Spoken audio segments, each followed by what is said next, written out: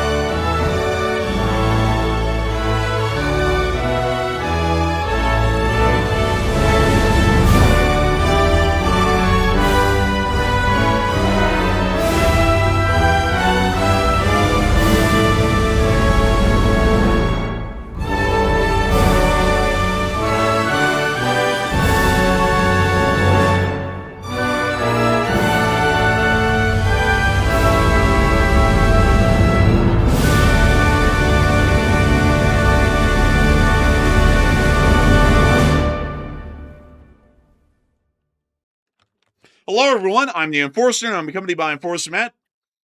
And good evening, folks. This is Enforcer Matt, and welcome back to day 1624 of the War News stream. And today we have extremely big news coming out of Europe, Ukraine, Russia, and Iran. Right now, we're getting word that Russia's attempted an attack on a major airport in Germany, with one plane being struck by an FPV drone, and apparently another airplane that Ukraine was also operating, also being under attack as well. We're also seeing right now a mass Ukrainian drone attack is striking Russia across the entire regions, and also North Korea has deployed a missile unit, apparently to Russia, to prepare missile launches on the Ukrainians. And there's a lot of news today, very big news, and it's good to see you all once again. And, of course, we're going to be covering the past 24 hours of the news from around the world, as we have been able to hear major developments from Europe, particularly the Federal Republic of Germany, the ongoing war in Ukraine, and also the Middle East over the course of the past 24 hours. At this moment, the Leipzig airport has largely been closed after an incident has occurred where two armed drones laden with explosives appear to have nearly hit an Antonov 124 of a Ukrainian aerospace company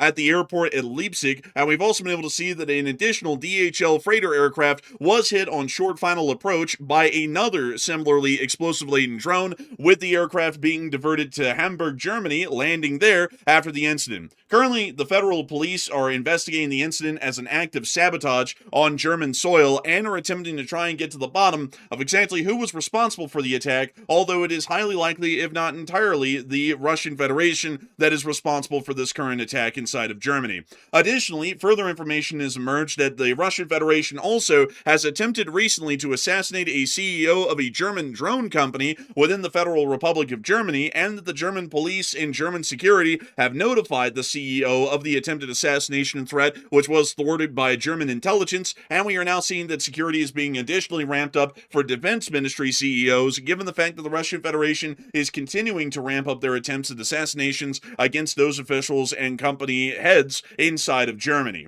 While all this has been going on within the Federal Republic of Germany, Germany, we've also been able to get major developments out of the ongoing war in Ukraine, as the Ukrainian armed forces have continued their major strikes against the Russian Federation throughout the day and have hit the Ufa refinery once more. We've also been able to see that the fires on the Wildberries facilities, which were hit yesterday, and the Tula Oblast and the Moscow Oblast are continuing. And we have also been able to get major news and developments as well, that inside the St. Petersburg area, today, a Corvette that was in construction at St. Petersburg spontaneously combusted and appears to be burning down in the port as we speak. A major loss for the Russian Navy, as they are desperately needing more hulls within the water. We've also been able to get other major details as well from the rest of the state of Ukraine. The Ukrainian armed forces have been able to hold the line while inflicting major losses onto the Russian supply lines along the M14 highway, and we have also been able to get further reports that the Ukrainians have hit another 2 Russian shadow tankers near to the area of the port of Taman and Novorossiysk over the course of this day.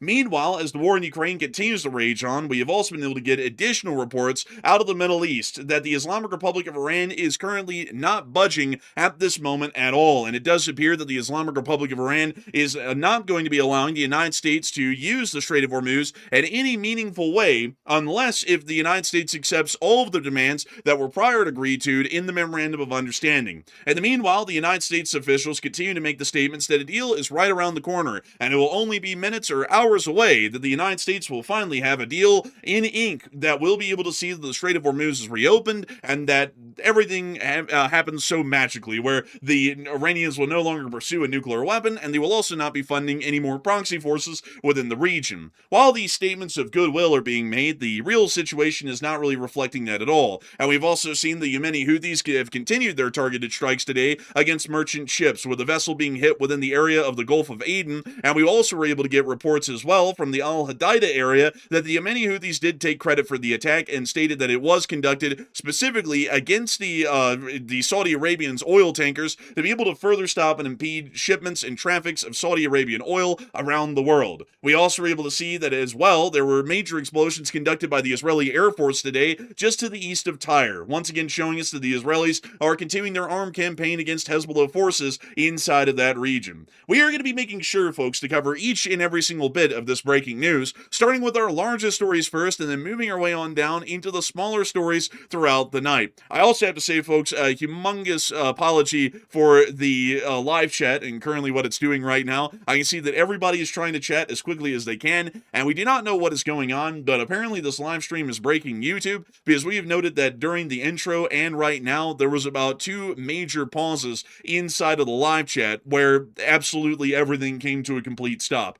Hopefully we'll not be seeing that continues throughout the night, but we will be making sure to cover all the breaking news in the meantime. And while we're about to be getting to our breaking news schedule for the night, we actually have more breaking news coming out at this moment. So Matthew, what do we got?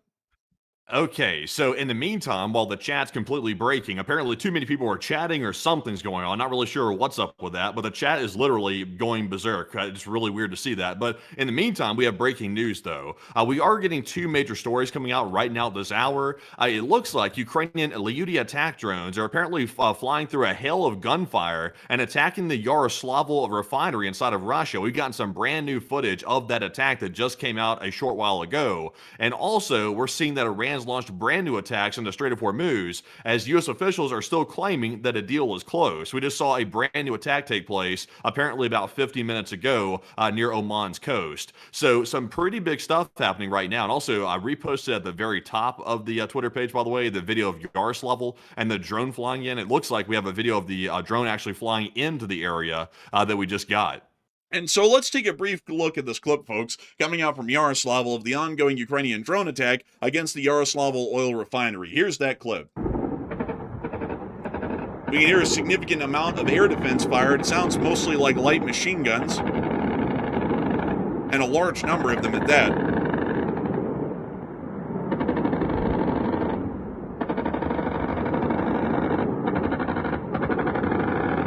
Hey, it's non-stop. Quite a large amount. This is actually the biggest amount of air defense that we've heard in Yaroslavl yet. Jeez, man. Even the Russians are shocked. And there's the drone actually coming on in. They aren't hitting a damn thing. They're missing everything. All that gunfire, no one hit the single drone.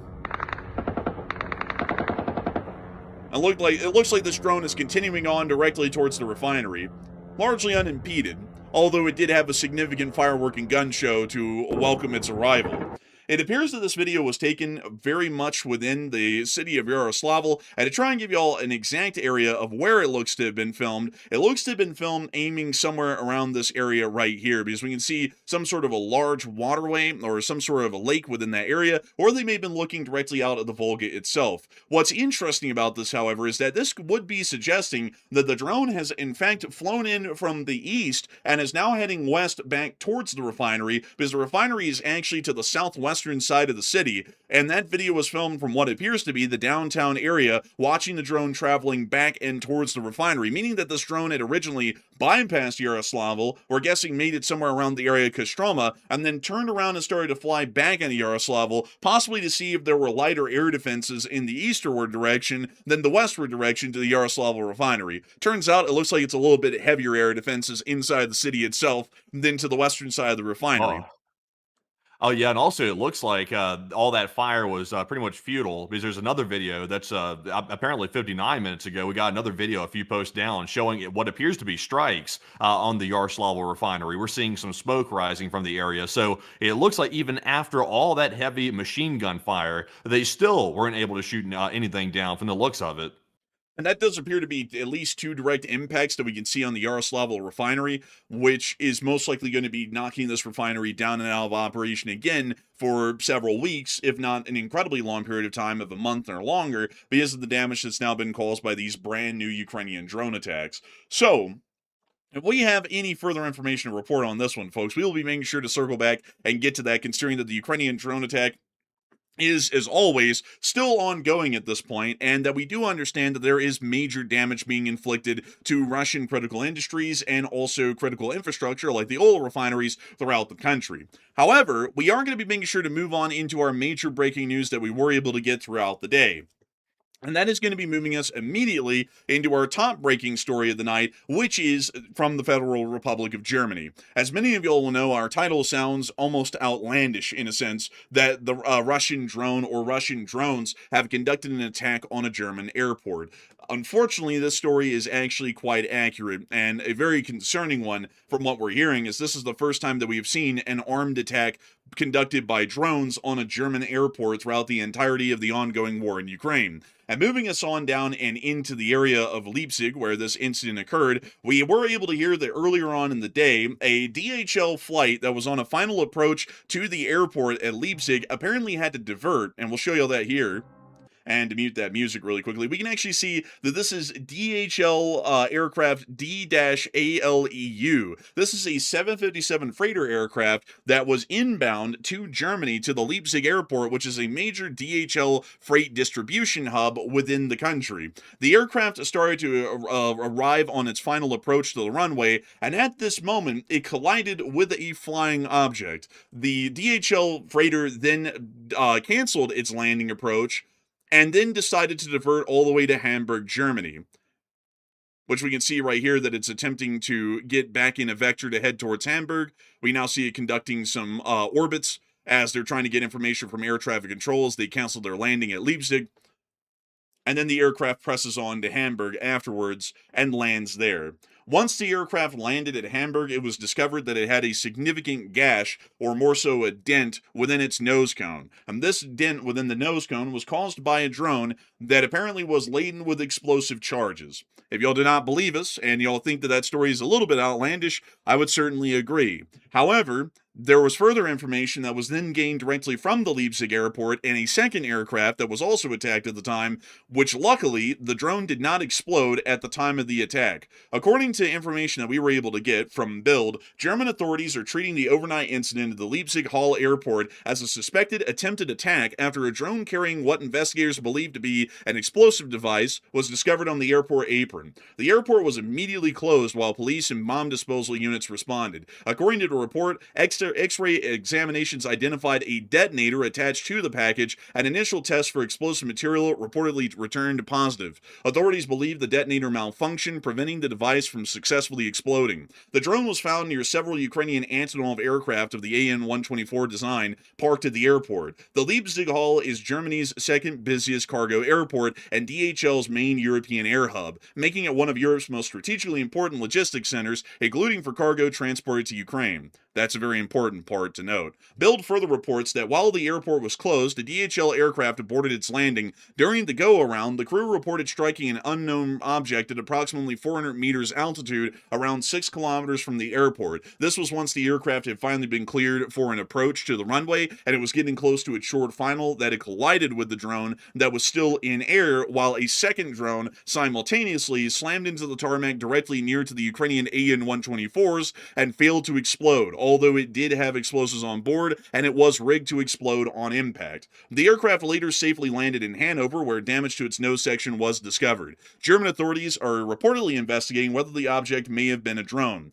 The Federal Ministry of the Interior has confirmed the collision, while the investigation remains ongoing. According to Bild, NATO investigators are also expected to participate in examining the recovered drone and explosive device. The incident inevitably recalls the 2024 sabotage campaign that European and British investigators attributed to Russia's military intelligence service, the GRU. Investigators concluded that self-igniting parcel devices had been placed into European logistics networks, including DHL and DPD, in what officials described as a coordinated sabotage operation. Now to go through the list of those sabotage incidents, and to get y'all directly to the picture from this incident tonight, we can actually see the drone that was laden with a small explosive device appearing to have crashed and fallen upside down directly near to an Antonov 124 aircraft operated by the state of Ukraine at the Leipzig airport, where it has largely been sitting stationary for some time, as the Ukrainians have not called upon this aircraft to be used, at least in any recent moment. The German authorities actually had to use a bomb disposal drone to be able to pick up this drone, carry it to a safe location away from occupied or manned areas of the airport, and remotely defuse the drone, which we'll be showing y'all here in a brief moment. We also were able to see another picture showing the aircraft that the drone appears to have attempted to attack, or at least the Antonov 24s, where they were sitting at the Leipzig airport. We also were able to see an additional picture of the bomb disposal drone on a far end of the tarmac, carrying the FPV, which had failed to explode, and attempting to defuse and generally render the situation under control as far as the drone and its volatility to a possible unplanned explosion. But once again showing that by all accounts, the German federal police are stating that the drone was armed with an active explosive and appears to be of an FPV drone attack type, clearly showing that whoever the operator was, which it is definitely the Russian Federation, they were attempting an armed attack against an aircraft on a short final, which would be the DHL freighter aircraft, as it collided directly with the nose cone, and it also appears that they were attempting to conduct an attack and destroy the Antonov 124s of the state of Ukraine that were on the Leipzig airport tarmac at the time of the attack. We can also see a picture here showing the response scene and some of the firefighting forces and a small amount of the German federal police, which had arrived on the scene and had begun to close down the airport and also conduct a full-scale investigation into the incident. It's I wonder how long it took them to notice that drone was sitting there. I mean, from the picture that you just showed a second ago, I mean, that drone was pretty obvious, like very obvious, that thing sitting there. Can you go back to that picture real quick and let's show the people that one more time? Let's see here. It's apparently not this post. I thought it was. Let me go get, actually, I think we have a larger one here. Yeah, actually, this is the drone itself right there on the ground. Yeah, I mean, that's hard to miss that. I mean, it's clearly a foreign object sitting right there next to a Ukrainian aircraft. So I get the fact that the Ukrainian aircraft wasn't really like being used heavily, I don't think, but still though, I mean, I wonder how long it took them to see this, because they really didn't say how many hours had passed before they realized it was there. It's like, did it just fly in and land there, or did somebody place it there? It's like, how did it even get like that close to an aircraft? It most likely flew in. The fact that the other one collided with the DHL aircraft shows that both of them definitely flew into the area of the airport and attempted the attack. And also, from what we understand, I don't really think they have any information on this drone and when it was there. But apparently it fell on the tarmac pretty soon before or after the collision with the DHL freighter, at least from what we're knowing, because it doesn't seem like, at least according to reports we're getting, and sadly, folks, they didn't give us a timetable of when the impact with the DHL aircraft happened and then the crash of this FPV drone happened on the tarmac. But it looks like, from all reports, both incidents happened within minutes of each other. We're not sure which one happened first or second, but both of them were almost simultaneous. Yeah, it's very disturbing to say the least. Also, by the way, real quick, folks, I see a ton of people pinging me in the chat about this. This is kind of off topic, but just to address this real quick, there are two, it looks like U-2 spy planes currently flying over Japan. They took off what appears to be from, I believe, Alaska. I think they took off from. It looks like they're heading toward Asia right now. Not sure what they're doing, just to address that real quick. But they are passing over Japan's airspace at this moment, but we have no more details about that. It could just be some sort of surveillance on China or North Korea. Probably something a little bit mundane, to be entirely honest. Whenever a U2 goes up, though, folks, everyone's always like, "Oh my God, it's a U2." Plus But two of them. well, I mean, still those things are ancient. It's like they're probably just being sent up to try and see if they can find some information on something that we've already seen by satellite, and they're just trying to see if they can get another angle or a view of it from a U2 possibly. So a little bit interesting, but it doesn't sound extremely abnormal. It sounds more so I like normal think reconnaissance. I think they might be possibly going over there to surveil maybe North Korea. I'm not totally sure. Obviously, I'm speculating on that, so don't take that as like a pure fact. But it appears to be they might be going toward Korea, maybe, like possibly. It's kind of hard to tell though. But they're flying what appears to be over the northern part of Japan right now, and they're flying very close formation too, and also there are transponders on as well. Interesting. We'll definitely have to keep an eye on that. Maybe they'll tell us something in the future over the next 2 days or so what they were doing, or we may never know. But that's is very very interesting sort of an incident. But getting us back into the major breaking news of the day at the Leipzig airport, it does appear that this incident is one that has caused a significant amount of concern within the Federal Republic of Germany, and it's also causing a significant concern once again in NATO, as this is the first time, and we need to make this exceptionally clear, folks, on air, that two FPV drones armed with explosives, from what we understand according to the German police, have conducted some form of an attempted attack on a soil of a NATO country at any point so far in the war. It was only a few days ago that we saw the first cruise missile or attempted cruise missile attack by the Russian Federation on the Republic of Poland, where the missile landed 50 kilometers south of the city of Lublin within a farm field near to a small village. And now, only days later, quite literally within the very same week, we are now seeing that a similar incident, this time with armed FPV drones, has happened at the Leipzig airport. It's becoming exorbitantly clear who is generally behind this, and not only that, we have another story that came out today from the German police to add a lot of credence to the fact that this is definitely an action of the Russian Federation. Many people are saying, or more so hearing, out of the federal police in Berlin, that according to reports recently, Die Zeit reports that Russian intelligence planned to assassinate a CEO of the German drone maker Donnerstall. His name is Stefan Thuman. German security services thwarted the plot after receiving warnings from allied nations, and Thuman is now under increased protection and recently said he could not attend trade fairs for unspecified reasons. Also giving us an understanding that the Russian Federation is continuing their attempted assassination plots against German CEOs of key companies. It was around 2 years ago that we heard that federal police in the Federal Republic of Germany were able to thwart and uncover an attempted assassination plot against the Rheinmetall CEO, Rheinmetall being one of the largest defense industries inside the Federal Republic. We have now been able to hear that once again, the Russians have attempted to assassinate and have failed to assassinate a CEO of a German drone company, showing us that the Russian Federation is continuing its hybrid war against NATO and is trying to knock out as many key CEOs and war industries as possible, and that we were also able to see that within the Leipzig airport, there has already been an attempted FPV drone attack throughout the day. And right now, a lot of people are talking primarily about the FPV drone attack that was attempted to be conducted at the Leipzig airport. And Matthew, what are people putting in as their thoughts right now on the situation? And what are you thinking about it as well?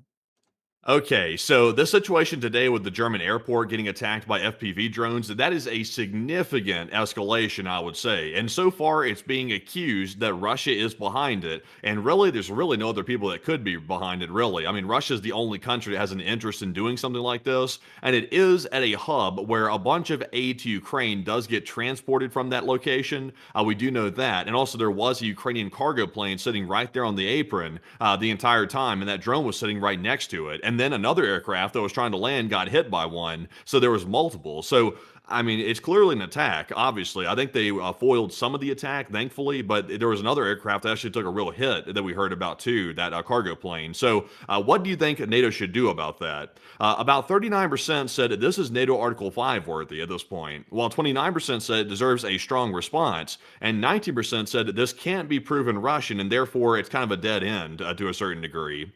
And right now, I think they need to conduct an investigation. If they can prove for a fact that this was a Russian agent behind this or Russian agents that did it, I would say at this point, I mean, it appears very obvious to me that Russia is planning to escalate on NATO significantly. I mean, the fact they're sending armed drones to airports around civilian aircraft and possibly hitting other aircraft in the process, I mean, that's about as serious as it gets. I mean, you really can't get much more serious than that. So I would say I'm with the 29%. This deserves a very strong response. Article 4 at the minimum. And if it's proven Russian, I would say Article 5 needs to be really strongly considered. But Enforcer, what say you?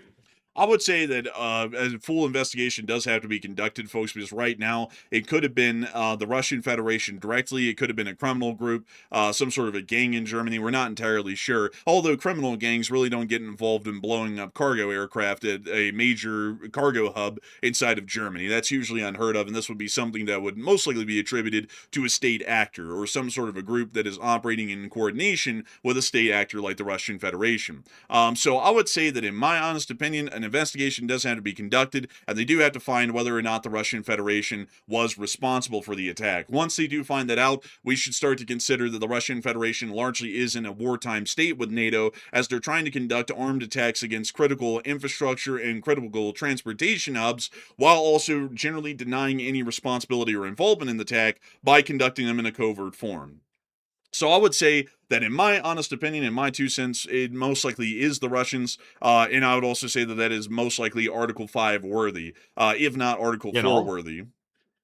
And also, by the way, I mean, once you like put together all the different pieces, like for example, Romania's been having nonstop drone incursions in their airspace for over a week, and that's been happening for quite some time. We then saw a missile go into Poland, and that attack might have been much larger than just a single missile, but thankfully, Ukraine was able to shoot down most of those 20 missiles that were en route to Poland before they got there. So thankfully, it wasn't much worse than it was. And now we're seeing Germany come under an FPV drone attack in one of their largest airports. So, I mean, all that stuff together, like if you take it all as one big cohesive threat, I mean, all this together, I would say is Article 5 worthy, really. And I know some people are going to say, well, guys, that's kind of like warmongering, isn't it? I mean, that sounds like you're trying to like get a war started. But I mean, if Russia's willing to go this far, we're doing all these different, types of escalations, then I would say it's just a matter of time until they actually attack the Baltics or do something serious. So does NATO want to strike first and possibly deal with it on a proactive sense, or at least start beefing up their defenses tremendously? Or do they want to wait for the attack? Like, that's a fair debate, really, I would say in my head.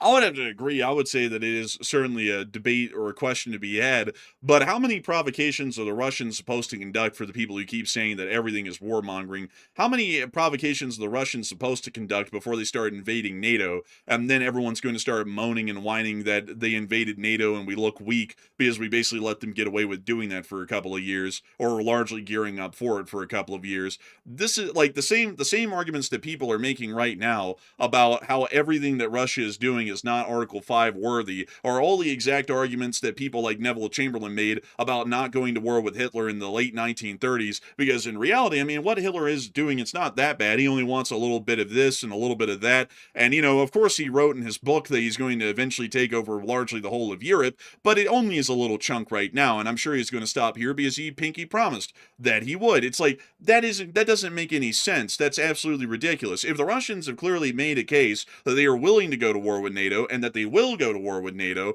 and they continue to conduct provocative and escalatory actions against us in every single way, with the cruise missile that was fired into Poland, the multiple drones that have crossed into Romania, one of them attempting to attack the Romanian capital, and now today another 2 FPV drones that have attempted to hit the Leipzig International Airport. It's quite clear and obvious at this point that the Russian Federation is going to keep escalating until this becomes an endless myriad of attacks in the dozens, if not hundreds, daily against NATO, and we'll most likely see that by that point we're in a full-blown full-blown ground war. So that would be my 2 cents on that. Without a doubt, it's absolutely ridiculous to assume that the Russian Federation doesn't really intend on going to war with us. And another thing to add on that is that if this is just trying to warmonger and there really is nothing here to respond to, why in the world were the drones armed with explosives that had to be defused by the German police, at least the one that did crash on the tarmac?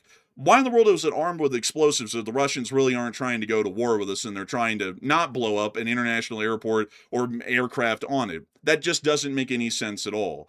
So I hope that addresses that, in my opinion, the best I can. And with that, folks, it is time for us to move on out of the news from the Federal Republic of Germany and on into the rest of the news that we have been able to hear throughout the region. As we have been able to hear that throughout the day, there has been significant developments inside the Russian Federation from the ongoing drone attacks that have been conducted by the Armed Forces of Ukraine. The Armed Forces of Ukraine have conducted another major attack throughout the day, with over 400 drones being used in the course of the attack. From what we understand, most of the drone vectors were generally standard, most of them diverted around the Moscow air defense perimeter to be able to strike targets in Yaroslavl, Ivanovo, Vladimir, Nizhny Novgorod, and other regions deeper around the Volga River. The Volga River is almost proven to be one of Ukraine's primary strategic goals at this point, as we have seen that a large amount of Russian industries that do exist within the country that support the war are generally based within the major cities along the entirety of the length of the Volga, from the city of Yaroslavl and all the way down to Volgograd. We also were able to see that as a result of this, just minutes ago when we went live on air, there was a armed drone attack that was being conducted by the Armed Forces of Ukraine against the Yaroslavl oil refinery, which has been hit several times in the past and has suffered somewhat extensive damage as a result. It also appears that from additional video and picture evidence that we got just recently, there was also smoke and fires rising from the area, which is continuing to show us that the Ukrainian armed forces have been effective in their attacks and have been able to cause tremendous damage to the Russian oil refineries and their fuel capabilities. Further than that, we've also been able to see that in a bit of a freak incident today, there was a spontaneous fire that happened in a dry dock where a Russian corvette was being constructed in St. Petersburg. And from what we understand, the corvette is largely almost burned down to the waterline, although there is no waterline to speak of in a dry dock, but it's almost burned down to the waterline completely at this point, and they've ended up inadvertently losing a corvette throughout this day that was about to be put most likely into the Baltic fleet in the Russian Navy. And we see that fire right there. Moving us on from that clip and on into our next one, we also were able to see that further on down and in the area of Moscow, another inadvertent fire not caused by a drone attack was also conducted within the Moscow area, as in the Moscow region today, one of the research institutes associated with Roscosmos appears to have spontaneously combusted and caught on fire here as well, which we could see in this brief clip.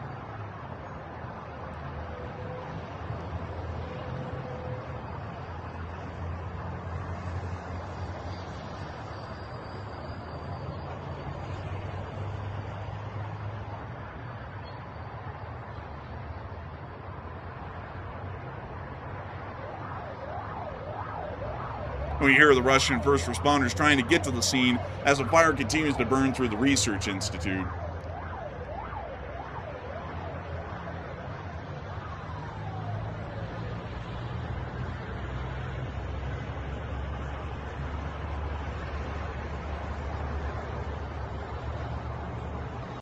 Still, these fires do appear to be causing some form of damage, at least in the Roscosmos research institutes at this point, as we are getting an understanding, at least for now, that may have been involved in some sort of research or development for the ongoing war effort, or it may have been involved in communicating and operating these satellites that the Russian Federation has in orbit, which provides them a little bit, although not an extremely high fidelity amount, but some amount of intelligence that they are able to gain of Ukrainian movements intermittently throughout the course of the days that they've been at war with the state of Ukraine. Outside of the Moscow area, we also got to see that the Ukrainian drone attack from yesterday near to the Chekhov Wildberries facility looks to have fallen a little short. This clip right here actually shows us the Ukrainian drone falling about 50 meters short of the facility and appearing to explode inside the parking lot at the Chekhov Wildberries distribution facility.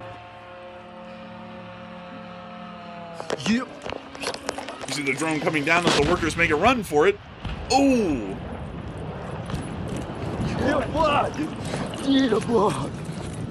That's some bad strikes right there. Also, this dude was nowhere near it, and he was acting like it was right next to him. Well, I mean, I guess if you saw a drone diving down in the parking lot right in front of you, I think most people would probably book it.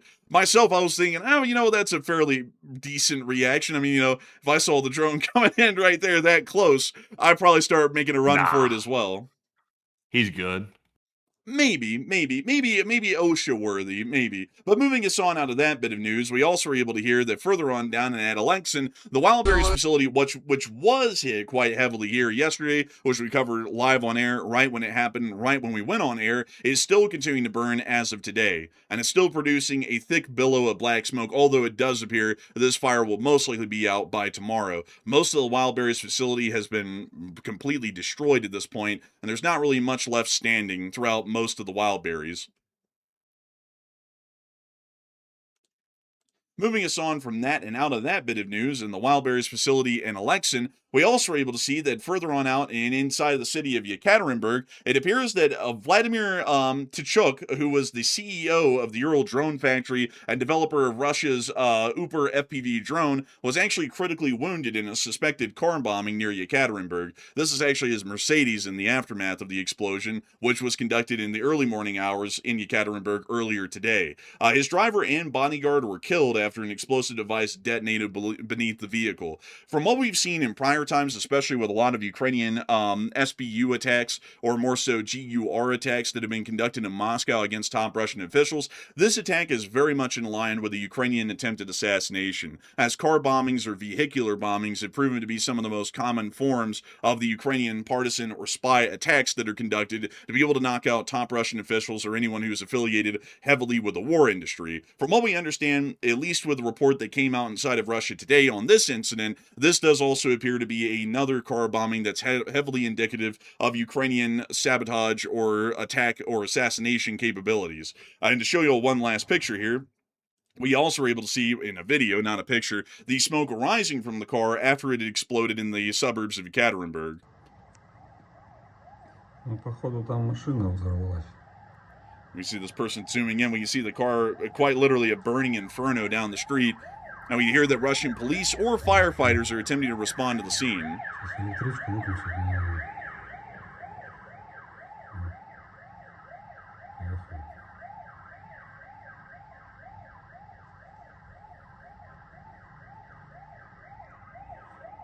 And you're saying this was the CEO of a Russian or Ukrainian drone company? This is the CEO of a Russian drone company. That was a nice Mercedes, yeah, too. I wonder how they did that. Apparently they put a bomb below the car when it was driving Yeah, under a like, certain amount was of it hooked time. up to the igniter, or like was it just something that went off like on a delay? Like that's what I'm saying. Oh, it apparently was a delay because the car had been underway for a while before it exploded, so it was a delayed fuse, sort of an explosive. Yeah, maybe it could have been possibly the whoever planted it there could have been maybe like following or tailing or something like that, and waited till the right moment to pull something like that off. That's quite crazy. That whole car just burned off to the ground. Yeah, literally down to the frame. There's quite literally nothing left of that car. But still, the explosion in Yekaterinburg is showing that the Ukrainian GRU doesn't really have any lack of an ability to conduct attacks against top Russian officials throughout the country. And also, funnily enough, folks, what is kind of ironic about this is that about 150 miles south, about a year and a half ago, in a warehouse next to an FSB headquarters, that's where the Ukrainian GRU planned and conducted Operation Spiderweb, which was the major drone attack campaign or attack form that was able to knock out 1 in every 3 Russian strategic bombers inside the Russian Federation. Outside of that, we also were able to see that the Ufa refinery has now been hit for a third time and is still burning as a result of the third attack.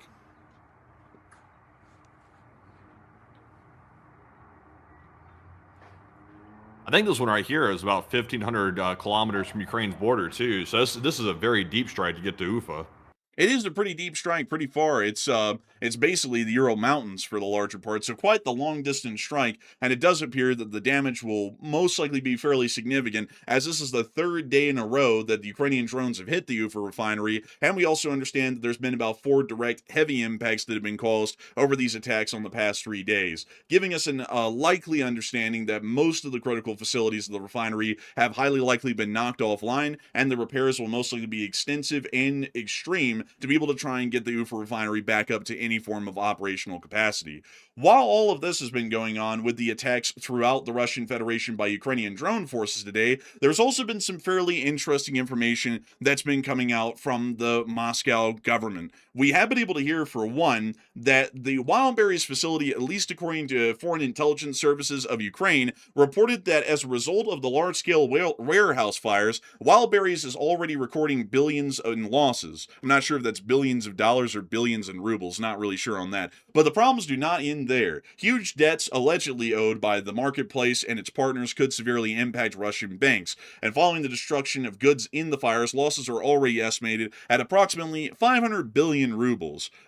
Which 500 billion rubles sounds like a lot. Unfortunately, folks, we do not have the ruble to dollar converter or translator at this point to be able to say exactly what that amount in consumer goods in US dollars is. If some of these sellers are unable to pay off their loans, banks will face yet another wave of non-performing debt. The current issue right now, or the current concern is, regardless of the financial situation of Wildberries company, is that the major damage that's been caused permanently to their distribution facilities and also the significant loss of the goods housed within those facilities could result in tens of millions, if not hundreds of millions of dollars in damage. And currently, if the Wildberries facility has any sort of debts with the financial industries or the banks, this means that they will not be able to pay off those debts, as they will be recording major losses and will have to attempt to cover those losses in some form, considering that insurance will most likely not cover it either, and this means that they may become non-performing on their debts. Currently, throughout most of the Russian Federation, there is a major issue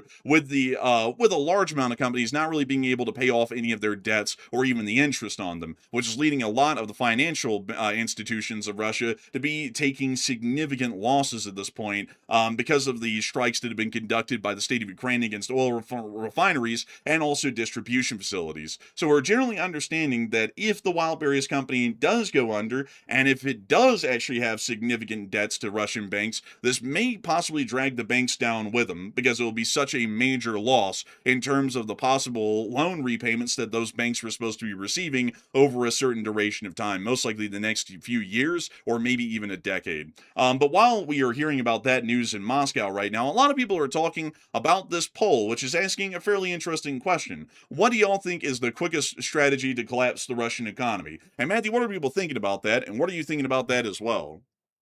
All right, so Ukraine has a lot of different things they're focusing on right now, but of course, they have a lot of drones that they can use at their disposal, but they have to have like a coherent strategy and really hone in on one of these major ideas right here to collapse it the fastest. So which one do you think is the fastest way to collapse the Russian economy? 66% said striking more large oil refineries is the way to go the quickest, while 22% said striking the Wildberries warehouses, and 4% said striking cargo ships near Crimea like they've been doing for quite some time. And I would say that the Wildberry strikes, that has the potential to cause a bankruptcy inside of Russia, which could lead to a pretty bad situation with the economy as a whole. But the catch is, though, apparently Wildberries is not publicly traded from the looks of it. So while it does account for 2% of Russia's GDP, it's not going to have the major effect if it was publicly traded if it goes under. So I would say I'm with a 67%. Striking more large oil refineries is the way to go. We are seeing that about 40% of Russia's primary oil capacity has been eliminated over the past year or so, and it's going to only continue to get worse as more of these brand new stealth drones, or not really stealth drones, more like fast attack drones, are being fielded on the battlefield in the modern day. So I would say hitting oil refineries is definitely the way to go. But Enforcer, what say you?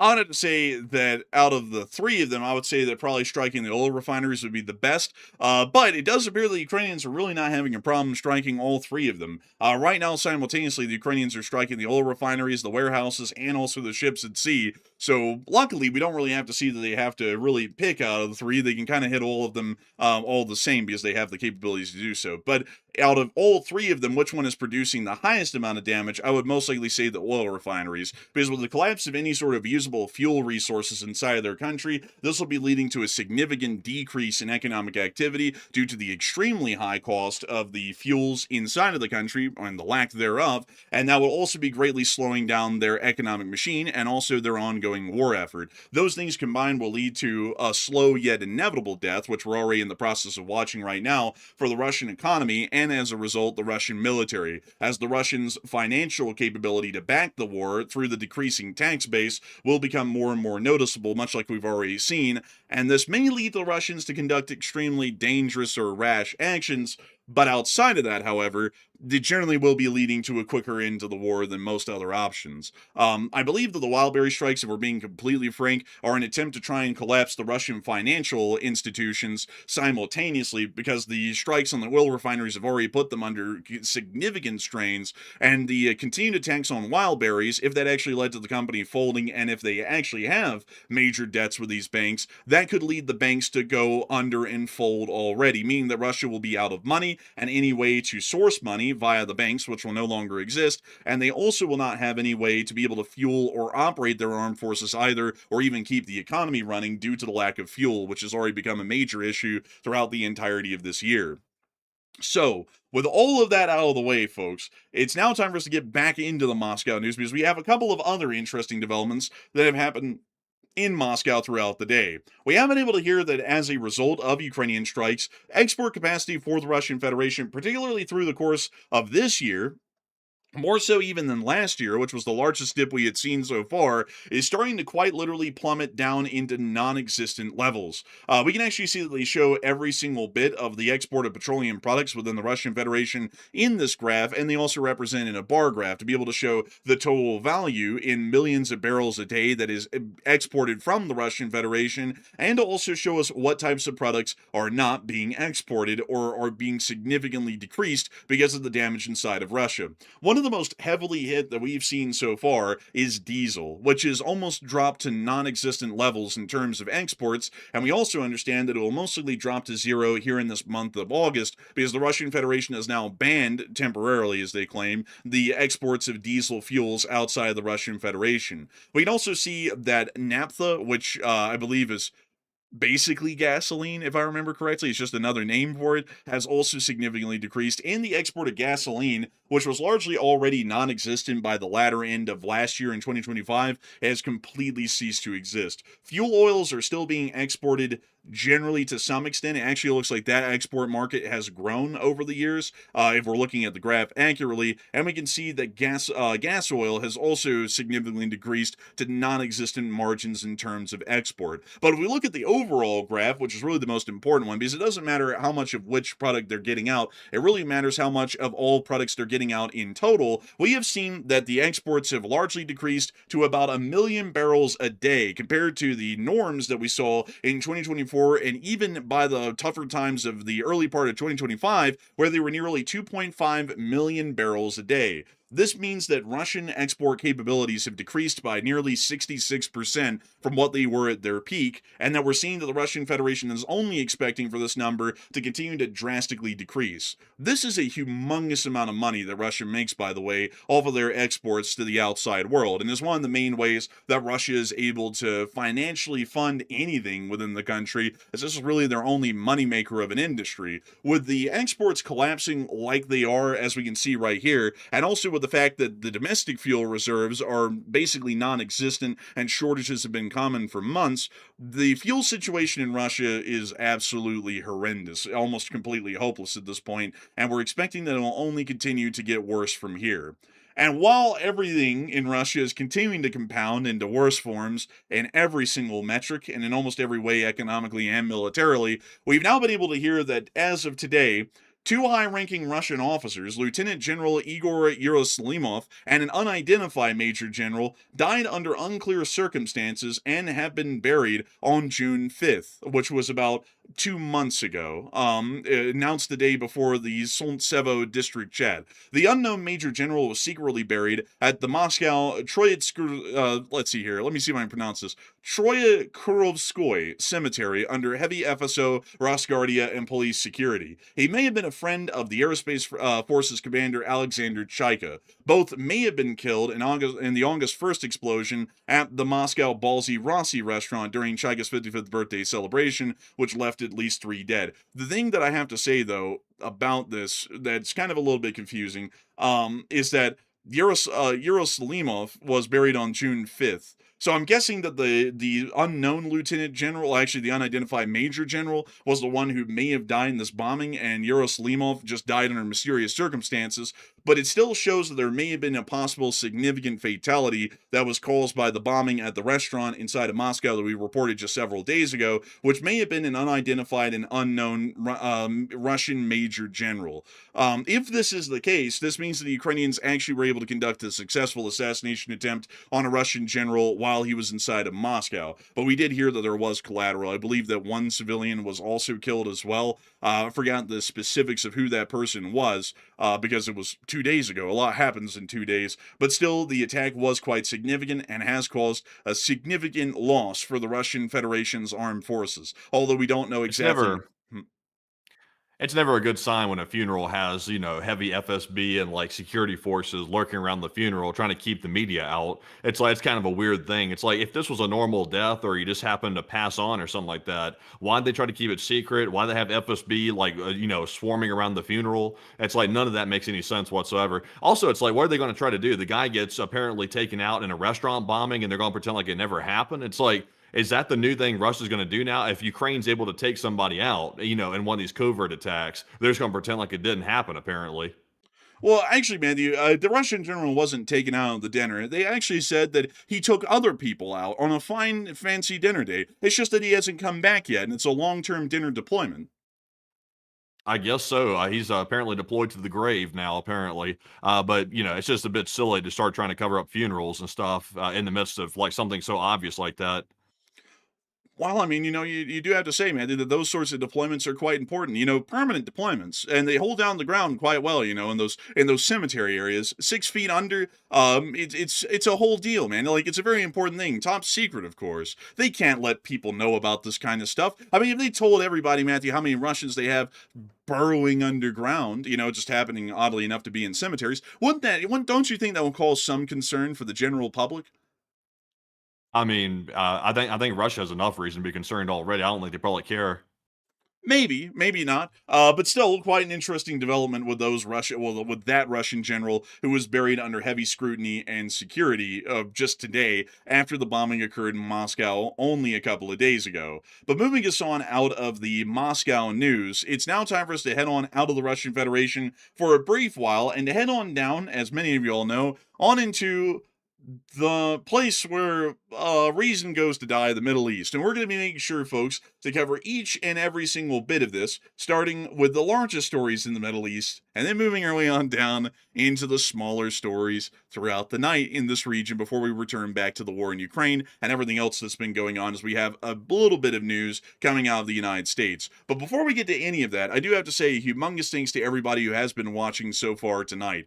We have seen that there's been about 22,500 people over the course of the night at the peak, and we've also been able to see that 121,000 people have watched this show in the course of about the first 57 minutes. Now that is quite a lot of people, and I also got to say that we're always honored and greatly appreciative to know that we get to cover the news to each and every single one of y'all, and I hope that y'all have enjoyed our coverage so far tonight on the Leipzig story in Germany, and also on all of the other developments that we've been able to get out of the ongoing drone attacks that the Ukrainians have conducted against the Russians throughout the day. We're actually about to be moving on into the Middle East, and then we'll be circling back to cover everything left inside of the war in Ukraine that we have not yet covered, and we also have some small developments on the U.S.-Ukraine Patriot Interceptor deal, or lack thereof, as to what the United States has said to the state of Ukraine, and also what the United States and Ukraine may be doing to try and fix the Patriot Interceptor shortage that still exists throughout the entirety of their country. But before we move on into all of that, we actually need to take a quick pause here and get to 3 questions from the chat. So Matthew, what do we got? All right. Now, apparently, in the meantime, we do have some breaking news. We're just getting word that apparently Marine One might have almost just collided with an aircraft, it sounds like, while carrying the U.S. president on board. This is being reported by, it appears to be the New York Times right now. The headline says, helicopter carrying the president flew near passenger jet in Washington airspace. They said it came within less than a mile of apparently a flight on Tuesday, raising concerns about air traffic control in the congested area. So let's see, I'm trying to do a quick scan here to get some more details about this. they're saying, and this was an article put out just a short while ago. They're saying the incident occurred shortly after 2:30 p.m. as the president was flying to Joint Base Andrews from the White House on the initial leg of a planned trip to Los Angeles. From the sounds of it. So let's see here. Apparently there was a miscommunication. They're claiming there was a miscommunication or something that took place, and apparently put the flight in the path of a passenger jet from the looks of it. So, also, by the way, this is not old news. By the way, this is a new story that just came out. Apparently at 8:35 p.m. Eastern from the New York Times. So that's quite serious. Did it happen on Tuesday though? It says today, August 5th at 8:35 p.m. But I thought you said a second ago that it had like the incident happened on a Tuesday. No, I don't remember saying Tuesday.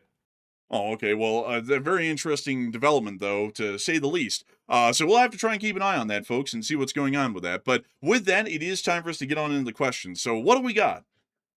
All right, so jumping into our first super chat of the night, this one is going to go to none other than EarthLover111. And thank you very much, EarthLover, for that $52 support. And we do appreciate that very, very much. And he said, if China blockaded Taiwan while American stocks of key precision munitions were already strained, what could Washington realistically do in the first 30 days? And how long could it sustain combat? And thank you, LSA, and may all beings be free from suffering. And a huge thanks to you for support, Earth Lover, and a humongous thanks to you for the support and helping this channel to keep on running. And I gotta say a big long live the Lee Spring Army to you. And to answer your question there, the problem with the precision munition stockpiles being run out largely, but anyways, beyond that, the problem with the munition stockpiles running out is that it removes our cutting edge that we have against adversaries that also have a similar cutting edge. So the best way to explain it is that with our large stockpile of precision munitions that we had here in the United States of America before the war with Iran, and the amount of precision munitions that China has, when we start off on the conflict, we would actually be on an even footing in that hypothetical scenario against the People's Republic of China, because they'll be throwing their best munitions at us, largely at the opening of the conflict, and we will also be throwing our best munitions at them to be able to try and make sure that whatever sort of a cutting edge the enemy has, we also have it, and we're largely equally matched. However, if we expend, like we have, most of our precision-guided munitions against the Islamic Republic of Iran, and these stockpiles are dangerously low, and we get into a war with the People's Republic of China,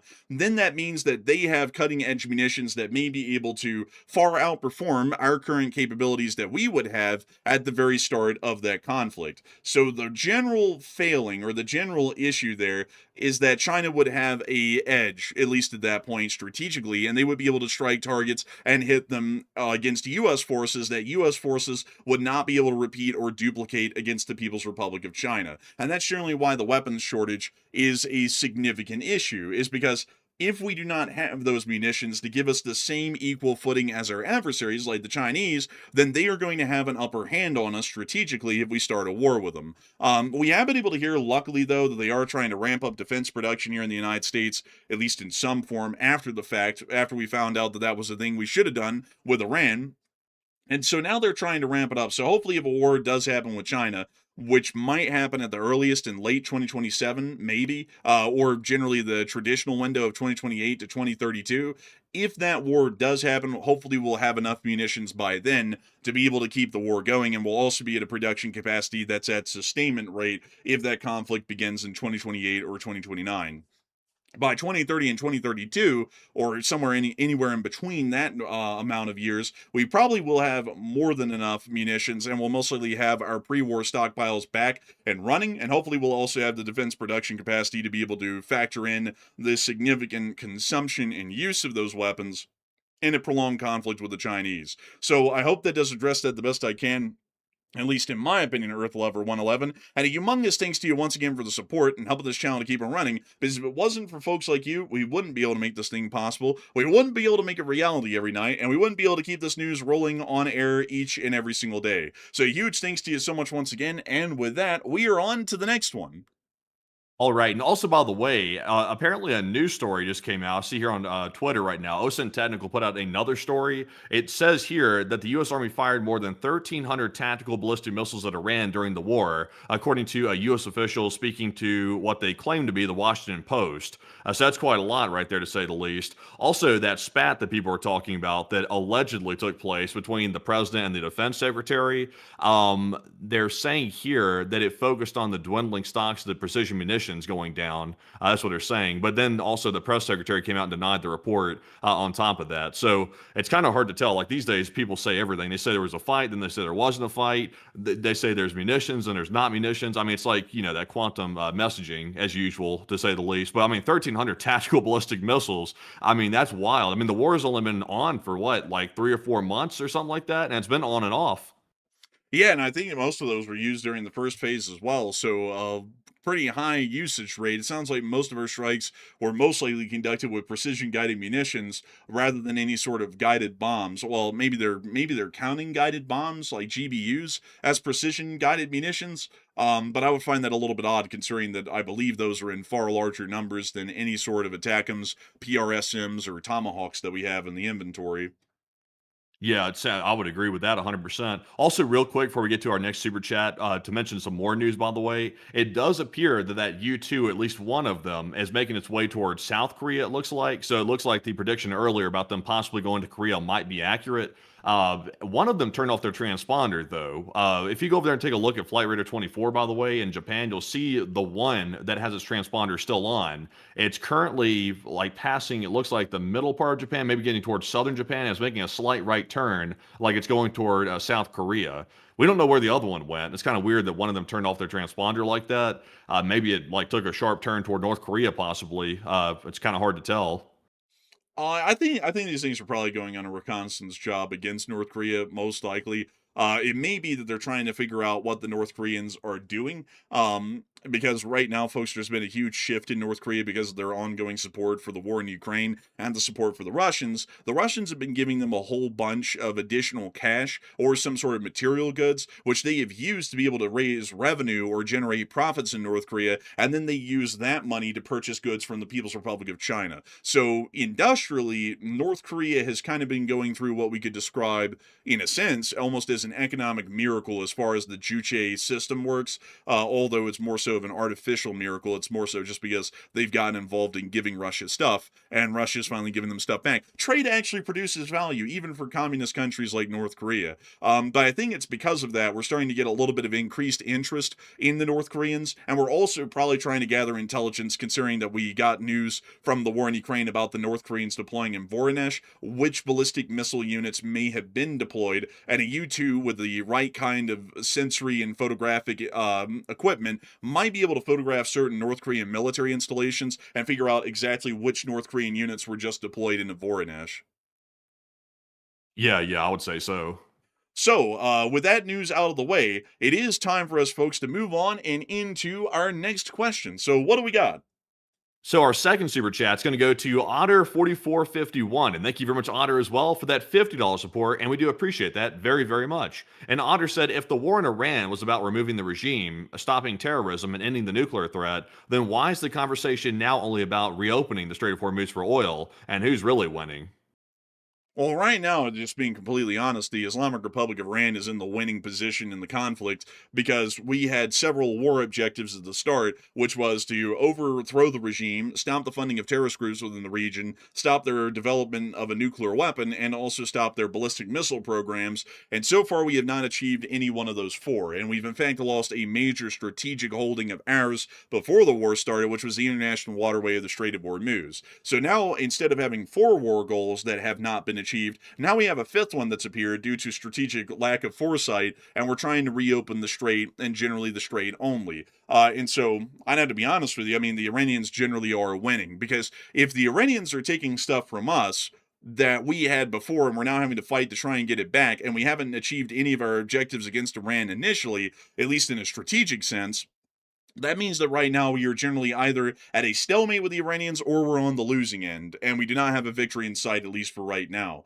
That could change, however, if the United States does dedicate itself into going into a full-blown war with Iran and conducts whatever actions are necessary to be able to reopen the Strait of Hormuz and then further work towards achieving its original 4 war goals. But that requires the United States to actually have commitment and follow through, which are two things that generally they don't have right now, unfortunately. So if they get the foresight and the strategic capabilities, then they will be able to gain some form of a success against the Iranians. But that requires them to stop ending the war every week and then talking for another 2 weeks, which allows the Iranians to regroup and just keeping the war going on endlessly. And before people say we don't have the ability to do that, we had the ability to do that in Afghanistan, Iraq in 1991. We had the ability to do that in Grenada, in Korea, in Vietnam, in World War II, in World War I, in the Civil War, the Spanish-American War, the War of Independence. We've had an ability to do that quite literally through every single war in American history to keep a war going endlessly.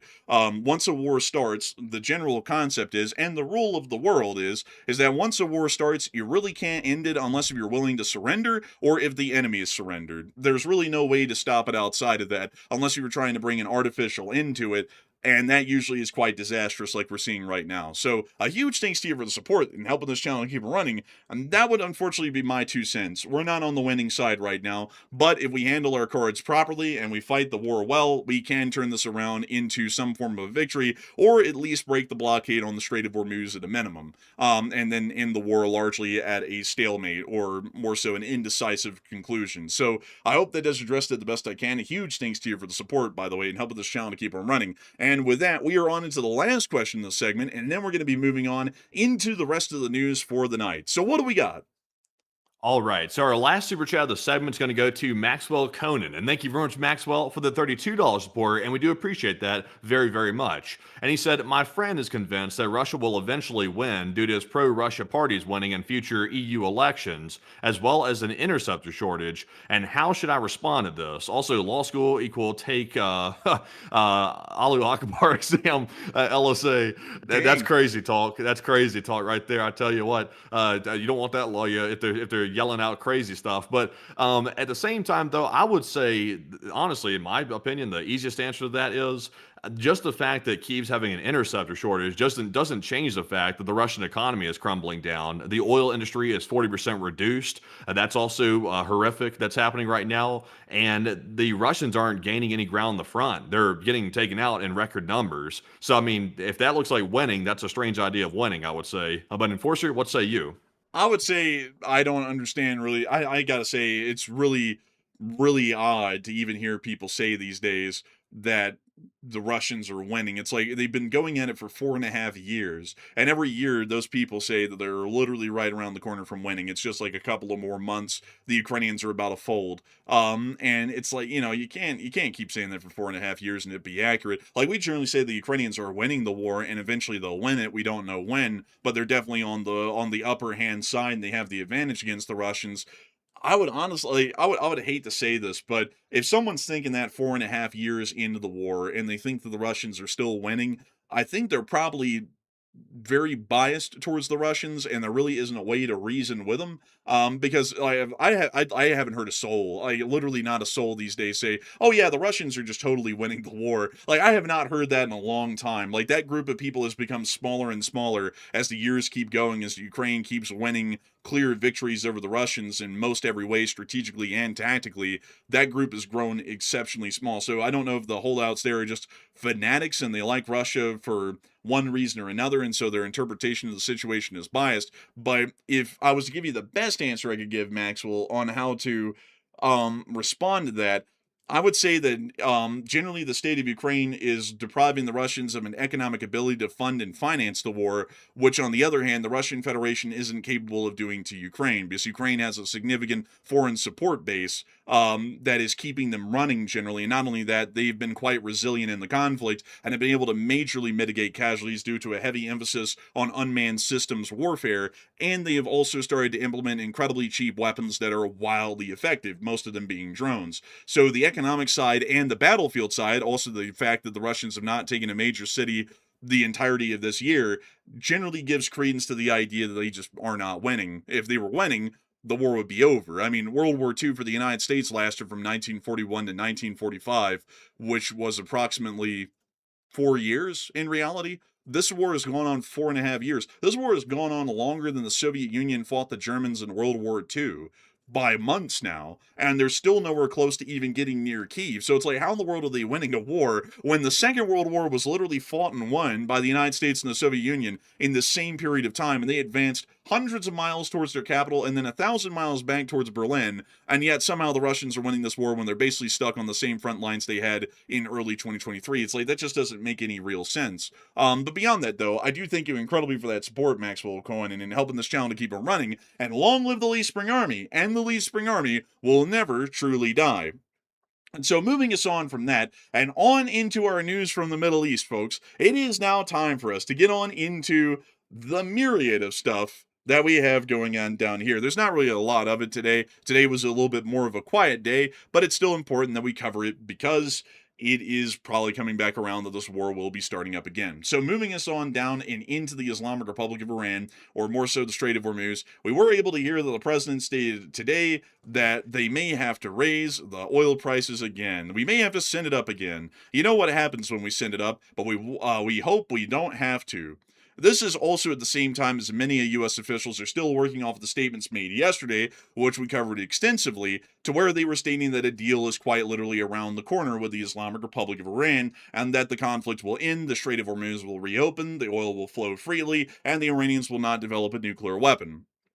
While the United States officials are still working off of that line of thinking, the Islamic Republic of Iran is continuing to put out statements that are showing the contrary. As the IRNA stated that the Iranian Deputy Foreign Minister stated that the U.S. returning to its commitments in the Islamabad Memorandum of Understanding is a condition, but not enough for reopening the Strait of Hormuz. So now the Iranians are making it exceptionally clear today that the United States has to agree and adhere to every single thing they agreed to in the Memorandum of Understanding, which provided them approximately about $600 and something billion in concessions, and they also had to provide even more to get the Strait of Hormuz reopened, which that number has not even been determined, and the Iranians have left that largely as an open note. So that could be an additional 50 billion, 100 billion, a couple of 100 billion, a trillion? We don't even know. We have no clue, but they've made it clear that the United States has to give them everything they wanted under the Memorandum of Understanding and extra to be able to reopen the Strait of Hormuz, according to their statements today. We have also seen that the Iranians have also stated,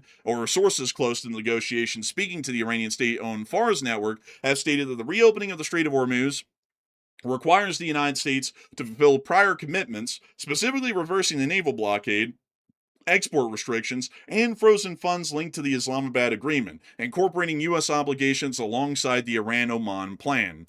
So it is exceptionally clear at this point, wildly clear at this point, that the Iranians are wanting more than they even got before, which is what we said the last time this came around and that the U.S. agreed to the Memorandum of Understanding. The thing about it is, folks, is that there's no such thing as we agree to the Memorandum of Understanding, and this time around we're going to negotiate down from that and get the Strait reopened. The Memorandum of Understanding is now what the Iranians are going to work off of as their baseline to be able to try and work even further from there and get more from the United States than what they had already gotten under the Memorandum of Understanding. So stopping this conflict means that we either have to entertain the concept that we're willing to give them more than even the MOU was giving them, or we have to actually give them more than the MOU was willing to give, which was about $600 billion collectively in the value, so that way we can try and get the Strait of Hormuz reopened, and even then, the Iranians are demanding that it all be entirely under their control. So the Strait reopens, but Iran has the ability to shut it down at any point from there because it's their national waters at that point, at least according to what their demands currently are.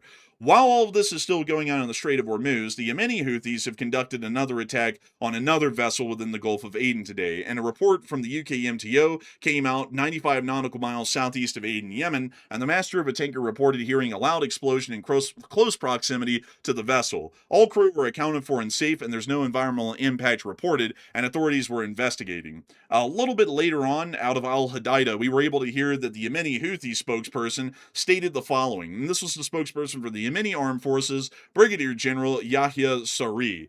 With God's help, the Yemeni Armed Forces were able to target the Saudi oil tanker Daisy in the Gulf of Aden with a ballistic missile. The operation successfully achieved its objective, thanks to God, and the ship was hit, forcing it to return. We don't have any proof of that. It sounds like, according to the UKMTO, it landed short. This targeting comes within the framework of enforcing a ban on maritime navigation for the Saudi enemy, according to the principle of blockade with blockade. I don't get it. I don't understand. Blockade with blockade. That's like saying shoot with shot, or like run with run, or something. I don't even get it. But beyond that, though, the Yemeni armed forces confirmed that they are closely monitoring all movements of Saudi oil tankers and will now allow any ship to pass, will not allow any ship to pass, whether from the south or north of the Red Sea, until the legitimate demands of our people are met and the blockade is lifted. So we're understanding at this point, the Yemeni Houthis did try another attack on another Saudi tanker today, apparently the Daisy, which is the one that issued the UKMTO report from the Gulf of Aden, and we are now seeing that they are continuing to say that their demands must be met by the Saudis for them to be able to reopen the shipping passage. We do understand that Saudi Arabia is still considering a wide variety of options. We haven't seen them really act on any of them yet, and that includes everything up into a ground invasion of the Houthi lands to be able to try and crush them and bring the area under control. But the Yemeni Houthis are still conducting their reign of terror within the Bab el-Mandeb against the Saudi Arabians, which is quite a concerning situation at this point. While all of that's going on within the Houthi lands and also within the Gulf of Aden and the Bab el-Mandeb, we have also been able to see that within Tehran there has been a threat that the Iranian government has issued on critical infrastructure throughout the Gulf states. We have been able to hear that Iran warned Gulf states that any new U.S. attack on its territory would trigger retaliation against critical energy infrastructure across the region, according to 5 sources, as Tehran seeks to raise the cost of military action by threatening the United States' closest regional allies. The warning was delivered through a flurry of high-level diplomatic contacts after the president threatened on July 28th to strike Iran's energy network and infrastructure, the sources said.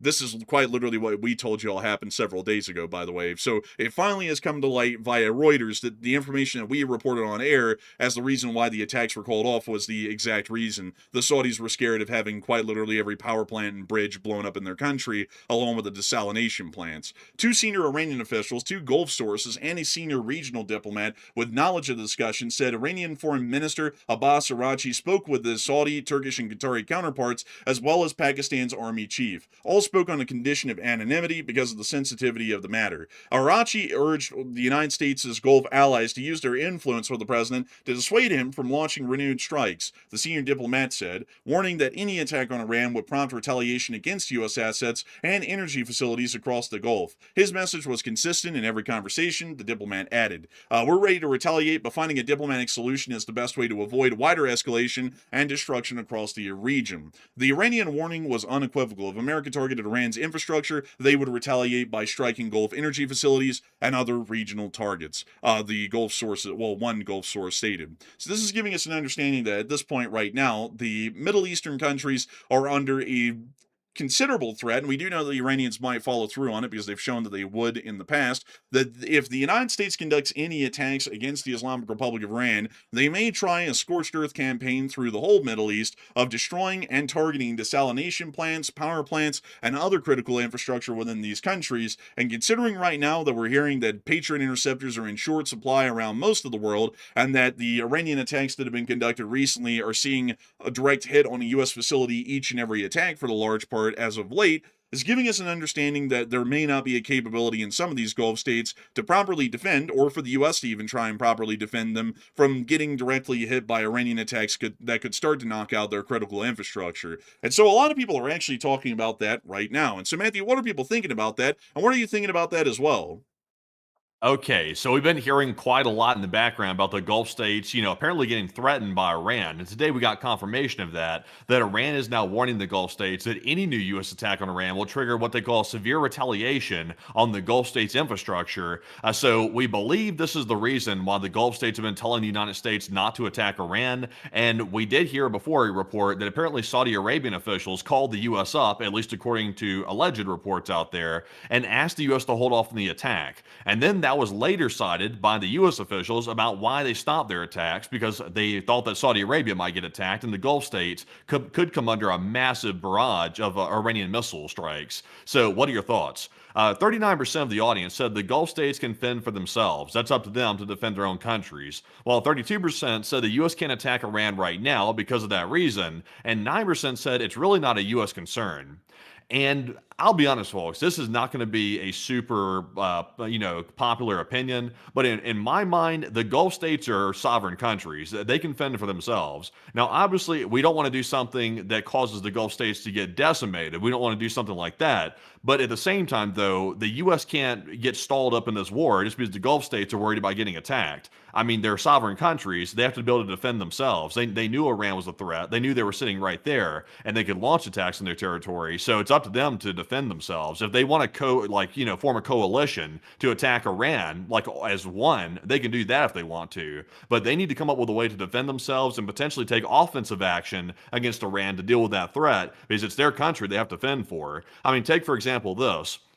Let's say, for example, Russia says, okay, we're going to attack NATO if Ukraine launches one more attack. It's like, what is Ukraine supposed to do? Not attack Russia at that point because, NATO might get hit? It's like, that's NATO's responsibility to defend themselves if Russia attacks. It's not Ukraine's fault for waging the war. So we can't be held to something like that, at least in my personal opinion. But Enforcer, what say you? I would say that generally I would actually be with a 32%. The U.S. can't really attack Iran until we can provide some sort of security assurances to the Gulf states, because if we don't, and we take that kind of a mindset, the Gulf states are probably going to end up expelling us from their countries, and it'll be impossible to conduct any realistic military operations because we don't even have any countries to base out of to conduct armed actions against Iran.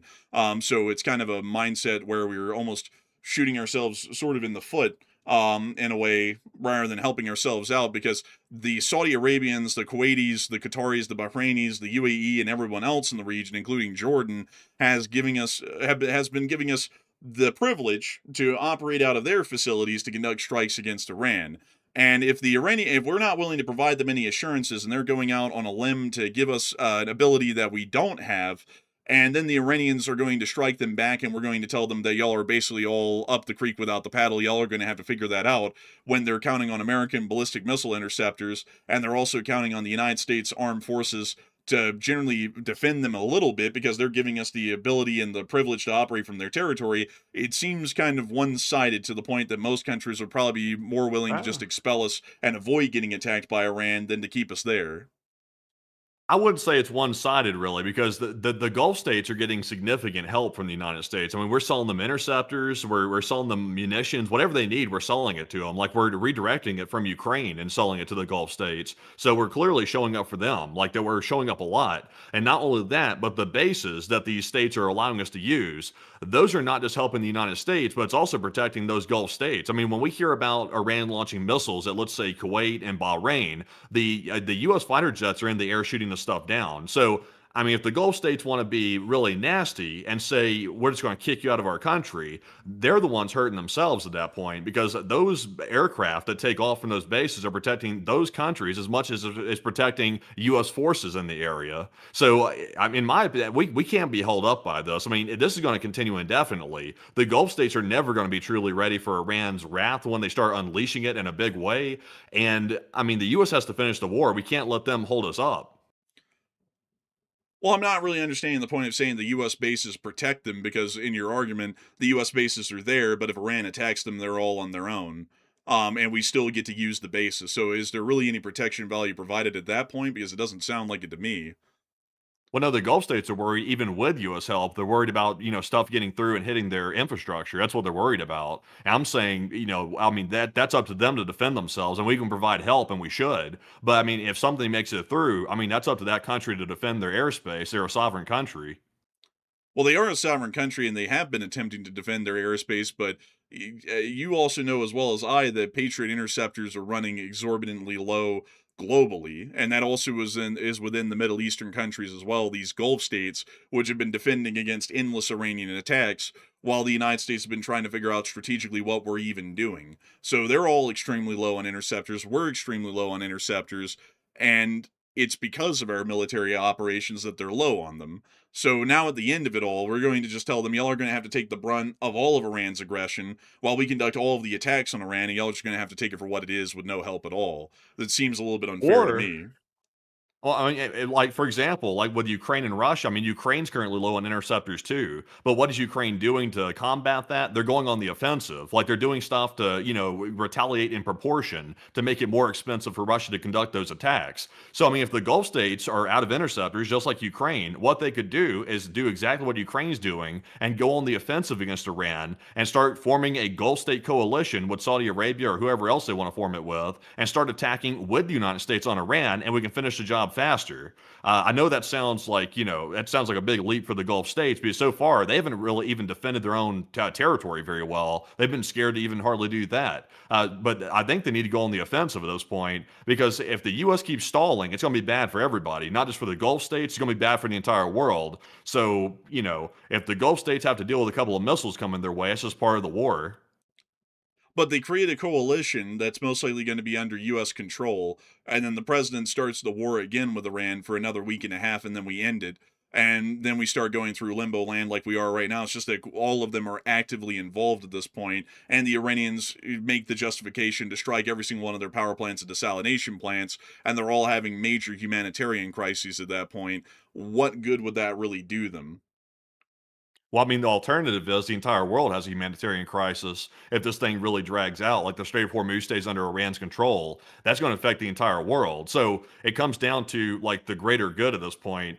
Should the U.S. keep stalling because the Gulf states might have to contend with a missile flying their direction? They might not be able to shoot it down effectively. Or are we going to simply keep stalling? The entire world starts crumbling because eventually the Strait of Hormuz being closed and choked up, where barely any ships can get in and out, that is going to stack up and have a real effect. And it might start showing itself in more material ways very soon. So, I'm not saying that I'm unsympathetic to the Gulf states. Like I'm totally sympathetic to it, just like I'm sympathetic with Ukraine too when it comes to them being low on interceptors. But at the end of the day, we have a war to fight and finish, and we have to finish it. But the thing about it is I think there might be a bit of a false equivalency there with Ukraine, because if Ukraine was operating an air force unit out of Latvia and they flew across the border and they were bombing Russia every day, Russia would have a legitimate threat at that point to make against Latvia that if y'all keep doing that, we're going to attack y'all. And then what's Ukraine supposed to do? Say, we're just going to keep bombing Russia with our Air Force unit that's here in Latvia, and the Latvians are completely on their own. If the Russians invade, we're just basically packing up and walking away, and they can figure it out because they're totally fine. They have their own country, they have their own military. That would be the equivalent of what is being argued down in the Middle East. We're flying U.S. aircraft out of Saudi air bases, like the Prince Sultan air base south of Riyadh, and the Saudis are allowing us to do that. They don't have to allow us to do it. The French don't allow us to do that. The French don't have a single U.S. military base on their territory, and the Middle East could become much like that as well. If we piss them off enough, they can tell us we're expelling all of y'all, and that would completely avoid the situation for them, because at that point the Iranians wouldn't have any justification to conduct strikes on them because they're not supporting any U.S. hostilities. They've completely pieced out, and now we don't have a single basing of operation in the whole Middle East, save anywhere outside of aircraft carriers. That would seem to be a lot more strategically detrimental. And regardless of where we say they're shooting themselves in the foot by cutting off the U.S., they would also be shooting themselves in the foot by not having any support at all and having every single power plant, desalination plant blown up in their country, where they're going to be But in a major humanitarian crisis that affects their entire population. But I mean, what's the alternative though? I mean, what the Gulf states are basically saying is they don't want to go on the offensive because that's their brothers inside of Iran. That's what they're saying on one end. And then on the other side, they're saying, well, we don't want to defend ourselves either because if the U.S. attacks Iran, Iran's going to attack us, and we really don't want to defend ourselves, and we really don't have the ability to do that very well because either they just, I don't really know why they're saying that, to be perfectly honest. They have interceptors. Granted, they have a lower amount of them, but they have an ability to defend themselves. It sounds to me like they simply don't want to deal with it. So, I mean, they're basically saying on two ends, they're not willing to defend or offend Iran. It's like, well, I mean, well, what do you want us to do then? It's like they want the U.S. to solve the problem, which we should because we started it. We have to finish the war. But they're also, at the same time, not wanting to do either one. It's like, y'all have to do something eventually. It's like, y'all can't just sit back and be cowardly the entire time. It's like, if you don't have the ability to defend, we'll start dealing with the situation proactively and attack Iran.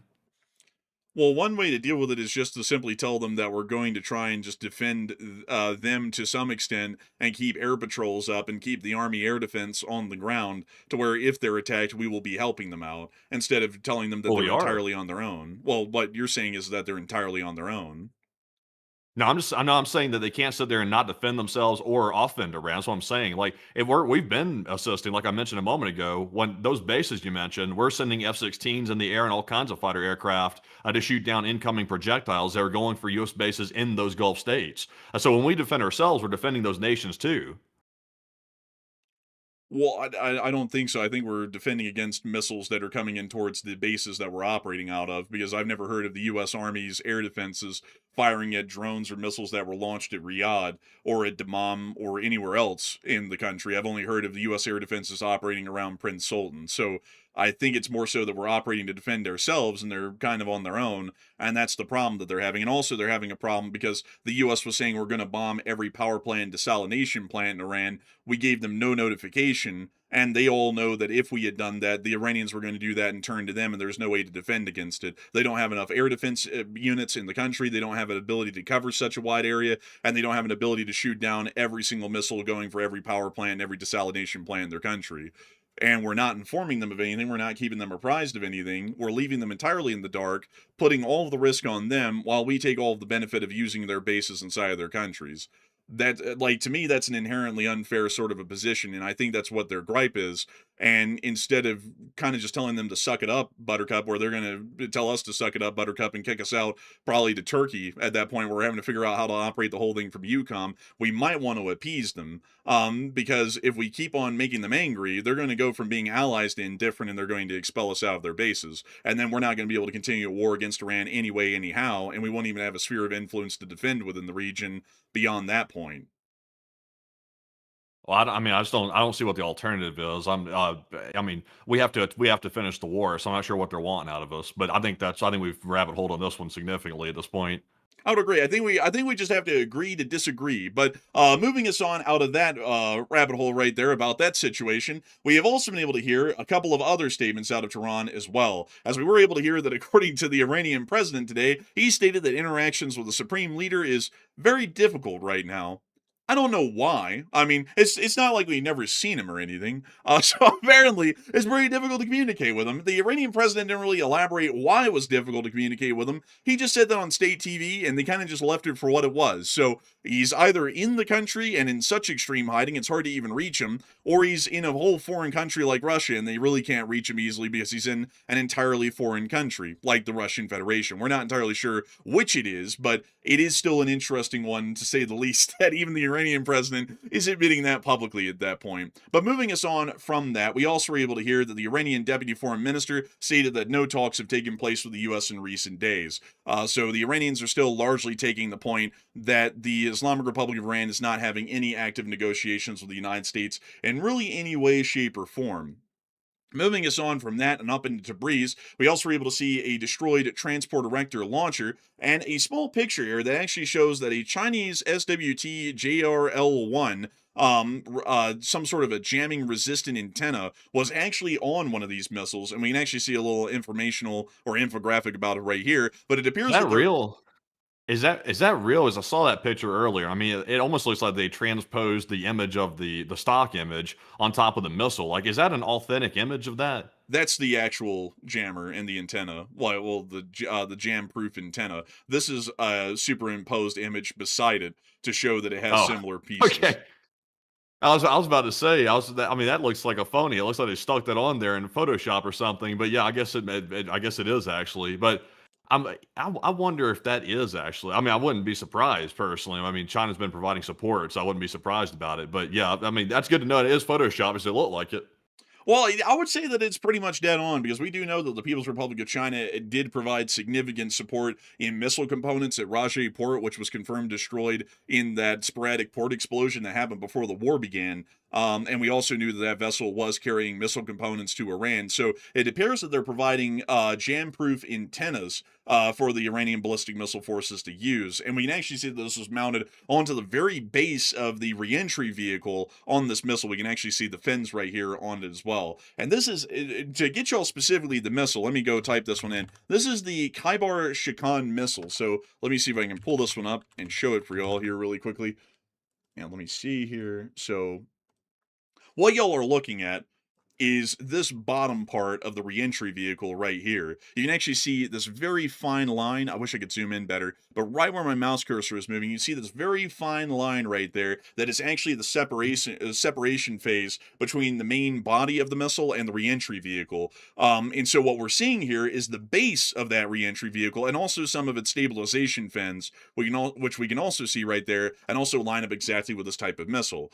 So that is, in fact, a Chinese jam-proof antenna that is at the base of the reentry vehicle, which helps for it to be guided directly onto its target with a decent amount of accuracy from what we understand. But moving us on out of that bit of news, from that destroyed TEL in Tabriz, we have also seen that outside of this and inside of southern Lebanon, the Israeli air forces have continued their strikes around the area of Tyre, and today in the suburb of Borj el Chmali, I believe is how it's pronounced, we were able to see another significant strike that was conducted within the area. Smoke was rising from the aftermath of the explosion, and we were able to hear that the Israeli Air Force apparently attempted some form of an assassination strike against some Hezbollah leadership that may have been within the area.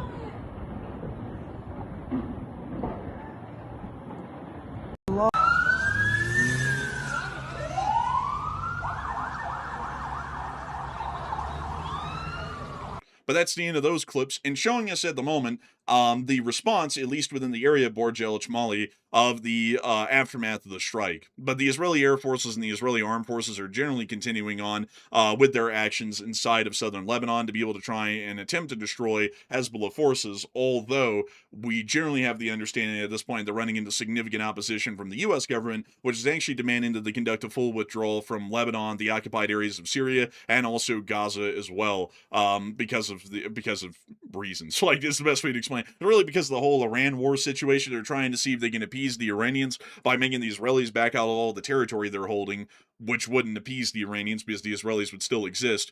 And that's kind of the problem, is that the Israelis exist and the Iranians exist, and as long as the one or the other exists, they're going to be hating each other and wanting each other dead. So it doesn't really matter what we make the Israelis do, the conflict would still continue on between the proxies and Israel and Iran directly. But moving us on finally, folks, out of the Middle East, it's now time for us to move on over and into the United States of America, because we have been able to hear quite some interesting developments today on the situation pertaining to the Patriots, or more so, the provision of Patriots to the state of Ukraine. And according to information that came out today, according to the Financial Times, the president refused Zelensky's request for additional Patriot deliveries. According to the Financial Times, the president allegedly explained this by stating that the U.S. has a shortage of these missiles and that they are needed to protect American facilities in the Middle East and the Persian Gulf countries amid the war with Iran.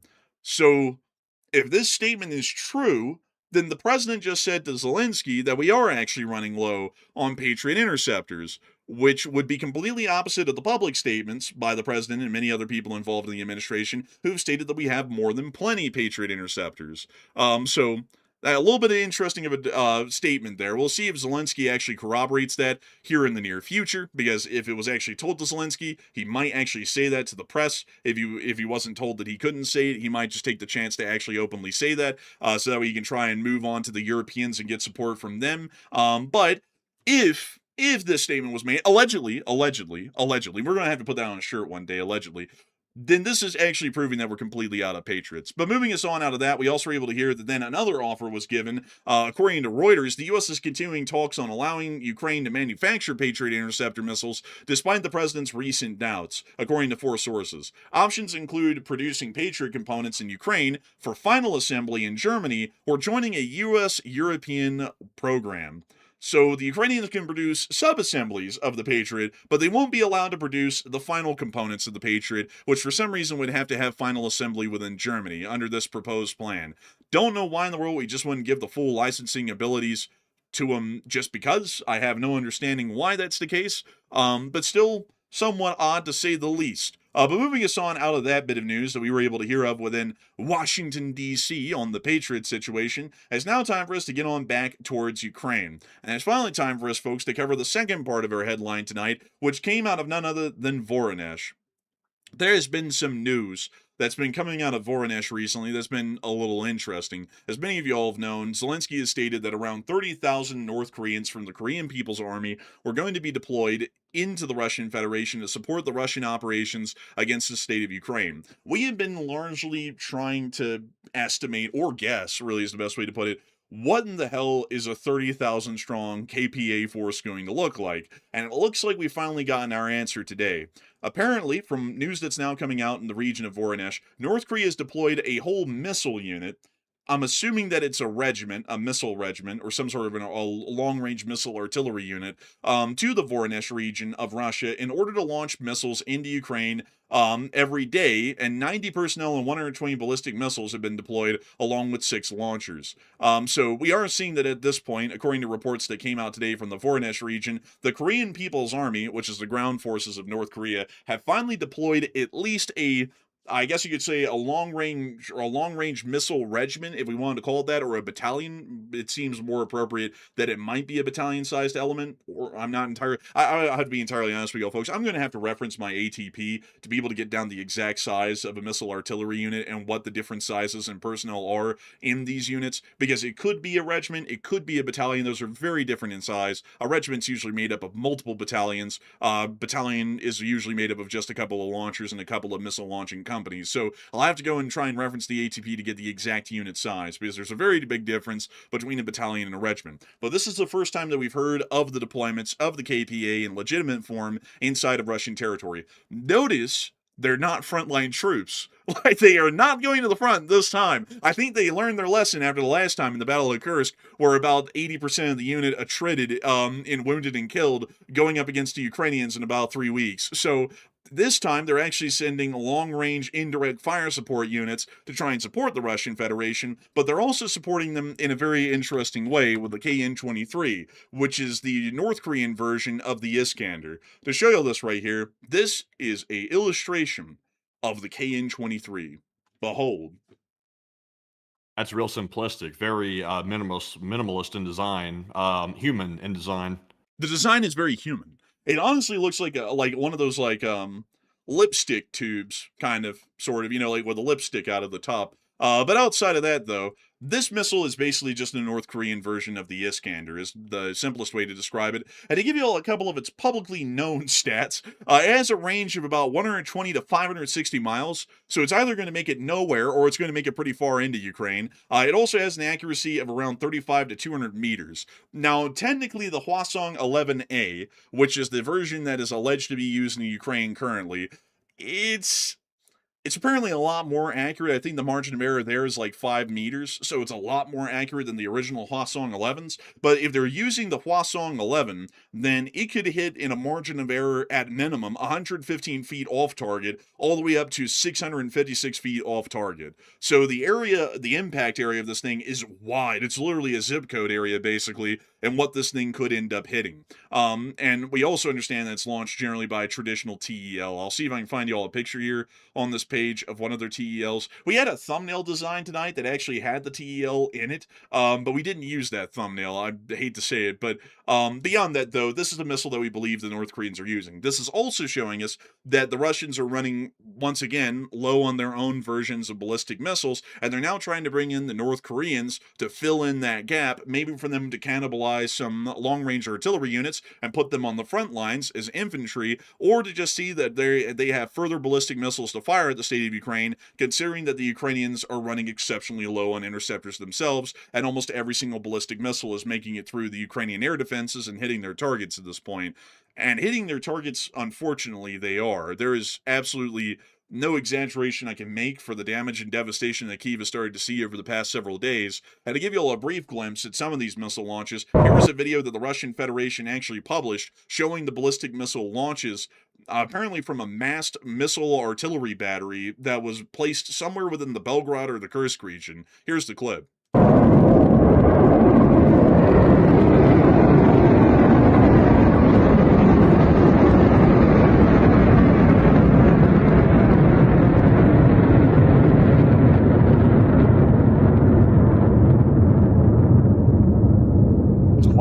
Is that the Russians doing that, or is that the North Korean battery? We don't really know. It could have been either, because they're almost identical, and unless we saw, like, the troops running them, and they looked North Korean or Russian, we wouldn't really be able to tell, probably.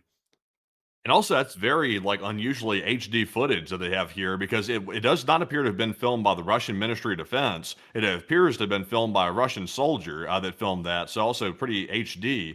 So I wonder if that was. I mean, I heard that they were deploying the North Korean unit. I'm not sure if the North Korean unit's actually, like, fielded yet. They're in Voronezh, so I don't know. Maybe they are being fielded, but I mean, even if they were in Voronezh, like, if I get the distance from Voronezh City, like 120 miles, I mean, they'd be pretty hard-pressed to even hit the Ukrainian border from there. They could base them down near Hwasong, which is about the closest they could get to the border, but even then, they would only be able to hit about Kyiv at the minimum distance, and at the maximum distance, they would be able to hit most of Ukraine. So it's a little bit hard to say, but I would have a feeling it's probably a Russian unit, considering that we're just hearing of the North Koreans arriving. It'll probably be several days or a week before we see them in any kind of combat service, or any sort of indirect fire service near to the front lines. But moving us on out of that, we also got to see, before we get to the very unfortunate news out of Kyiv, that the Ukrainians somewhere east of Kyiv have crowdfunded a 40mm autocannon, and they're actually using it to shoot down Russian drones. Here's the clip. Pretty wild. Dang. Man, that's a good one. Man, they said, what does the city want? What do we want in the city budget? Oh, man, I want the 40mm Bofors. Your wish is my command. It's like, what? It's like, dude, that's actually wild. I think it's an Orlikon, actually, or a Bofors 40mm. Not entirely sure, but really cool to think that they even crowdfunded this thing for this municipality. Yeah, crowdfunding. And also, it helps that they're able to aim too. I mean, the fact they're able to aim, unlike the Russians with their 20 days of training, that's a huge plus. They can actually utilize these types of weapons in an effective way. When the Russians use it, they just shoot the thing to look busy. Like, they'll fire around in the air so that way they can say to their commanders, "Look, we tried to shoot it down, Bliat. We tried." And the commander will be like, "Okay, you've fulfilled your Soviet duty. Go back home." Man, real. But also, to show y'all the gun, it's kind of a cool little bit of a rabbit hole on this thing. These are actually quite old. It looks kind of a little modern, honestly, but these things have been produced by the Swedes for, I don't know, about 1,000 years at this point. They were first went into service in 1952. So these things are wildly old, but they are very effective against slow-moving aerial targets like the Shahed 136s, or generally the Garan license-built version of the Shahed that Russia generally fields these days. This is the gun that they crowdfunded inside of this Ukrainian town. Pretty cool thing, honestly. I'm not gonna lie, folks. I have a soft spot in my heart for Bofors 40 mils. I don't know what it is. I just think that they're incredibly neat. They also sound really cool when they fire, and they're made by the Swedes. I mean, like, who in the world doesn't like this? Look at all the wars that's been used in. The 6-Day War, the Yom Kippur War, the Falklands War. I mean, that's pretty legit. The Iran-Iraq War, that's pretty legit. The Yugoslav Wars, that's not really legit. And also the war in Ukraine. And also the India-Pakistan conflict, by the way, just to mention that one. Whoa, as used in the India-Pakistan conflict, is officially a weapon of controversy. Man, honestly, oh man, I could just imagine, man, like how that thing was being used on that border during that border war. Oh man, that would be something. But beyond that, though, give them the shell. You bloody man, it's like you don't fire at the border. You don't fire at the border. I just go unhinged. Oh look, here's one of the Indian ones, dude. They've souped that thing up. Look, it's got a whole targeting array over here. It looks like one of those ads off one of those like e-com sites from Asia or something like that, where it's like the really off-brand piece of equipment or something, and they're trying to sell it to the Western audience. It's like that control panel looks really out of place on there. It looks like a gate code opener. Oh, that's not a control panel, man. That's an imaging system. Like, that allows for them to see infrared and stuff. I think the targeting stuff is back here where the gunner's at. Man, I don't know. That looks like some phony piece of equipment over there. Are you sure that's legit? Well, look, man, I mean, it's the Indian Army. I remember that they flooded their own submarine. They flooded their own submarine because they tried to dive and they had the hatch open at the top. So, I mean, are you really putting a lot of faith in that? I mean, honestly, man, with how they performed in the border war, hell no. Like, no, it's probably just there for looks. I bet they probably thought it looked cool and they just put it on there, and it maybe just has like a normal 480p camera in it. I don't know, but I mean, look at this. This one's actually on a vessel in the Republic of China's Coast Guard, I believe. If I'm not, yeah, it actually is. Look, this is the vessel in Taiwan. Same gun and everything, and a neat little turret on the side of the ship. Isn't that cool? Yeah, honestly, that is pretty cool. They did a good job, putting a nice cover over it. Yeah, I mean, it's amazing. It's really amazing here, and look at the list of users. It's endless, basically. Like, even Iran uses this thing. These things are just wildly effective. Folks, if you ever wanted to get into the international arms dealing world, like illegally, it's like the Bofors is a great solution. It's a cheap, affordable one, and especially with drone warfare these days, this thing might actually be seeing a resurgence in popularity because it's quite effective. But moving us on out of that rabbit hole outside of Kyiv, we were able to see that there was a lot of unfortunate news that came out of Kyiv from the Russian ballistic missile attack that was conducted tonight. Sadly, we were able to see that a warehouse was directly hit in Brovary and has been set ablaze, quite literally, much like a wildberries, on the far eastern side of Ukraine. Brovary is a suburb on the very eastern side near to the Borispil International Airport, and we did see that a direct impact was seen from a ballistic missile that hit this facility and started to burn it to the ground later on in the night.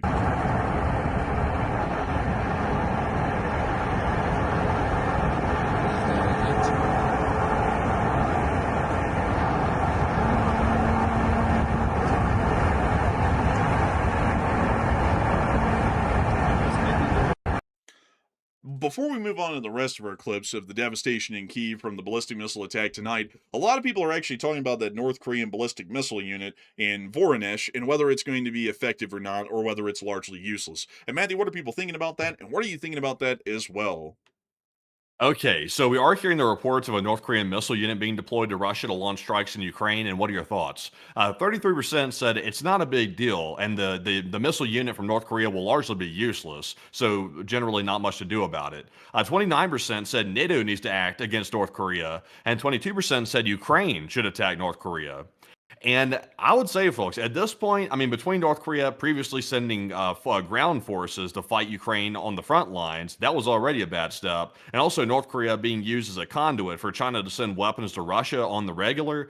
Now they're also sending an entire missile unit with, like, what was the number of missiles they were sending with it? 160 or something? 120.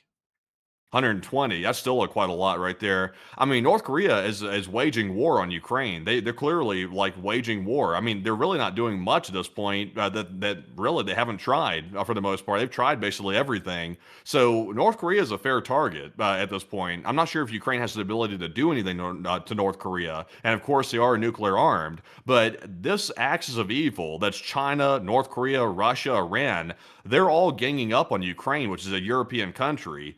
Granted, they're not in NATO, but I would argue they're de facto NATO to a large degree. And I would say at this point, something needs to be done because North Korea is really going out of their way to try to harm Ukrainians. And these missiles are going to be used on civilians. It's probably not going to be used on the military. It's going to be used on innocent Ukrainians in these cities. So, that's the way I think it's going to be used. So, I would say at this point, with everybody ganging up on Ukraine, NATO needs to strongly consider something. Like, there has to be some way, either economically or some type of way, to try to do something to North Korea over this entire situation. But Enforcer, what say you? I would say that it's quite truly an act of war, at least at this point by North Korea. It's going to be generally kind of useless to a degree because there's a bit of it, like, I hate to say this, folks, but there's a bit of a silver lining that the Russians and the North Koreans are pretty stupid and that they go out of their way to attack civilians, is that they actually don't hit anything of strategic value for the most part inside of their attacks on Ukraine. We haven't really seen them hit squat of strategic value. They very rarely ever go out of their way to do that. They're usually more so about inflicting a reign of terror. And so, in a way, oh, well, not in a way. It is truly a tragedy that they attack civilian populations, but in the other sense, it isn't stopping Ukraine's ability to be able to keep carrying on the war and keep fighting against the Russians. So in the larger sense, strategically, this is most likely going to be completely useless. And on top of that, the margin of error in the Hwasong 11, not the Hwasong 11A, which is a lot more accurate, is so wide they may not even hit their target if they're actually gunning for something that is of strategic value in Ukraine. It might fall so far out of its margin of error that it is not able to hit it at all. So I would generally say it's not going to be effective or useful in any way. But one thing I will add is that North Korea has gotten extremely involved at this point, and they're not getting involved to really try and go up against Ukraine because they have something against them. What North Korea is trying to do is get itself economic benefits from the Russians and try and produce money from their arms trading to be able to make money to then purchase goods from the Chinese. And it also is giving their military practical training and experience in a modern war to some extent. They first sent the infantry, and they learned what the infantry were going to be going up against in a modern war. Then, after all the infantry largely got killed and the last that were left living were sent home, they're now sending out the missile infantry, or more so the missile artillery, to go figure out how to target and conduct proper missile attacks in a war with a realistic experience to train the rest of their armed forces off of. These are expeditionary forces that are trying to learn vital doctrine and strategy for the North Korean military to use in the modern day.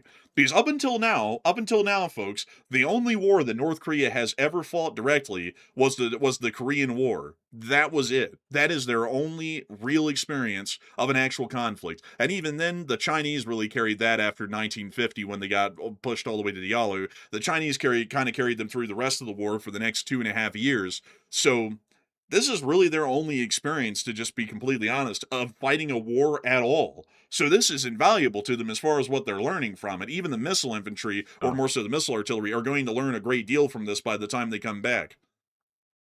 Yeah, and also this is why it's extremely important not to let countries that are like North Korea, very extremist, it's very important not to let those countries be able to develop nuclear weapons, because North Korea is largely untouchable militarily to a large degree, because they have nuclear weapons that they can launch at people near them. In fact, I think they have a nuclear weapon that can reach the west coast of the United States at this point. I think that's the last I heard about it. So, this shows why it's so important for Iran not to get a nuke. If Iran had one, they're even more extreme than North Korea, and they're driven by religious theology, so they're even more extreme in that way. So, nobody suspected that North Korea would soon be arming Russia. I mean, I don't think anybody really expected that North Korea would end up supplying Russia's arms industry with munitions, soldiers, and missiles. I didn't really predict that near the beginning of the war. I'm not sure really who did.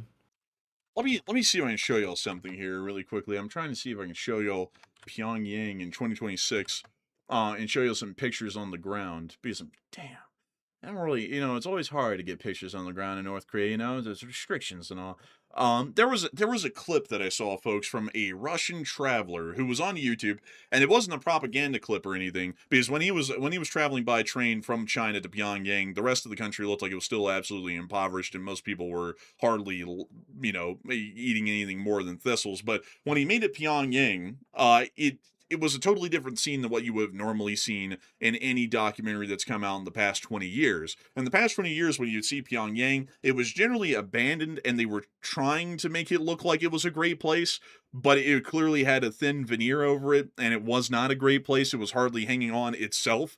In the modern day right now, they are starting to build out significant additional residential regions that are actually quite nice, I would have to say. Like, as far as looking at them visually, it's like, that's pretty nice. And it's like, where are they getting the money for that? They're getting it from their arms dealing with the Russians. There's more cars on the street now per capita in Pyongyang, for sure, visually, than there ever has been before. And it's like, where are they getting the money, the government is, to be able to get these cars and to be able to give this out to the loyalists in Pyongyang? They're getting that from their arms dealing with the Russians. And then they're buying all of those cars and all of these consumer goods and the construction materials and everything else from the People's Republic of China, and they're importing it in. It's like that's something that is not too good. And also on top of that, we know that they're probably using a lot more of the money, the lion's share of the money, to continue to develop their weaponry, and also to continue to develop their martial capabilities for a future war that they may conduct with someone else, like South Korea or Japan.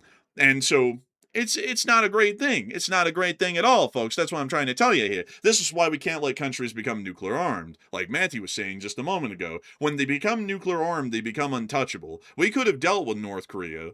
Anyone could have dealt with North Korea in the present day right now if they didn't have nuclear weapons. So when we look at Iran, why in the world we want them to have a nuclear weapon? They're going to be able to get away with literally anything and everything they want to do, because if anyone tries to stop them, they're going to nuke someone. You can't let them have it. And as long as that extremist regime is in charge of that country, I'm not saying that regime change is like something that's going to be super easy, but as long as they're in charge, they're going to be working their way toward it. That's not propaganda. I mean, they're definitely going to work their way toward it now that they've been attacked. And also, apparently, the son, Mujtaba Jr., or Mujtaba himself, actually, or many juniors more like it, the closet fella, he is actually going to be working toward it even harder, because apparently, according to the reports that's come out from the intel community, he's actually more keen on having a nuke than anybody anybody else. So he's apparently more so into it than his father. And, the reasons for that are obvious. They're getting attacked left and right, and that's not going to stop. Yeah, I would say it's certainly not going to be stopping anytime soon. Also, I see some people saying, well, Kim wants to invade South Korea. Honestly, it's not out of the question. One thing that I do have to say, though, is that as far as their policy, they've completely abandoned the idea of reunification with South Korea. They've even stricken that from the wordage in their constitution. But they could try and reunify with South Korea because there is a significant amount of industrial capabilities in South Korea that North Korea could only dream of having. It's kind of funny, folks, because we all know a lot about the peninsula's history. At the early part of the Cold War, North Korea was actually far more successful than South Korea. Nowadays, it's the complete opposite. And while North Korea is getting a little bit of a reprieve from the war, it's hardly anything to what South Korea has been able to do for decades now. So if North Korea could get access to all of that industrial capability in the South, that would be a humongous boost for the North Koreans. The only thing that would be the problem, though, is that they would also be going up to war with the United States because the U.S. 8th Army is permanently stationed in South Korea. So they would have to contend with the United States because they would have to attack U.S. forces to be able to even try and invade South Korea. So that is one big problem for them. Also, the U-2 spy plane that's still on transponder, it is its trajectory is toward the border of North Korea. That's its current trajectory right now. So one of them went off transponder. We don't know where that one went. It could be over North Korea for all we know. It's kind of hard to tell. But the one that has its transponder on is currently heading toward the border of North Korea right now. So I think, the fact that the transponder's on, I think they might be trying to send Kim a message for maybe his aggressions against North Korea. And they might be trying to conduct legitimate reconnaissance on some type of site inside of North Korea to see exactly what they're sending. They might have trying to do some more reconnaissance on that missile deployment that's taking place toward Russia. They might be trying to see exactly if it's true that's being sent. Meanwhile, while this thing's leveled off at 51,500 feet, currently, folks, a Hawker 750 of the South Korean Ministry of Land is preparing to take off from Seoul. I gotta ask a question here. I don't mean to completely throw us off kilter here and just ask a random question, but what the hell does the Ministry of Land do? Do they just fly around and land somewhere and they get out and go, yep, that's land, and then they get on the plane and fly back to Seoul? What is their job?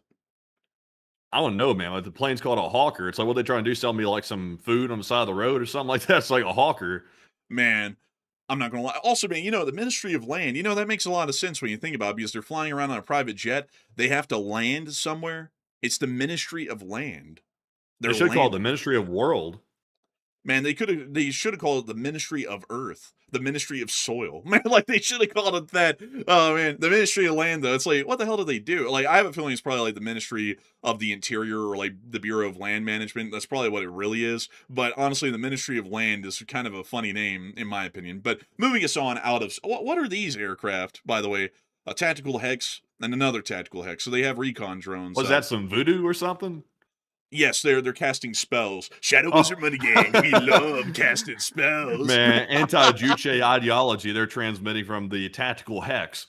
Bro, man, they said, get them up in the hex. We gotta curse their asses. Bro, they're putting a curse on Kim Jong-un at 50 generations. Man, even the witches have gone tactical.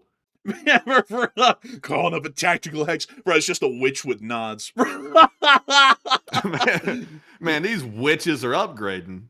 Oh, bro, they have a third tactical hex. Damn, bro, they putting some real black magic, sick wizard shit on the North Koreans right now, man. Jeez. Man, you son of a witches. Man, bro, what's up, you sons of witches? What's this? Oh, that's one of ours, actually. That's an MQ-9. Sea Guardian. Oh, yeah, that's actually a rarer one, isn't it? Yeah, that is rare, actually. I haven't seen that one lurking around for a minute. Well, honestly, the airspace around here is quite... KC-130J, I think that's the refueling Well, no, this was actually run by the Navy. What the hell is... I think a KC-130J is a refueling tanker. Let me check that here real quick, folks. Yeah, it is. I was thinking for a second. I doubted myself, folks. Don't ever doubt yourself. What else is going on around here? We got a Huron up. We also have a Pegasus that's flown in. Japan's flying in a C2 back into Tokyo somewhere. C2, that's what you do. You send in the U2 first, and then to get a better look, you send in the C2 to see it better. Man, bro, you C1, C2. Bro, it's just simple like that. It's just math. You see it once, and then send in the C2 to see it twice. Simple. Also, is this another... Oh, that's another Sea Guardian. Wow, that thing just moved all the way from here over there. Huh, wow. Interesting. Anything else? Anything else at all? Man, you know what's crazy is they can send all these U-2s to spy on North Korea, but they still can't get a good look at Jeffrey Epstein. Damn. Bruh. Man, they need to put the 4K camera on some of that other stuff too. Like if they can put the 4K camera on North Korea and what Kim's doing over there with that Juche ideology, we ought to take a look at that the island ideology in the meantime. Man, I mean, listen, they just botched the comms on that. Man, what a stupid Botch excuse. the comms. You heard that, right? Man, yeah, I did hear that. It botched the comms. I mean, if that's all they're saying went wrong, I mean, then that's a little bit of an understatement.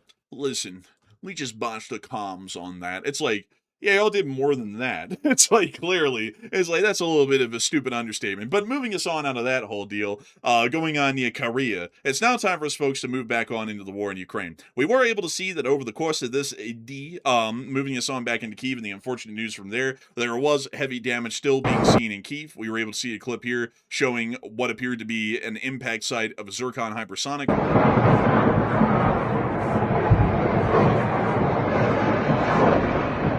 What appears to possibly be some sort of a munitions cook-off.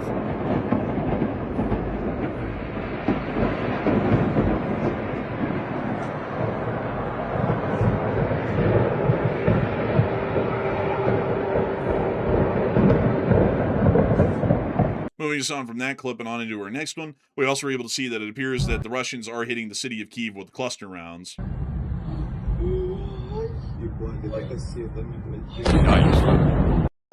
Very unfortunate. Moving us on out of these clips within the city of Kyiv, we did get to hear that, according to the statements from the Ukrainians, the Russians are beginning to convert S-300s and S-400s for ground attack, and this is making it exceedingly more difficult to be able to defend their skies, because they're having to defend it against actual ballistic missiles and these S-300 and S-400s, which are almost basically decoy ballistic missiles.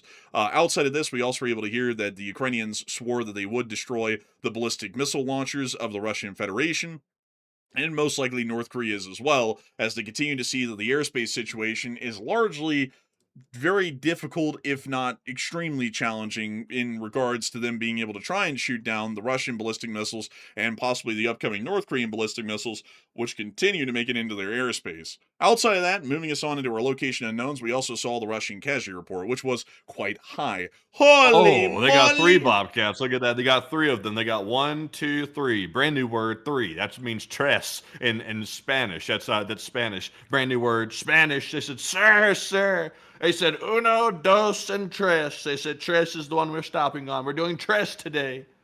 Real. And outside of that, Miss Decent Keeper of the Record said, a generally good day. Indeed it was. And troop losses of the 7-day average has dropped to 1,347, and 10 ground robotic complexes is tied as the 10th highest, which is not shown. And over the course of the past 24 hours, we were able to hear that 1,130 Russian soldiers were wounded and killed, along with 5 APCs, 449 supply trucks, 5 main battle tanks, 65 artillery pieces, 1,715 drones, 2 MLRSs, 2 anti-aircraft warfare systems, and 3 Bobcat skid steers. And so, a pretty decent day as far as the loss reports are concerned from the location unknowns. Moving us on out of that and on into the Belgrade area, we also got to see the Ukrainians targeted and destroyed a Yak-40 private plane at the Belgrade airport, sitting in what can only be described as a cesspit. Was this an operational plane? Yes, and they sat it on that cesspit. Oh my gosh.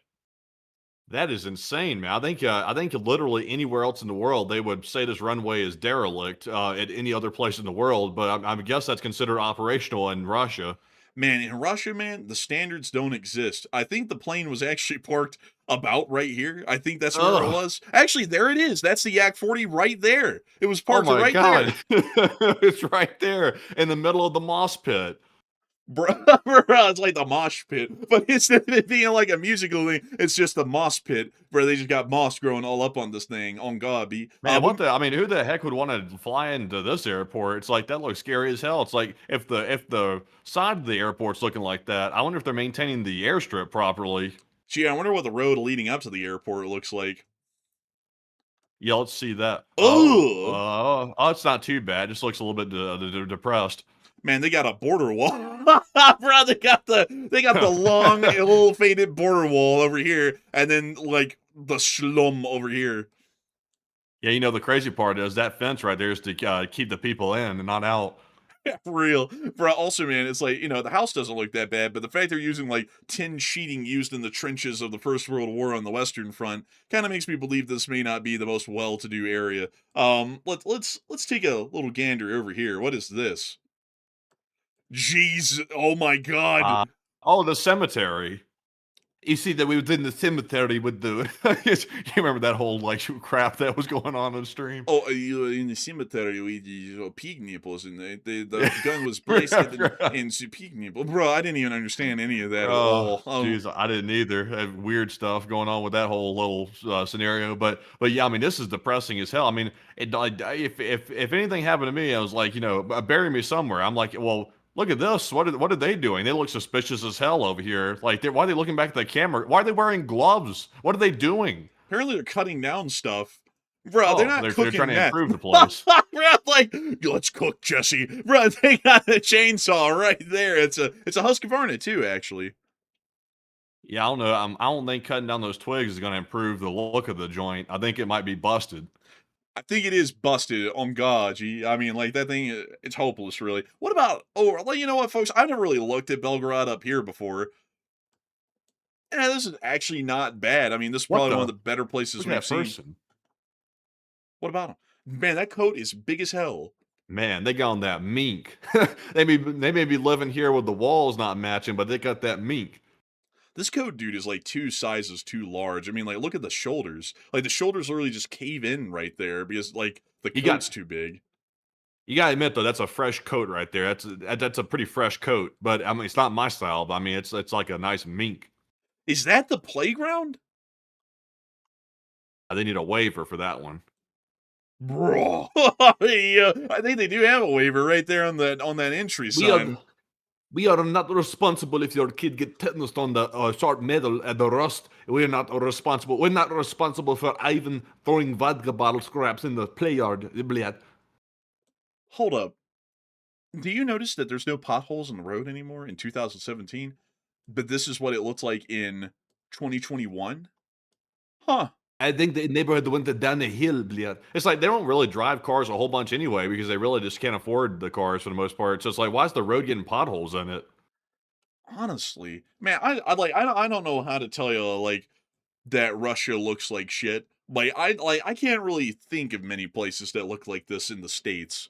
Like even the abandoned cities like Detroit don't even look like this. Like they just look abandoned. Like it's crazy to think that this is lived in and that a lot of people say, oh, well, Russia is like an advanced modern country. It's like, I doubt it. It's like, this does not look like advanced or modern to me. This looks like a nation that's struggling to get by before the war even started, much less now.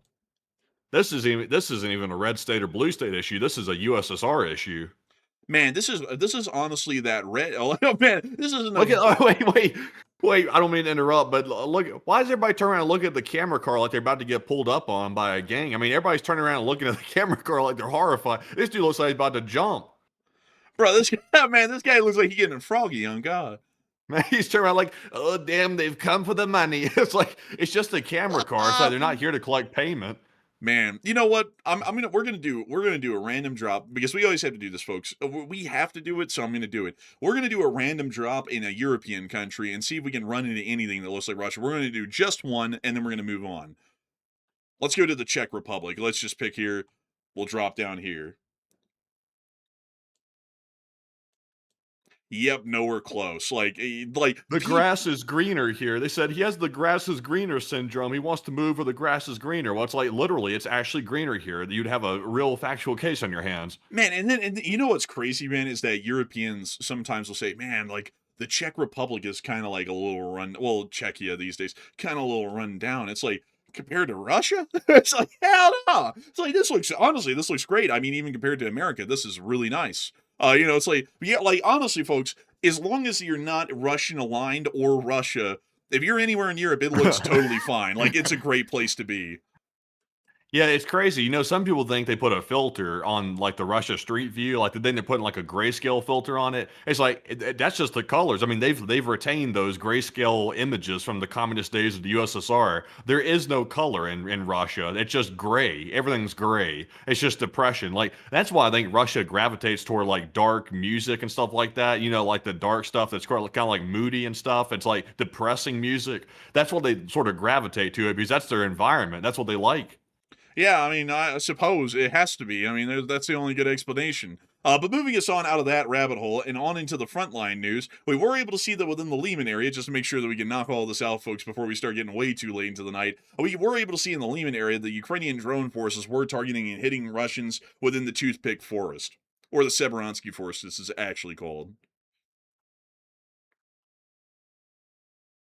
We see a Russian D-20 artillery piece, it appears. Everybody's saying the paint was too expensive, go depression gray. And that was the Soviet thinking. They said if we make everybody the same, if we make everybody depressed in equality, then they will be all the same. Like we'll have communism. They'll all be communal in communism because they're all depressed. So make everything gray. There will be no happy people. They'll all be depressed and equal. Well, actually, the reason why most of them are gray is because of extreme economy is the best way to explain it. Because a lot of the Khrushchevkas, which are like the normal buildings that y'all see, that are like 4 to 6 stories tall and they're all gray, they were built under Khrushchev. And at the time, there was a huge housing crisis in the Soviet Union where most people were living in I believe they're called the Leningradskayas, which were literally just these like pre-revolution houses, and they would fit like 20 families and a house that was designed for maybe two of them. And so Khrushchev said, we're going to try and get everybody into their own apartment. Like one family is going to have one apartment for themselves. And so they built over the time of Khrushchev's reign in the Soviet Union, which was about 10 years, millions, well, not millions, but hundreds of thousands of these Khrushchevkas throughout the country. And they were built as prefabs that were designed to only last about 20 years. And there was absolutely no frills. It was all just basics. You had water, you had heating, no air conditioning. That didn't exist. And you didn't have any paint on anything. On the interior, I think they painted them like different forms of like light blue or green. It was kind of like pastel greens or blues in the stairwells. But outside that, everything else was just concrete colored because they didn't have the money for paint. Because that would have costed more to paint all of them. So they were all just literally thrown up as concrete prefabs and they were left like that. And they only were supposed to last, folks, for 20 years. And most of them were built in the 1960s. It is now 60 years later and most of them are still standing. Yeah, it's just ugly stuff right there. The only color that you could see from the street in the pictures we looked at was Olga's mink coat. That was the only color. Outside of that, it was all gray. Man, real man, literally the only flare of color was solid black on a mink coat. Bro, like it's like, and that stuck out like a sore thumb, sadly. But moving us on out of that and on into the Luhansk area, we also get to see that down near the area of Ultimanivka, there was a significant explosion from Ukrainian attack, bleed. Bleed. Oh, bliate. Bad scene. Look at this. It's so bad. It's a tough time, bleed. Tough time indeed. Moving us on from that, we also saw that Russian supply lines to the city of Donetsk were continuing to get hit. This is a Russian soldier trying to defend from the incoming Ukrainian drones. Let's see if he succeeds. This is a foreshadowing he doesn't. Oh, Bliad, here he comes, Bliad. And he failed. Oh. Essentially a lost cause. Man, Blood's just gonna walk down the street now casually. We missed. Like, oh, here comes the second one. He missed as well. That'd just save their ammo. You know, you would think after a while they get better at it. They never do. Nah, they you know what they call that, insanity, or doing the same thing over and over again and expecting a different result.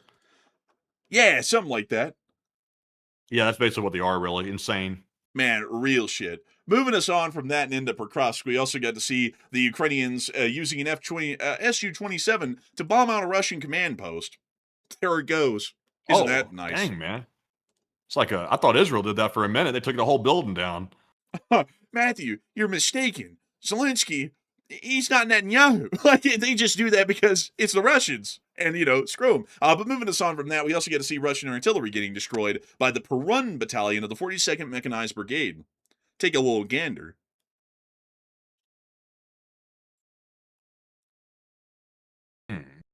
Mm-mm-mm. Also, I see Raven Batase, those shitty Khrushchevkas are still in Ukraine as well. They are, sadly, they're in all former Soviet countries and a lot of Eastern European Warsaw Pact countries. But one thing that's interesting, folks, is that there were actually multiple different eras of housing in the Soviet Union. And there were the Leningradskayas, the Stalinkas, the Khrushchevkas, the Brezhnevkas, and then I think Gorbachev had a version of housing as well. But by then, there was such little economic activity in the Soviet Union that they really couldn't build any of Gorbachev's housing plan designs that were made by his housing bureaus. So there's very few of those that even exist. But most of them, the large majority of them, are Khrushchevkas. Very few of them are Stalinkas. Like almost none of them are. Those are basically just all in St. Petersburg and Moscow. And some of them are also Brezhnevkas, but the Brezhnevkas are freaking massive. They're like 16 and 24 stories tall. Yeah, the Stalinkas, once they got really old and nasty and outdated because they weren't built well, they turned into Stinka. Oh man, they turned into stinky, bro. Like the Yeah, they did. Man, imagine the real estate opportunity there. You know, the U.S. loves to like talk about, fresh real estate in Cuba and stuff like that, so we ought to invade. It's like, imagine if you help Ukraine, all the Khrushchevkas that could be fixed up and renovated. I mean, that's a huge investment opportunity. well, like Stalinkas. Like I think you're getting an idea that Stalinkas must look like stinkers, but crazily enough, the Stalinkas are actually the nicest ones of them all because Stalin said, "Screw being proletariat, let's just be bourgeois and pretend like we're communists." So Stalinkas were actually built to look quite luxurious. Like here's some Stalinkas right here. This is what Stalinka construction and architecture looked like. But what's the inside of these look like? I'm trying to see what we're looking at here. Are we looking at some cheap construction? Are we looking at some Depression Central? What are we looking at? Let me see if I can get you a traditional picture of a Stalinka because these are actually so highly sought after. They actually gut them and renovate them these days. So let me see if I can pull up Stalinka traditional interior rather than what they have now. Oh damn, they don't really have a lot of these that are in their original condition anymore. I Um, wonder why. well, no, I mean, like if I could find the traditional pictures, they actually were pretty nice. Like they were super high end. This is the lobby of one of them. But I can't find any pictures of an original one. Oh, Yeah, they're very oh, high okay. end. I see what they're putting down here. They got that staircase like Jack and Jill off the Titanic walk down. Yeah, but the thing is that they're super luxurious. Like all the Stalinkas were super nice, but only 3% of the apartments in the Soviet Union at the fall of the Soviet Union in 1991 were Stalinkas. That's how rare and few and far in between they were. They were super expensive because they were super ornate and they were super well outfitted. I really want to find an interior picture of one of these, a traditional one, because they were like clad with all these dark woods. It almost looked like mahogany. They had like fine carpets and chandeliers and everything. It was very nice inside. It almost looked like the Presidium, like the Soviet Presidium. If you ever Hmm. looked into the interior of that, all of the Stalinkas looked like that. So they were actually How very does nice. this How does this fit into communism, though? I mean, if it was built during that time, it's like, isn't this like unequal to the like Khrushchevkas? It's like this is like way nicer. So how is everybody equal if somebody's living in a mansion and somebody's living in a stinker? Well, that's a great question, and the answer is that Stalin knew that this was very unfair, but he just lied because if you ever said that he was Ah, lying, you would get sent to a gulag, and he just lied to everyone and said eventually this is going to be what everyone has, when in reality no one was ever oh, going to have this. so that there's the real communism. That's the real thing. There are people that are unequal from the rest of you, and those happen to be the oligarchs. It's not actually so equal after all. Man, I just wish I could find a traditional interior picture of one of these, like where it's not like jank and run down and stuff, like and it's like fresh and new. Well, actually, here's what the inside of them. Here's one room what they originally looked like when they were built. Oh yeah, this is definitely for some oligarch business here. Like this was for the elite to have. This was definitely not something for everybody. This is that bourgeois. Like this is not that normal sort of a deal. So moving us on down and out of that little bit of a rabbit hole and down into the southern front, we also got to see the 65th Ronin unit slamming Russian logistics near to the front lines with their short-range attack drones. And here in a minute, we'll show you all the medium-range attack drones doing their work on the M14.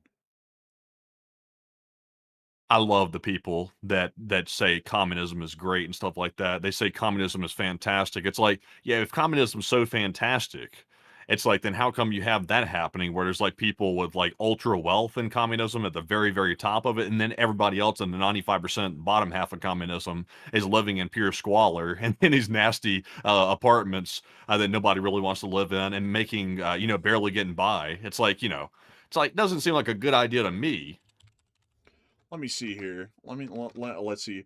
Lenin housing. Let me see. The communal And they're always trying to apartment. hawk those linens.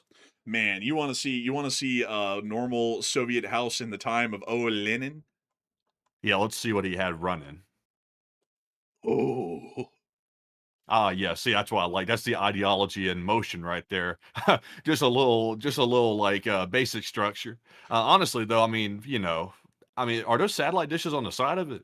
Well, this is a modern one. I mean, people are still living in this thing, but Oh, they would pack like 20 families into this thing. Like I like the original reports, like from people who lived in them, they would say that usually they would be so cramped that there would be like 4 families to a room. yeah. I can kind of believe that, really. So, really, this is like a shared house. This isn't like one family living in the thing. This is like they're packing people in like it's a community affair or something. Like they're making this real communal. Yeah, I mean that was the thing. It was like experimental. It's like we're all peoples now, and nobody owns anything, so we're just gonna put everybody in the same building. Like that was literally the concept. And also another crazy thing, man, is that if they found any mansions, they would convert those into the communal apartments, and they would just start throwing peasant families into them in the dozens, and they would live out of a mansion.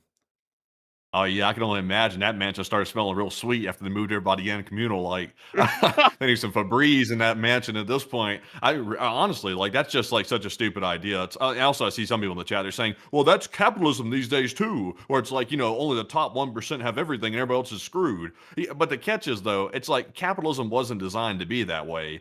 Every system can go awry. I mean, capitalism, the point is, it was not structured to be that way. Communism was structured to be that way, where everybody's supposed to be equal. And then it turned out, well, actually, not everybody's equal. There's a top little 1% that gets to have everything. Capitalism just has to have controls on it, which are already in place, and you have to enforce those controls. That's it. So, I mean, to say capitalism doesn't work just because it's gone, slightly out of check doesn't mean the whole concept's ruined. So I just showed you the Lenin communal housing and the Stalinka. That is the traditional Khrushchevka. You've seen a million of those. And then this is the Brezhnevka. And the Brezhnevkas were, I think, 16% of the housing in the Soviet Union. The Khrushchevkas made up the large bulk. It was like 40-some%. So if you could, like realistically, the best living arrangements you could get was in a Brezhnevka, one of these. And what was sick about these is that it was the only residential building ever built in the Soviet Union where every single one of them had an elevator. Oh, that was leveling up, or I would love to take the elevator instead of having to walk up 50 flights of stairs to get to the apartment. You, Man, you wouldn't ever want to extreme. leave. Man, that's also why these were able to be so tall, is because the Khrushchevkas can only max out at 6 floors, because anything further than that, like the designers were like, yeah, they can't just do that every day, like go up six flights and down. So that's impossible. So they would only design them to be 6 floors max. But the Brezhnevkas could get up to about 24 stories because of the elevators that they put in them. But the elevators were expensive. And so that's what really kind of slowed the whole thing down, is that you can't really smack an elevator out like every single day in the Soviet Union. Yeah. So they had to wait for the elevators to get available, and then they'd smack them in, and then the Brezhnevka would become operational. Although I will say though, like if you look at the United States and our free housing, like the projects and stuff like that, I mean, some of our projects kind of look like the Khrushchevskas a little bit. Like if you go look at the older ones they built like in the big urban cities like Chicago and stuff like that, you'll see similar designs to this. And it kind of looks as abhorrent as the ones you see in the USSR. But granted, though, the USSR was building that for everybody. Like it was designed for everybody to live in, not just folks that were down on their luck and needing a place with a lower rent. The projects in America were designed for folks that are down on their luck and they need housing that's cheap temporarily. At least that was the concept. I think that today it's become more permanent. But if you can find some, I think is that the projects? I think this actually is, like, or it used to be, Are you because sure? I'm fairly sure, like, at some point That's a it had lot to of be. land for projects. That's like land value galore for projects, if that's what that is. Is it? Let me find out here. I mean, it looks like No, it no, is. that's an apartment complex, man. That's not projects. I don't think. But the thing is, man, is that they have these that are over here in Brooklyn, and they look almost the same. Where are they? let's see, where in the world, where the hell are they? Up there? I think they're up near Jamaica. Yeah, like up here. Like these are public housing right here. I know that, like without a doubt. That's like a U.S. government like housing design that they had implemented. Oh So I yeah. feel like those over there across the way here, I think those are. Yeah, it could be. They kind of had that Watergate architecture going on when they were building some of these, like that Watergate. What is that brutalist style? I think. I think so. I think these were literally just built to be like no frills, simple, throw them up and get them running. Because like, look, there's no ornamentation on these things at all. Like this has to be a government housing project. Man, honestly, if it wasn't dangerous, like I think the projects in New York are kind of a little bit dangerous. Like they're kind of risky. Like if you want to go in there, I think there's some crime that happens and stuff. But if there wasn't a lot of crime, I mean, that would be a decent way to live in New York, I guess. I'm not sure what they cost. Like I think it's reduced rent. I don't think it's totally free. I think it's reduced rent based on your income or something like that. I don't even know what they cost really. I'd be curious to know if somebody in the chat knew about that. Well, it's crazy, man. So they probably got like the most green area around them anywhere in the city. Like there's more green here than there is anywhere else over here. Like it's like that's kind of wild, honestly. It's like if you live in government housing in New York, you actually get more park space around your place than anyone else in the city does. You would have to go all the way to Central Park if you were anyone else. So that's kind of nice about it. Also, yeah, these are definitely government housing. Like look at these, same design, it looks like it is. Like it just has that look to it. Yeah, it kind of does a little bit. Also, someone said Cabrini Green in Chicago. Don't ever want to go there. What's that look like, real quick? Oh, bro, I think Cabrini Green doesn't even exist anymore. I don't think. Let me check. Yeah, it's all been demolished. But Cabrini Green Is this used to O be. Block? No, O Block's further south. O Block's like way down here somewhere, like in this area. It's near a rail Yeah, yard. I think it wasn't O Block called Parkway Gardens or something. Like that was the actual name for it. I'm pretty sure. Yeah, it was it was Parkway Gardens, but there wasn't no park and there was no gardens. Like man, like it was just like like kind of like shit. But I'm trying to see if I can find the thing because it's right next to there's a million rail yards in Chicago, but it's near a rail yard. That's what I know. But beyond that though, let me see if I can show you an old picture. Damn, they don't have an old picture of Cabrini Green. Let me go pull up Cabrini Green. Man, they made a movie out of Cabrini Green. It was a horror movie. It was called like the Bee Man or something like that. I forgot what it was, but it was like some horror movie. And let me see if I can show you a picture here. Man, they have like endless Why the images. Also, by the way, like I'm not totally familiar with all the like history behind like the Chicago, like the South Side, but it's like, oh, why did they call it O Block? It's like I'm not familiar with why they called it that. I mean, it sounds like a jail cell block. Like how they have like A Block, B Block, C Block, and then they have O Block. It's like why are they naming it like a prison? Man, because it basically was. Well, I mean, they're free to leave. Look at that. Is And where that did O it? Block or is that the Cabrini Gardens? That's Cabrini Green. Oh man, that's something. That was when it was Oh, brand new. that's like a beehive. Man, honestly, also I see everyone mentioning the movie. It's called The Candyman. But man, like the Candyman movie was filmed in Cabrini Green. And I watched I think folks it was like the horror recap thing about it, and it was actually kind of interesting. Like I'm not gonna lie, but it was filmed in the let, projects. let me guess, the Candyman wasn't selling candy. Hell no, bro. He yelled like a pirate hook for a hand, bro, and like bees came out of his mouth. Like, and you mentioned his Oh. name like 3 times. He was like Bloody Mary. You just show up. Like, bro, Oh, it's dang, I like, was a freak. I thought he was doing something else. This is just a freak. man, I don't know if bees coming out of your mouth is some freaky ass shit. Like, honestly, man, I think that's like some scary ass shit. You know what I mean? Yeah, that's pretty crazy. I wouldn't want to see that. But anyways, moving us on out of this rabbit hole, because I just have a little bit more to bring y'all through, folks, and then we'll be on our way to the speech from Zelensky. We did get to see the mobile fire groups are continuing to attempt to patrol the M14 highway, and we can see a brief clip of that right here. We can see this mobile fire group on the back of a truck. Riding around in a rover. Call them Ed Sharpova when they see Oxman's Ova. All right. There's another burned out Oh, truck right there. Look at all of the mobile fire groups that are on this highway now, and they still can't take down a drone. really, they're just for decoration. Really, it's like putting up a garden gnome.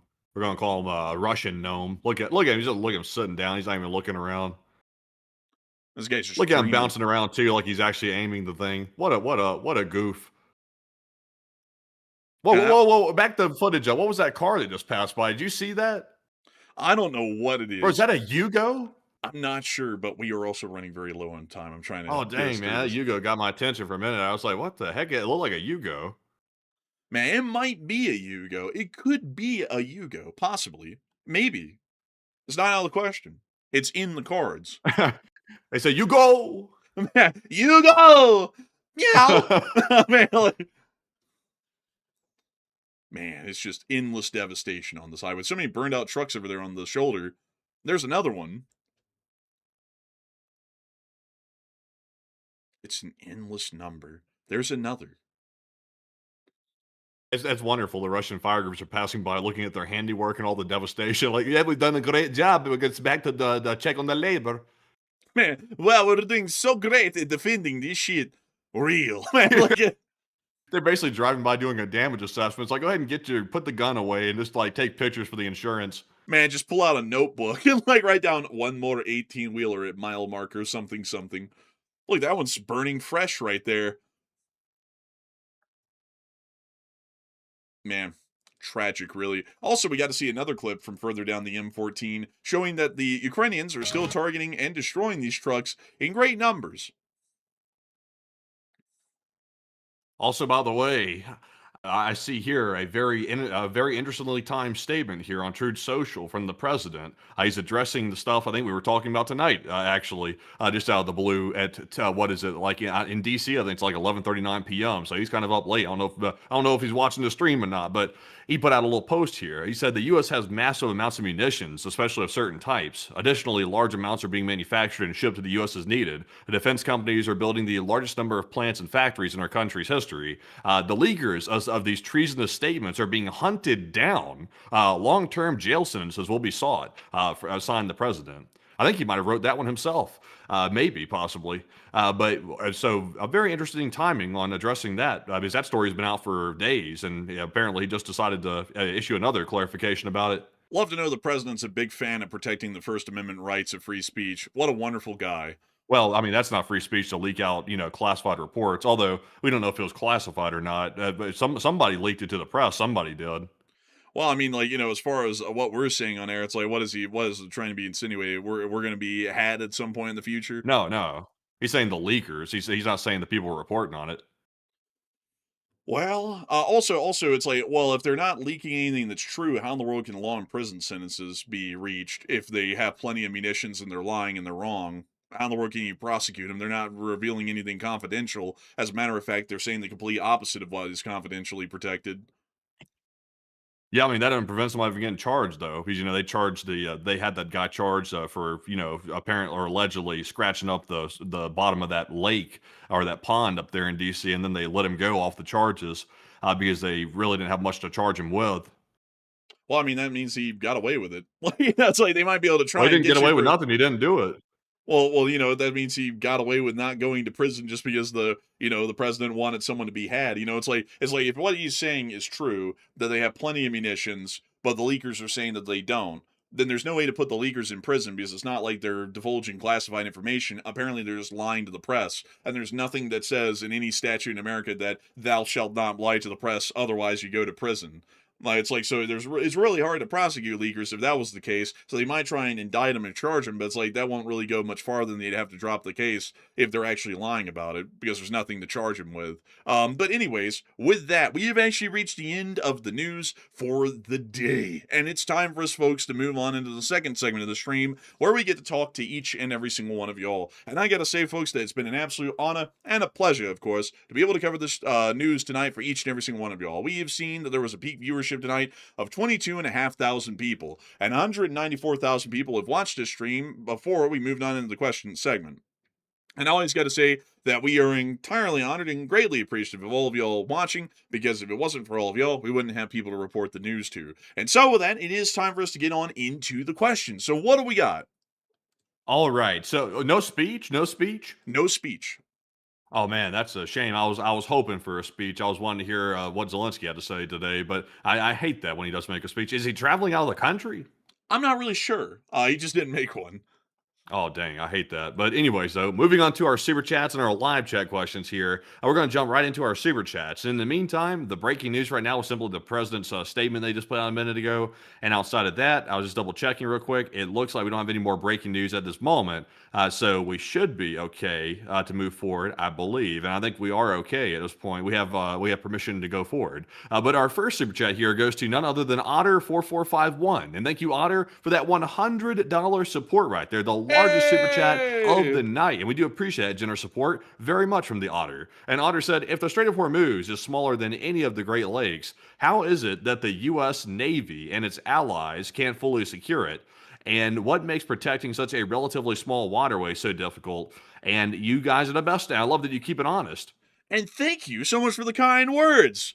And to answer your question, the problem with protecting the Strait of Hormuz is that it is small. And it poses a very big problem because our Navy is designed for what are called blue water operations, which are larger naval operations in the wide open sea. So an area like the Mediterranean, we can operate in. An area like the Atlantic, the Pacific, the Indian Ocean, we can easily operate in them because all of our doctrine, our vessels, our weaponry, they're designed around these larger battlefields. But the Strait of Hormuz, on the other hand, is a very, very small battlefield, and we really don't have a lot of ships that are designed to be able to fight in that kind of an environment. And if they are designed to fight in that kind of environment, they probably wouldn't be able to survive the withering fire for long that would come from the coast. That's kind of the problem as to why we're finding it difficult, is that the Iranians have anti-ship missiles and also fast attack boats that can be launched from only about 10 to 15 miles away from a U.S. warship, and that gives quite literally no response or reaction time for those vessels. And that's the problem. Because we send in an Arleigh Burke, it will be overwhelmed pretty quickly. If the Iranians fired 8 anti-ship missiles from a range of 15 to 20 miles away, that Arleigh Burke is having to try and shoot down 8 missiles, which in a normal reality, they would have about 250 miles of a distance to be able to shoot them down with. They're now having to shoot them down in less than 10 miles from, or 20 miles from the launch site. And that makes it exceedingly difficult for a warship to just, sail right in and then sail right out to the other side. The other problem is, well, really not the problem, but the solution is to conduct air campaigns that either suppress or destroy those systems on the coastline to make it safer for an Arleigh Burke to be able to make it through. But that requires a sustained air operation and one that also provides an air cover for those vessels when they try and make the transit, which is something that so far we have not seen the U.S. military do for one reason or another. So I hope that addresses that the best I can, at least from what I would know, because that seems to be the main reason why we aren't making it through the Strait of Hormuz is because it's small. And the way that I always describe it is like a short saying, it's basically like two dudes fighting to the death in a bathtub-sized area, and both of them have knives. And that's basically the confrontation that we have in the Strait of Hormuz. Yeah, two dudes fighting in a bathtub area. That's that's something. Well, it's because it's filled with water, It's like, two dudes fighting with knives in a swimming pool versus a bathtub. Very big difference. Yeah, I tell you what, that's a rough fight. Man, honestly, a rough one. I wouldn't want to be caught in that, but I heard that Mustafa gets excited by the notion. But beyond that, though, a huge thanks to you for your support, and I want this channel to keep running on it. And with that, we are on to the next one. And also, I see everybody in the chat right now. They're talking about the gas. Just say I'm going to go fill up my car tomorrow. It's up to you. You might want to get the gas while it's cheap at $5 a gallon. It might get expensive soon. You might want to get it while it's cheap. Also, by the way, I'm joking. By the way, $5 a gallon is not cheap. It's crept back up to nearly $5 a gallon for the octane that I have to get, which is insane. I went to go get the gas yesterday. I was like, what the heck? I was like, it's gone back up to $5 a gallon or something. I'm like, this is absurd. It's just I felt like I'm getting smacked and beat when I go to the gas station to go get gas now. It's really horrific. But anyways, though, moving on to our next super chat. This one goes to Kristen Bradshaw. And thank you very much, Kristen, for that $50 support. And we do appreciate it very much. And Kristen said, my husband listens every night, and so do I. And also, we're glad to have y'all. They said, I keep asking, what do these guys look like? We joke it's like a Love is Blind scenario. And Forster, when do we get a reveal? And in all seriousness, we heart you and keep fighting the good fight. And thank you so much for the kind words. And as far as reveals, we had one in our first year. Way back in the day, actually, when we hit 100,000 subscribers, we had one stream where we did a face reveal. And I think if you type in the Enforcer face reveal on YouTube, you'd probably be able to find the video. Let me actually type that in here real quick on YouTube and go see if I can find it myself. The Enforcer face reveal. Make sure you don't show her. They might copyright us. Man, what the hell are you talking about? Like, Man, I'm gonna copyright myself just for the spirit of it. man, let's see here. So yeah, actually, this is a 3-year-old clip. But to show y'all really quickly, it was a very short thing that we did. It was literally just to do a face reveal. So 4 years ago, almost 4 years ago, that's what I looked like, and that's what Matthew looked like. Actually, we look a lot Oh, different now. oh man, who's that person? That's you. I still don't know why I wore a suit. Like, I don't know. I think I was trying to do something because you were wearing the whole, like, the whole get up with what was that, The World War World One War uniform or One outfit, something? yeah, like the logo outfit, like, yeah. Yeah. So I was trying to do something. It's like, I could wear my tactical vest, but I don't want to look like a poser. So I just wore the suit. Yeah, so that's what we look like. Like outside of that, like that's what we look like. Also, y'all are wondering why in the world is the enforcer wearing this whole like World War One uniform get up? That was like the logo with the gas mask dude. That's actually me. So when we did the face reveal, I was like back in the day, I was like, damn, I kind of got to be on brand with that. So I kind of got to put on the whole uniform. So that way it's basically like the enforcer without the mask because that's the whole logo thing. So I had to wear that whole get up. That thing, honestly, folks, is kind of uncomfortable. It's made of solid wool and it's really thick. So I'm not really a big fan of wearing that thing, but that's what I was wearing in the face reveal, and that's what Matthew was wearing in the face reveal as well. But that was like 3 something years ago. I think we look very different now. Like I've grown a full Oh beard, yeah. and Matthew also doesn't look like Commander Rika. Man, honestly, I looked really young actually. How many years ago was this? This was about 3 years ago. I don't know the exact upload date. September 19th of Dang, man. 2022. This job has aged the hell out of me. Like, geez, I'm like, I look like a child right there. Like, I really do. I look like a child, like I'm just like in high school or something still. That's really wild. That's something. So also, by the way, folks, just to make sure, because like facial and voice recognition is important. This is me. That is the enforcer. I'm the one with the goatee. This is Enforcer Matt. He's the one without the goatee. He's the one who's not talking right now. So I don't like some people say their voices sound really identical. So I guess the best way to describe it, although you can't see your faces right now, is that I have a beard. I don't have a goatee anymore. I have a beard right now, and Matthew has a clean shaven face, and I think that's the best way that you can distinguish the two of us. I'm also a little bit larger. I enjoy a good square meal, and Matthew doesn't. So that's also a little bit of a difference as well. I'm going to be slightly a larger. I like to say that I'm a larger than life character, and I also like to keep the pressure high. Kidding, because God, Also, Also, a lot of people are saying, "Well, Matt, don't you have a beard?" I do have like light stubble now, like a beard a little bit, because I don't like looking like honestly, I look older now, but I still don't look my age really. Like I look younger than I truly am. So the little bit of like stubble, like it kind of like makes you look like a little bit more my age really. Because outside of that, I still look kind of like I did in that picture right there. man, honestly, it's kind of crazy because honestly, man, I was looking at that video. I was like, damn, I actually looked a lot younger back then myself. I was like, man, it's only been like 3 something years. Well, about 4 at this point, but it's like, it's only been about 4 years. It's like, damn, I looked very different back then. But back then in 2022, I was actually only 20 years old when that video was made. Now I'm 24 and getting a little bit closer to being 25. So that's actually a pretty decent passage of time. But damn, I mean, do we have something, Matthew, from recent where we have like pictures to show them, like the chairlift deal and all that? Like, do we have something from that we can put on I can Discord I and can show see the if folks? I can see if I can find like a really rough looking picture so we can say we aged a lot. No, find like good ones. Like, like Oh. I don't want to get clowned on, man. Like people are brutal. Like, not like, man. I mean, we're kind Man, of I brutal, like but getting clowned on a little bit. I like getting clowned on occasionally. It's like good to get a little humbling, a little checkmate. Let's see also here. disciple said, "You guys are kids, only 25. Come on now." Honestly, yeah, but I mean, like thinking about I'm it though. 26. Yeah, he's 26. But honestly, though, it's like, damn, it's like like looking back at that video, I just kind of like had to like snap in my head. I was like, damn, I really have it like aged a bit. Like I definitely don't look like I used to. So interesting sort Man, of thing. honestly, man, I'd like to grab a picture right now. I don't know if you're gonna be like liking the one I sent over or not. Like, I don't know. Like, I have some pictures. Like, it might Do be you just just have go the to one the of me like? Patreon. Do you have one of me just standing at the chairlift? Just go to the Patreon and like get those pictures or something because it's kind of I don't want to like send one over to you and then you're like, oh, you shouldn't have sent that one because I don't know which ones you're gonna like. Okay, all right, sure. So, sure, yeah. let me see, folks, if I can find some pictures here. Some pictures, I suppose. Yeah, you know, some pictures. So let's see here. So really quickly, so in the present day, I've grown out a beard since then, but that was me like a couple of months ago. So that's what I look like.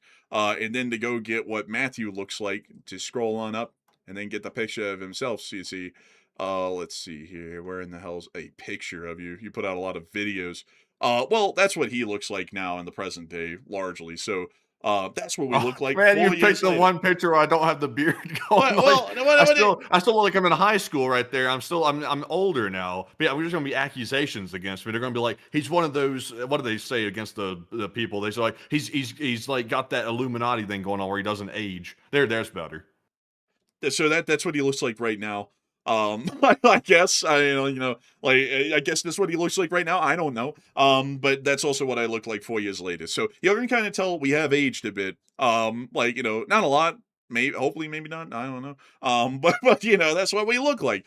So we've done a face reveal before, and we're totally fine with showing our faces. It's just that we don't show them a whole lot or often. And that's because it's more like we try and focus more on the content we cover than ourselves.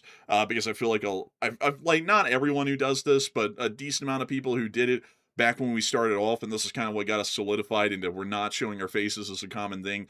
A lot of the people that started off in the Ukraine war category tried to make like personality brands around themselves. And so it was more about their face instead of what they were covering. And I've kind of found that to be tacky. So I was conscientiously at the beginning of that first year, I was like, yeah, we're never doing our face thing as a common deal. And also, I'd be damned if we ever do that stupid like look that people do in thumbnails where they open up their mouth cartoonishly large Oh, and then they like point at something. We're never doing that. That's never happening. Like I've made it rule. That is an edict. It's impossible. We cannot do it. yeah, I'll tell you what. So I guess that's the face reveal right there. So Kristen now knows what we look like the super chat was asking for, I guess. I mean, in a second we're about to see. Oh my god, y'all are ugly. I'm out. It's like, man, honestly, it's like beyond that though. A big thanks to you for the support and helping this channel to keep it running. And thank you so much for the kind words and the support and helping this channel to keep on running. And so with that, we're on to the next one. Man, I love a good roast. I love a good roast from time to time. Like nothing like it. Like like I think people like a little humbling occasionally from time to time. Like I don't like those pictures though, in those thumbnails though. Like there's some channels in the OSINT, like not the OSINT, but more like the YouTube like reporting world where they put like their face on there and they're doing like these really like sus facial expressions, and you look at it and you think, you're like, what is going on, like, in the context of this photo for them to even be able to make a face like that? It's like, what's happening off camera for them to make a face looking like that? I mean, it looks wrong. But moving into our next super chat here, this one goes to Otter4451 once again. And thank you very much, Otter, for the $50 support. Otter said, I'm just curious, but how come Israel seems to have stopped helping the U.S.? And they kind of started this, and now they seem MIA, while the U.S. and Saudi Arabia are left dealing with Iran and the Strait of Hormuz. And why is that?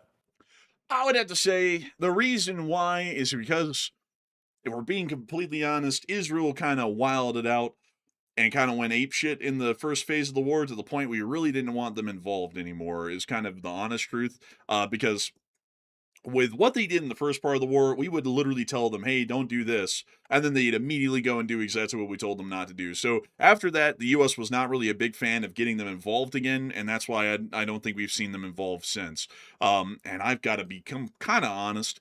If they're not willing to work with a larger plan and they kind of just do whatever the hell they want, they shouldn't be involved in fighting the war. They're more of a liability than a help at that point, unless we want to just keep the war going. I mean, like I will say negotiations are stupid, but one thing that the Israelis did openly is that whenever the United States would try and negotiate with the Iranians, the Israelis would literally go gunning for the negotiators instantly and try and kill them. And I think they did kill a round of them. Like one of the first round of the negotiators, I think they killed all of them. And then it was the second round of the negotiators that they tried to kill and they didn't succeed. And then after that, it was just multiple attempts to kill the negotiators. And then when you tell them stuff like don't blow up the oil infrastructure around the city of Tehran because it could cause major issues for the civilian populace. So then they blew up the Shahran oil depot and the oil flooded down to the streets into the neighborhoods. It was a whole bunch of stuff that they did that it's like, are they freaking crazy? It's like, we're trying to like fight the war in a reasonable way, and Israel's out here just trying to cause maximum damage.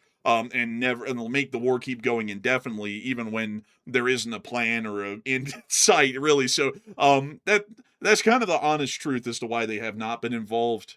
And to be entirely honest, in my opinion, it's for the better generally. So a big thanks to your support and help with this channel to keep it running. I hope that does address that well. And with that, we're on to the next one.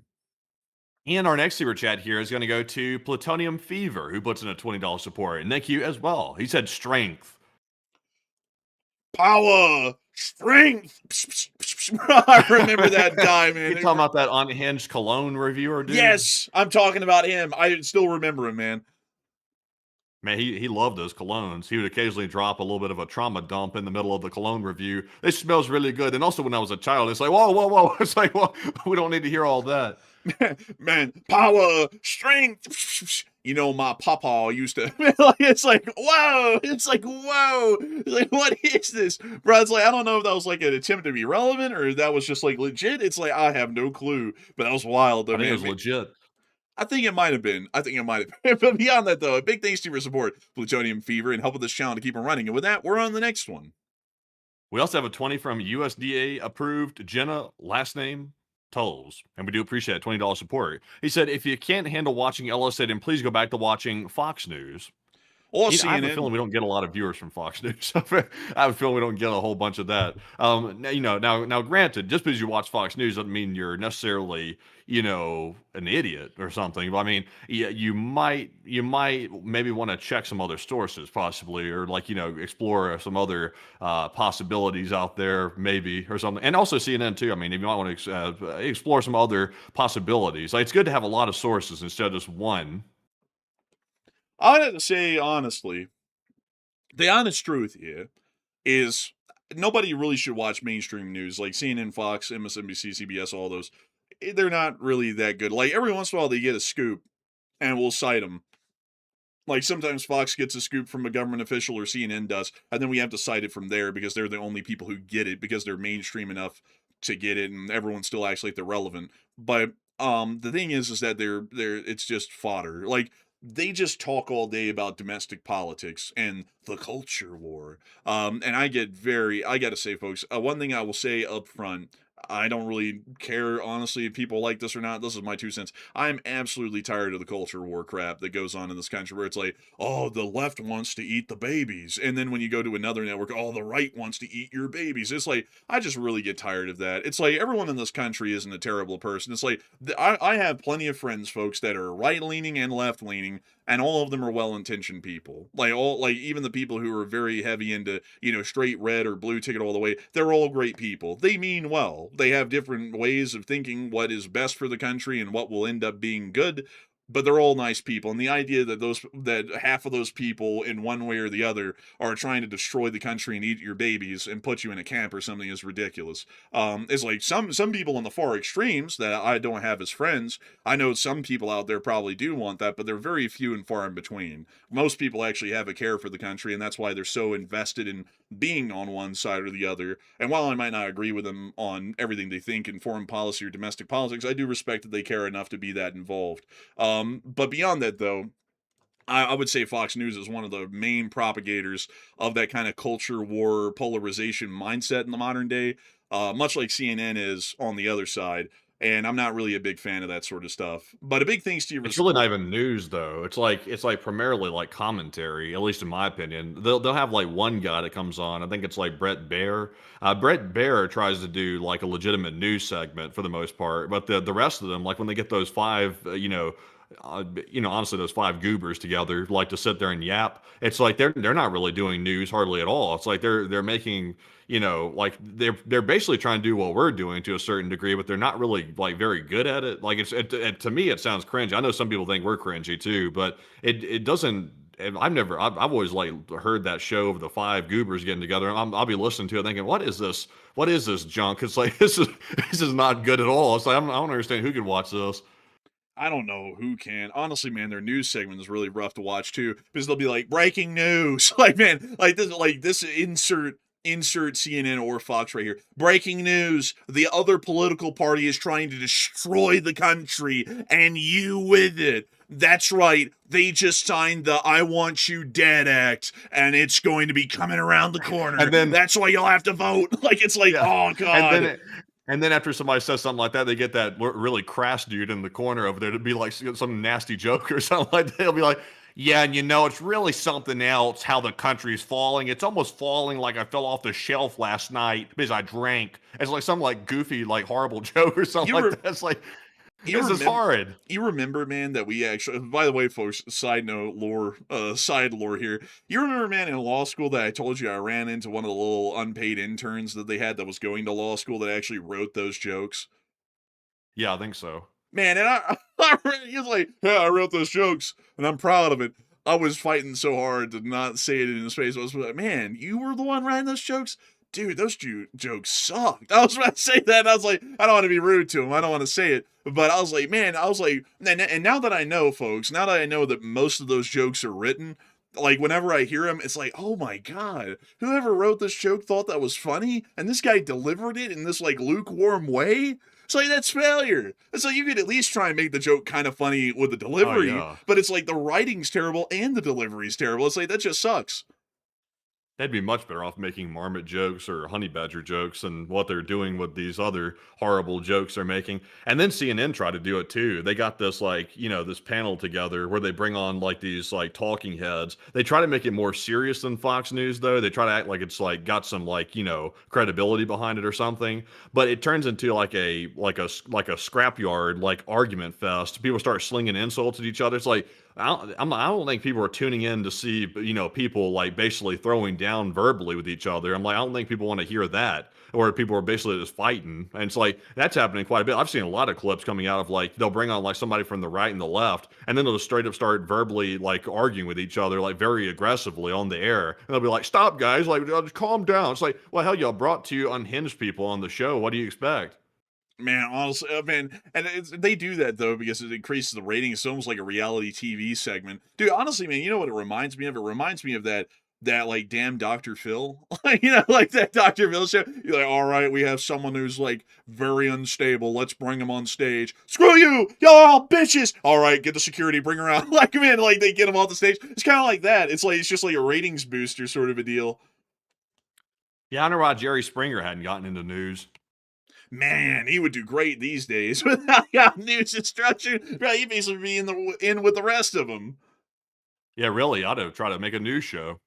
Man, now today, everybody, we've got a communist in here, and we also have an absolute nut job on the other side. Now go at it. Like, it's like that's great. You are not the father. Yeah, dude. Man, I don't think any of them was that him.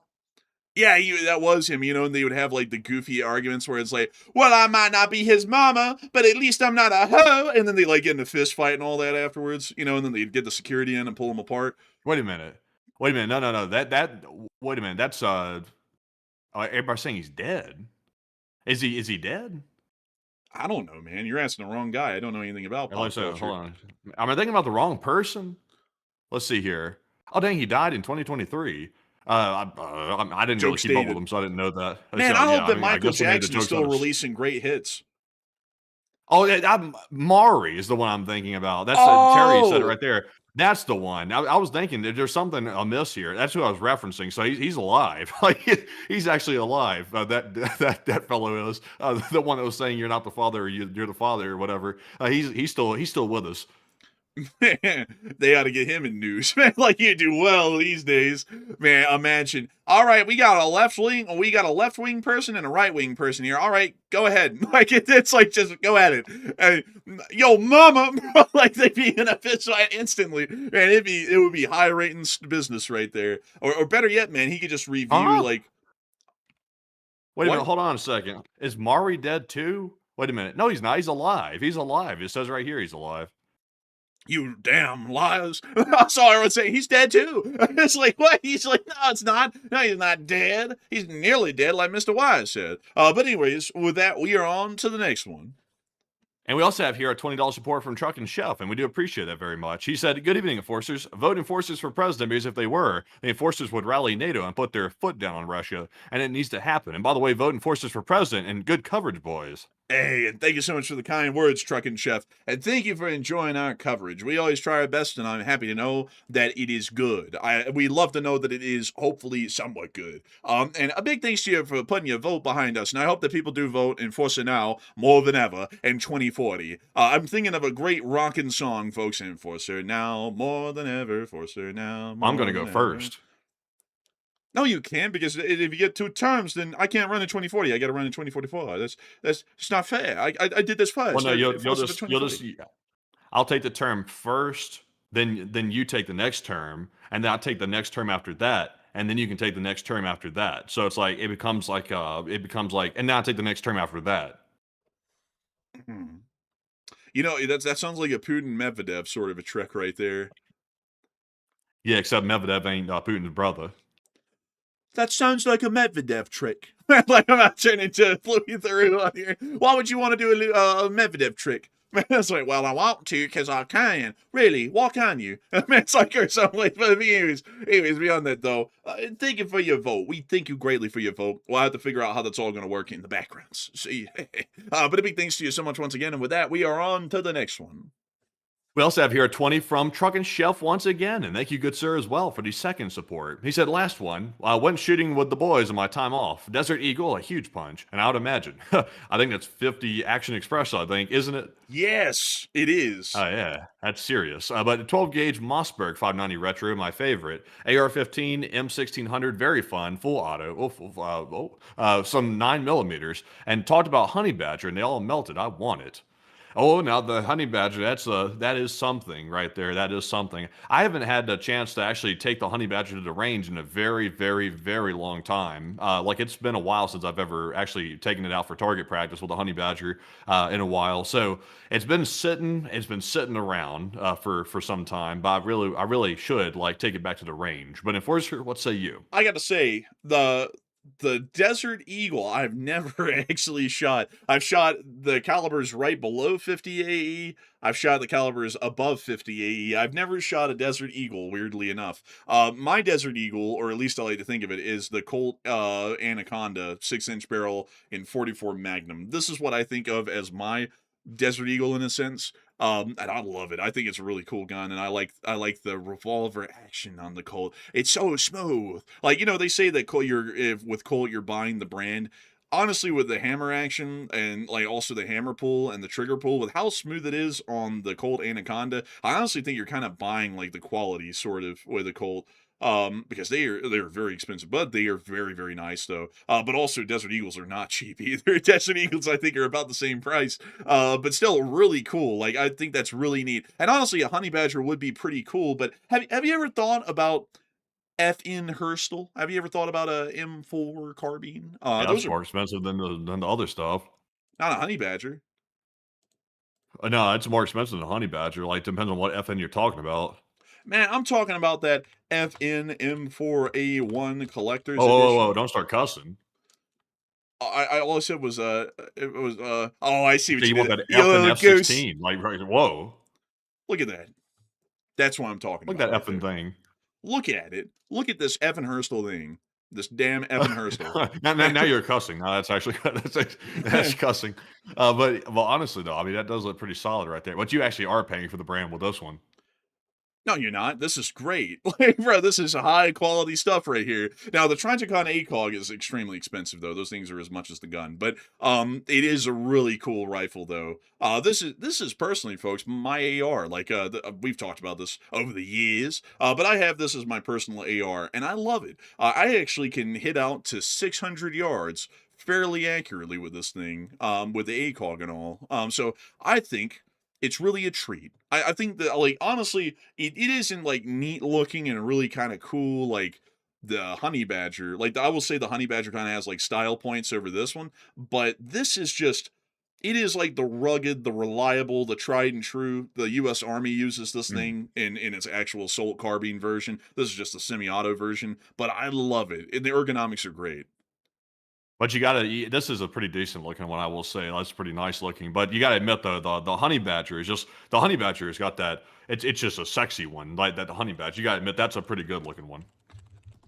It is, but you know, it's just that it's not what the army uses, you know? Like if you want like I don't think anyone uses this thing in the military, maybe. I mean, except for like a special ops team, and that would be lucky if they did. Because it's like who in the hell is going to supply them with 300 blackout in the middle of nowhere? Like it's like we got endless 5.56 and we got 7.62 by 51, but let's go have a C-130 fly in 300 black for this thing. It's like The only problem with the honey badger is you have to SPR it unless the rules have changed.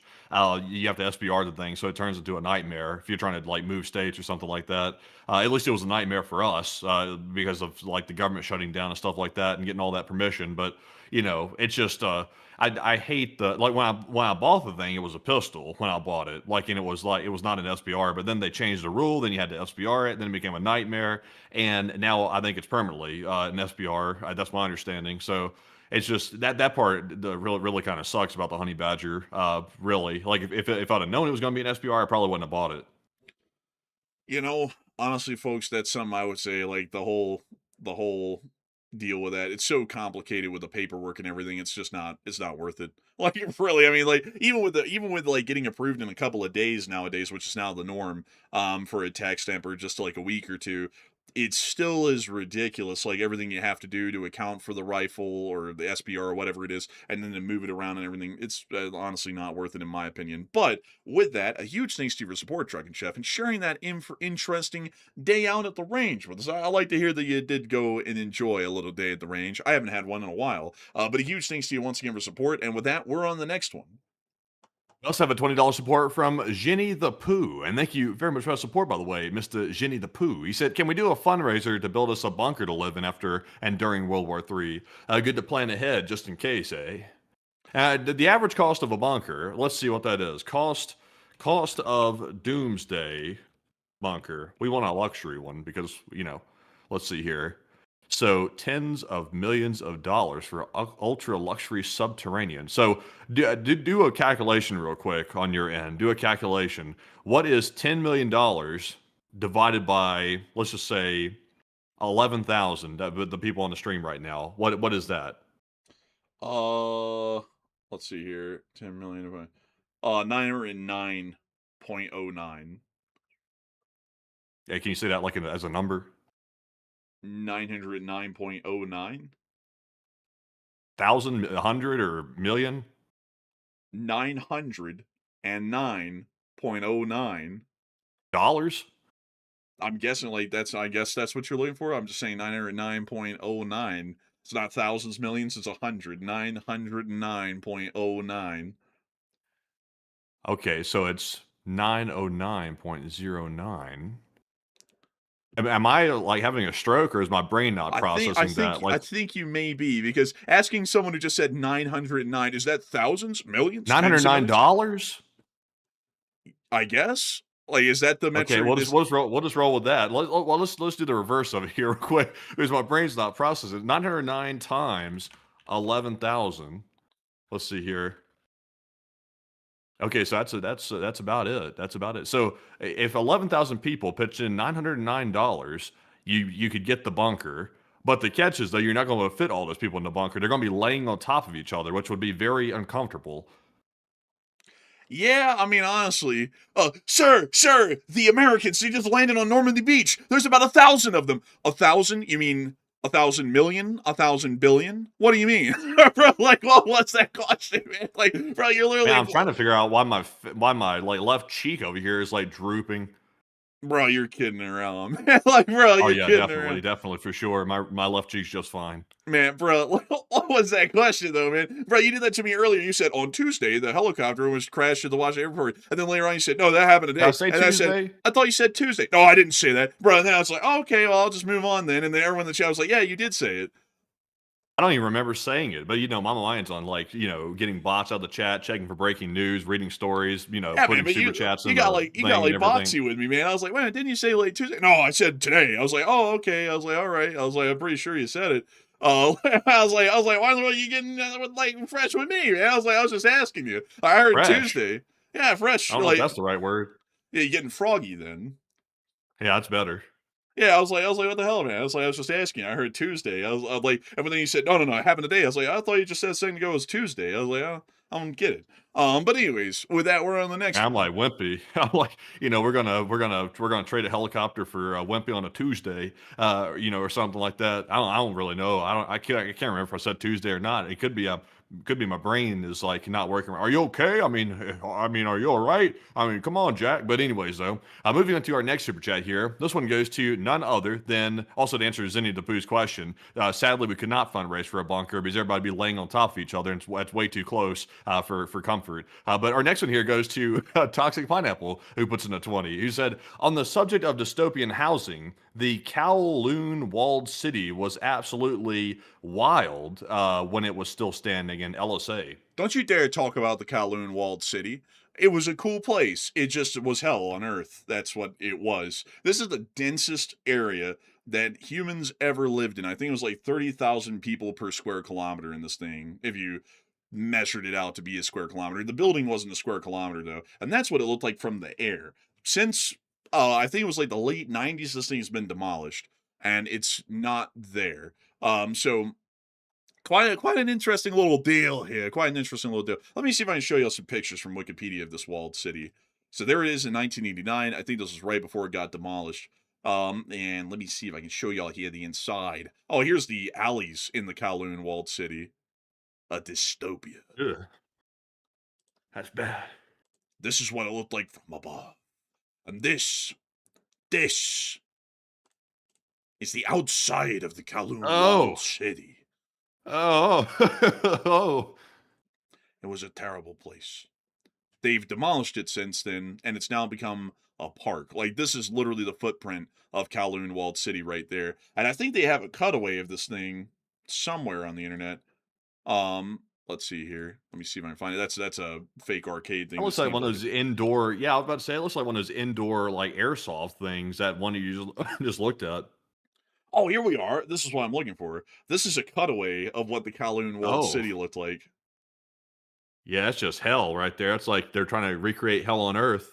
Yeah, you know what's crazy is that people would have to climb through like each other's windows and stuff to be able to get to things because there wasn't even hallways in some areas. They literally just built rooms on other rooms with a window being the only way to get in and out of it. So you could have a next door neighbor. They'd be like, "Hey, I have to run to the store," and like crawl through your window, walk through your room, open up the door into the actual hallway, and then leave. It was a crazy place. Like literally people living on top of people.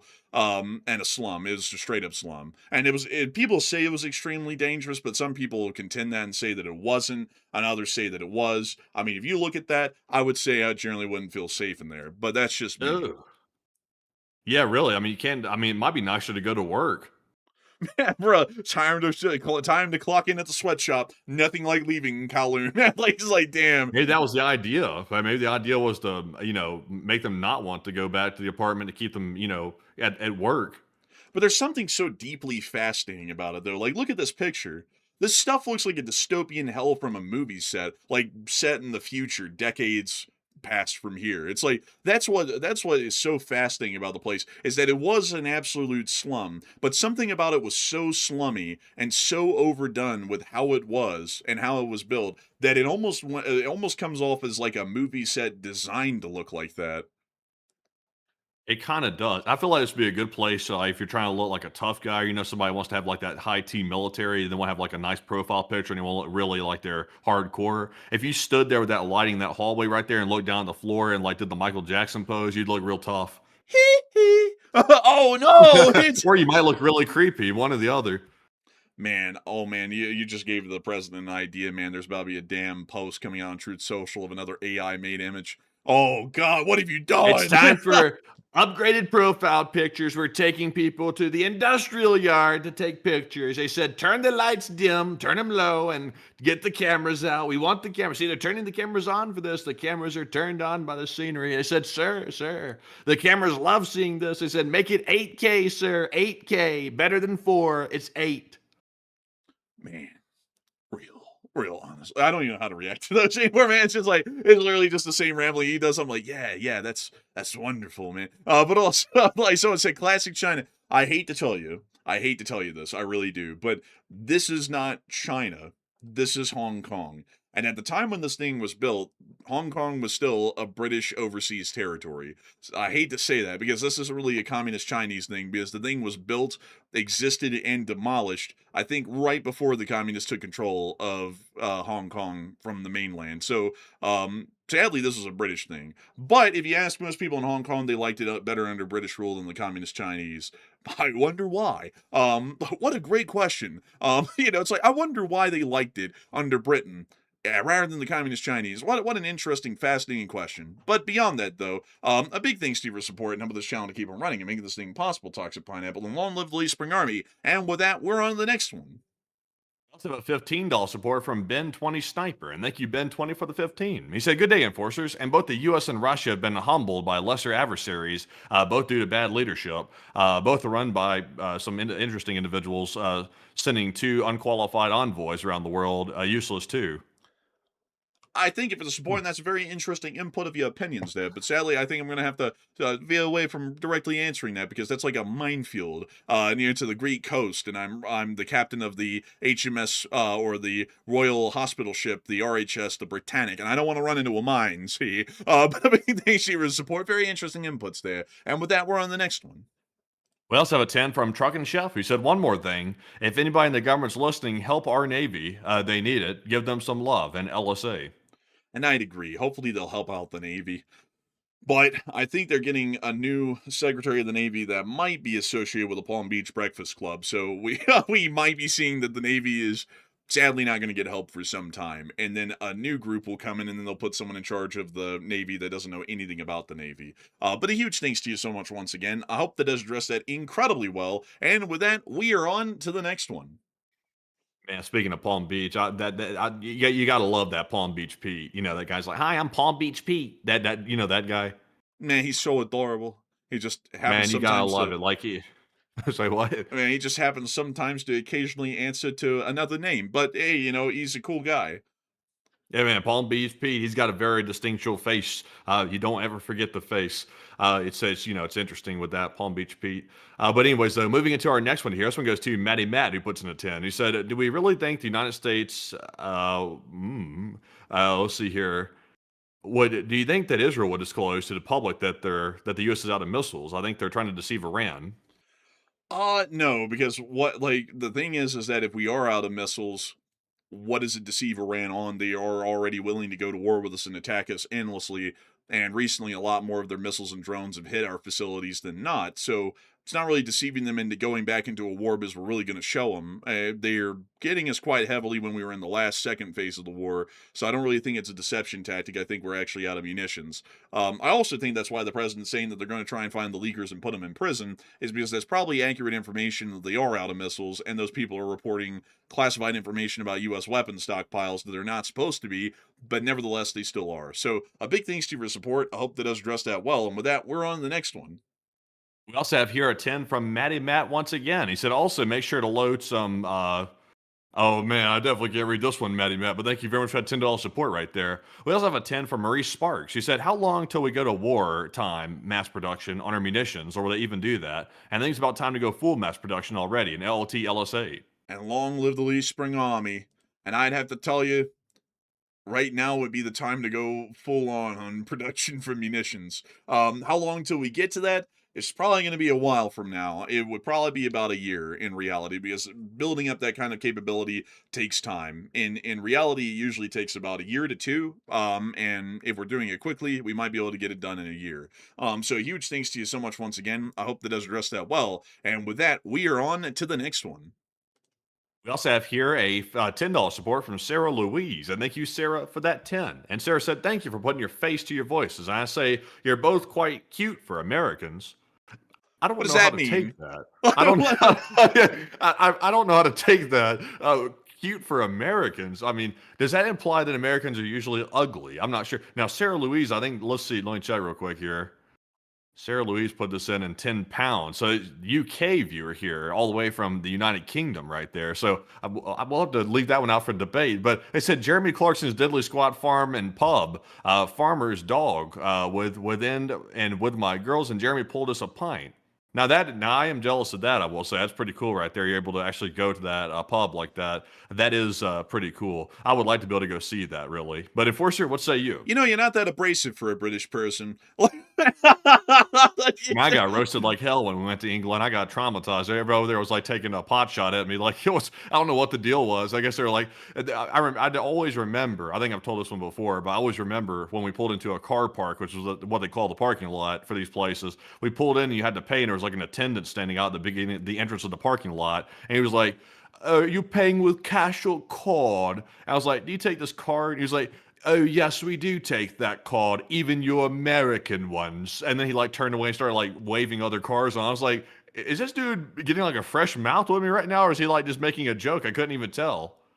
You know, Matthew didn't have the greatest experience in Britain. I, on the other hand, had a great experience because I found out, folks, that the cheat code to getting a good social interaction with the British people is saying, hey, did you watch that football match last night? It's like asking about football, like American football in America. Like, what team do you root for? You're immediately going to get a friendly conversation with someone. And if you do that in Britain, you can get a free conversation, a very nice one even, with them. And, you know, you'd be like, oh, well, what's your favorite team? And all that. And like, oh, well, how did the match go last night? Oh, did you watch it? No. Oh, you should watch it. And then they act so nice and stuff. It's really interesting. Like, outside of that, though, I just found that was literally just a cheat code to instantly have a sociable conversation with them. Or to ask them, where are you from? Like, what town are you from? That was also another one that would get them very conversational. I'm from Skipping on Pippet, or something like that. And you'd be like, really? Where is that? You know, and you would ask them all about that. But generally, I thought the British people were quite nice. I could say, like, you know, I'm not saying this to Sarah Louise, by the way, but I was like, you know, that dry British humor, like I was eventually getting so tired of it over there. Like I wasn't really getting it. Like, you know, a lot of people were doing that and I wasn't really understanding it. And also I was a lot younger, so I wasn't really getting it then either. And I was like, you know, I could lob one back on them. You know, I could like I feel like it might be a little too over the top though. You know, like I'm not even gonna say it here. Like I'm not even gonna make the joke right now. It's going to offend the hell out of everybody from the UK right now if I did that. So I'll leave it be. Oh, well, I mean, I suppose. But beyond that, though, I do think you're great for the No, sport. I suppose. I mean, it's what it is. I'm just trying to get past the point, man. Like, I'm just trying to move on here, man. Why are you giving me a hard time? But beyond that, though, the Deadly Squad Farm Shop is pretty cool. I hear that they apparently get into a lot of issues with Chipping Norton, which is apparently the town council that runs the show around here. But, you know, outside of that, though, quite neat and fascinating, really. And, you know, if you look at Chipping Norton, take a look at it. Wow, what a magical place. Looks really like the rest of the Cotswolds. I remember when we went through here. We didn't go through Chipping Norton. It looks familiar. No, you're thinking, old boy, of Oxford, which is where we went. And then we went. No. We went through the Cotswolds. Yes, this is the Cotswolds, Matthew. This is a part of it. No, we went through like the small town, not the huge town. Yes, we went to Burton on the Water. Oh yeah, we went to there. But you have to drive to near the other one to get to that.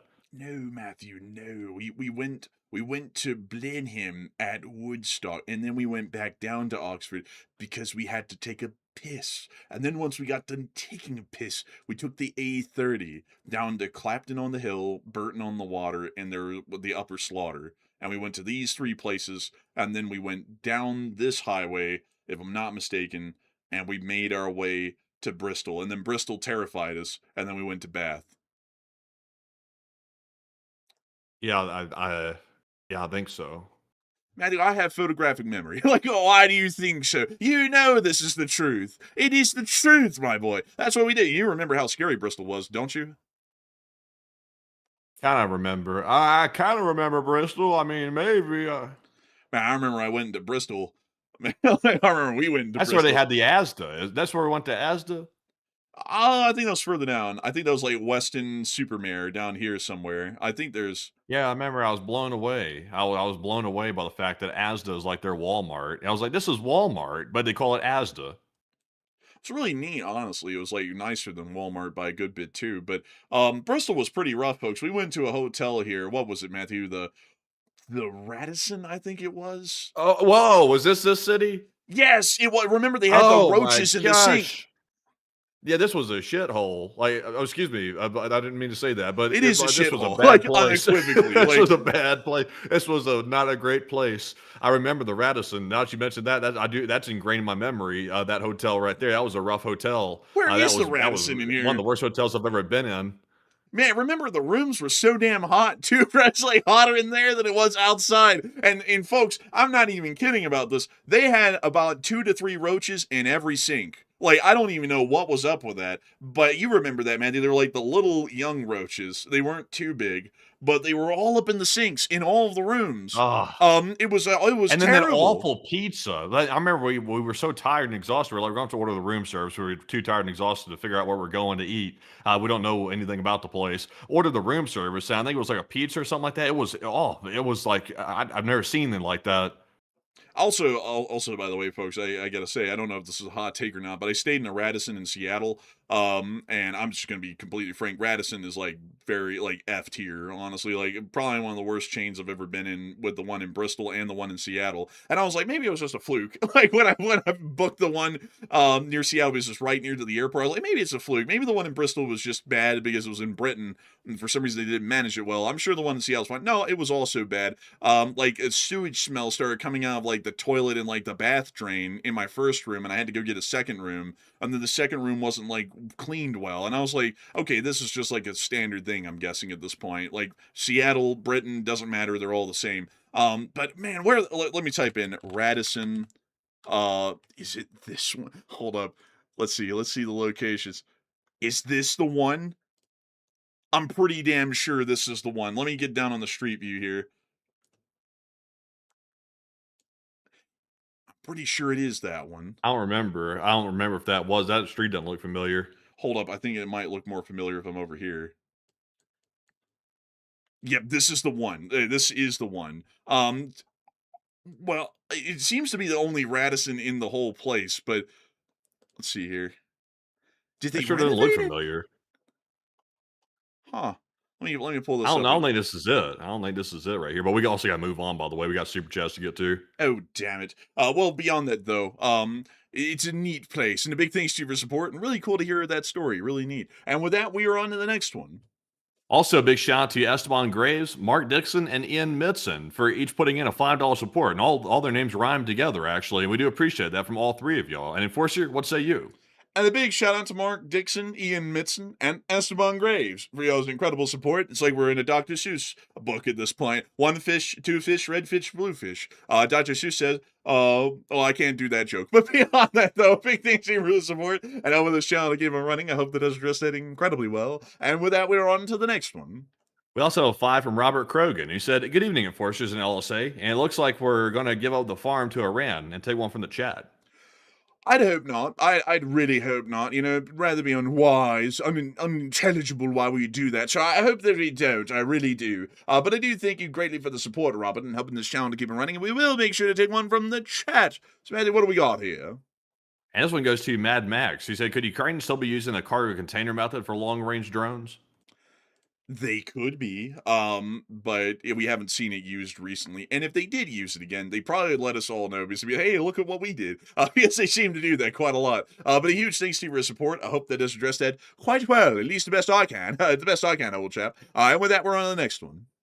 We also have a $10 or £10 support from Barry Pies, and thank you very much for the 10. He said, never going to give you up, never going to let you down, never going to run around and desert you. Desert you. No, not food. Like that, it's like the different type. But they said never gonna make you cry, never gonna say goodbye. Well, how are you gonna do both? But never gonna tell a lie and hurt you. I mean, if you told a lie, I mean, it wouldn't hurt me that bad. I'd be a little upset, but it wouldn't hurt. Man, you just got Rickrolled. That's the Rick Astley. Never gonna give you up, never gonna let you down. That's the song. One hit wonder, they say. Man, honestly, man, he was like that other guy. he was like that other guy, man, who did like that. You're just somebody that I used to know. You didn't have to cut me. He only made that one song and then he like disappeared. It's like, who was that guy? It's like I don't even know. Yeah, one hit wonders, Wonder Boy. Man, we are a one-hit wonder ourselves. But anyways, that moving things here is support. And over this channel to keep it running. Berry Pies. And I gotta say, thank you for rickrolling us. We're very appreciative. And so with that, we're on the next one. And also, by the way, for anybody's like, what's wrong with him? I knew exactly what that was. I read it off that way because I'm not about to sing it. So it's better than just not saying the super chat. So I did it off that monotone way. That's the way to do it right there. See, I'm a one-hit wonder of my own. But anyway, so moving into our next one here, this one goes to SETI Church, who puts in a 5 and said, NATO must invade Ukraine, to install ICBMs on their northern border. I need your help. I'm not gonna lie, that sounds a little too wild for me. I think I'll pass, but I do thank you greatly for the support and helping the channel to keep running. We're always appreciative of that. But I'm just not a big supporter of that one. I don't mean to sound like RFK Jr. right there, but I'm just not a big supporter of that one. You don't understand because you're not a scientist. Well, you aren't either. I was like, okay, that was pretty good. Like, I was like, touche. I was like, that's a pretty good one. But anyway, so that we're on the next one. We also have a 5 here from Denali Hageltum, and thank you for that support. They put in a 5 and said, "Don't worry, guys. Pete, the Secretary of War has totally got this under control." Okay, outside of the span, like I was like, well, you saw the super chat. Now I saw it. I was just like, just say Pete or something like say old Petey, it's heavens. But beyond that, though, I gotta say, of course he's got it totally under control. Why wouldn't he have it under control? I mean, look at the war and how it's going so far. It's going swimmingly. I mean, it couldn't have gone better. And so big thanks to your support and helping this channel to keep it running. And with that, we're on to the next one. We also have a 5 from Neurofin, who said Guartier was a New Zealander who used to know as a pet project and then moved on. Huh. It became a big hit. That's kind of interesting, though. That's kind of interesting to know that right there, Nero. And why do you know that? Are you some sort of a music historian or something like that? A very interesting, peculiar fact to know. But I'd have to say I thank you all nonetheless for sharing that with us, because it's actually interesting to know why he was a one-hit wonder and he just moved on after. And so huge thanks to you so much once again. And with that, we are on to the next one. We also have a 5 from Raven Patah, who said capitalism equal people who deliver get all of the benefits. Communism equal people who provide no benefits for the society and get all the benefits. Now, I don't know about that. In communism, everybody's working in communism, like they're working for the community, or that's the idea behind it. And they get very minimal benefits, but they get benefits. Capitalism, the people who deliver sometimes don't get all the benefits, unfortunately, like especially these days. I'm not saying communism is good, by the way. I'm just simply doing a critique.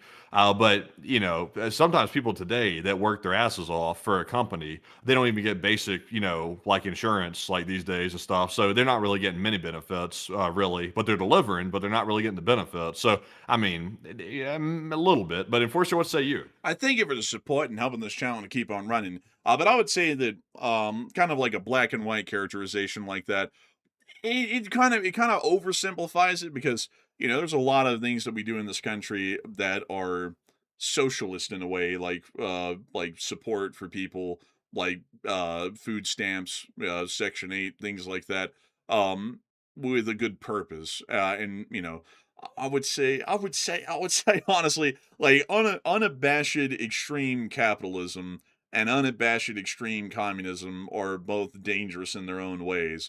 Because letting capitalism run its course, it is going to end up in a monopolistic state where the companies run the country basically, and they exploit the people for those at the top who make all the money.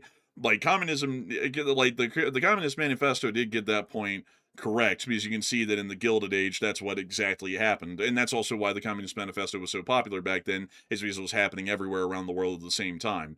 On the other hand, though, communism makes it to where you basically have to labor endlessly for the state, and you absolutely get none of the fruits of your labor. You get very little of it. So you put in all of this work and you get absolutely nothing for it, which is absolutely ridiculous and a stupid notion. But also by the way, like one thing that I do have to say is that the Soviet Union actually made it illegal to be unemployed. Like if you were unemployed, you were called a parasite.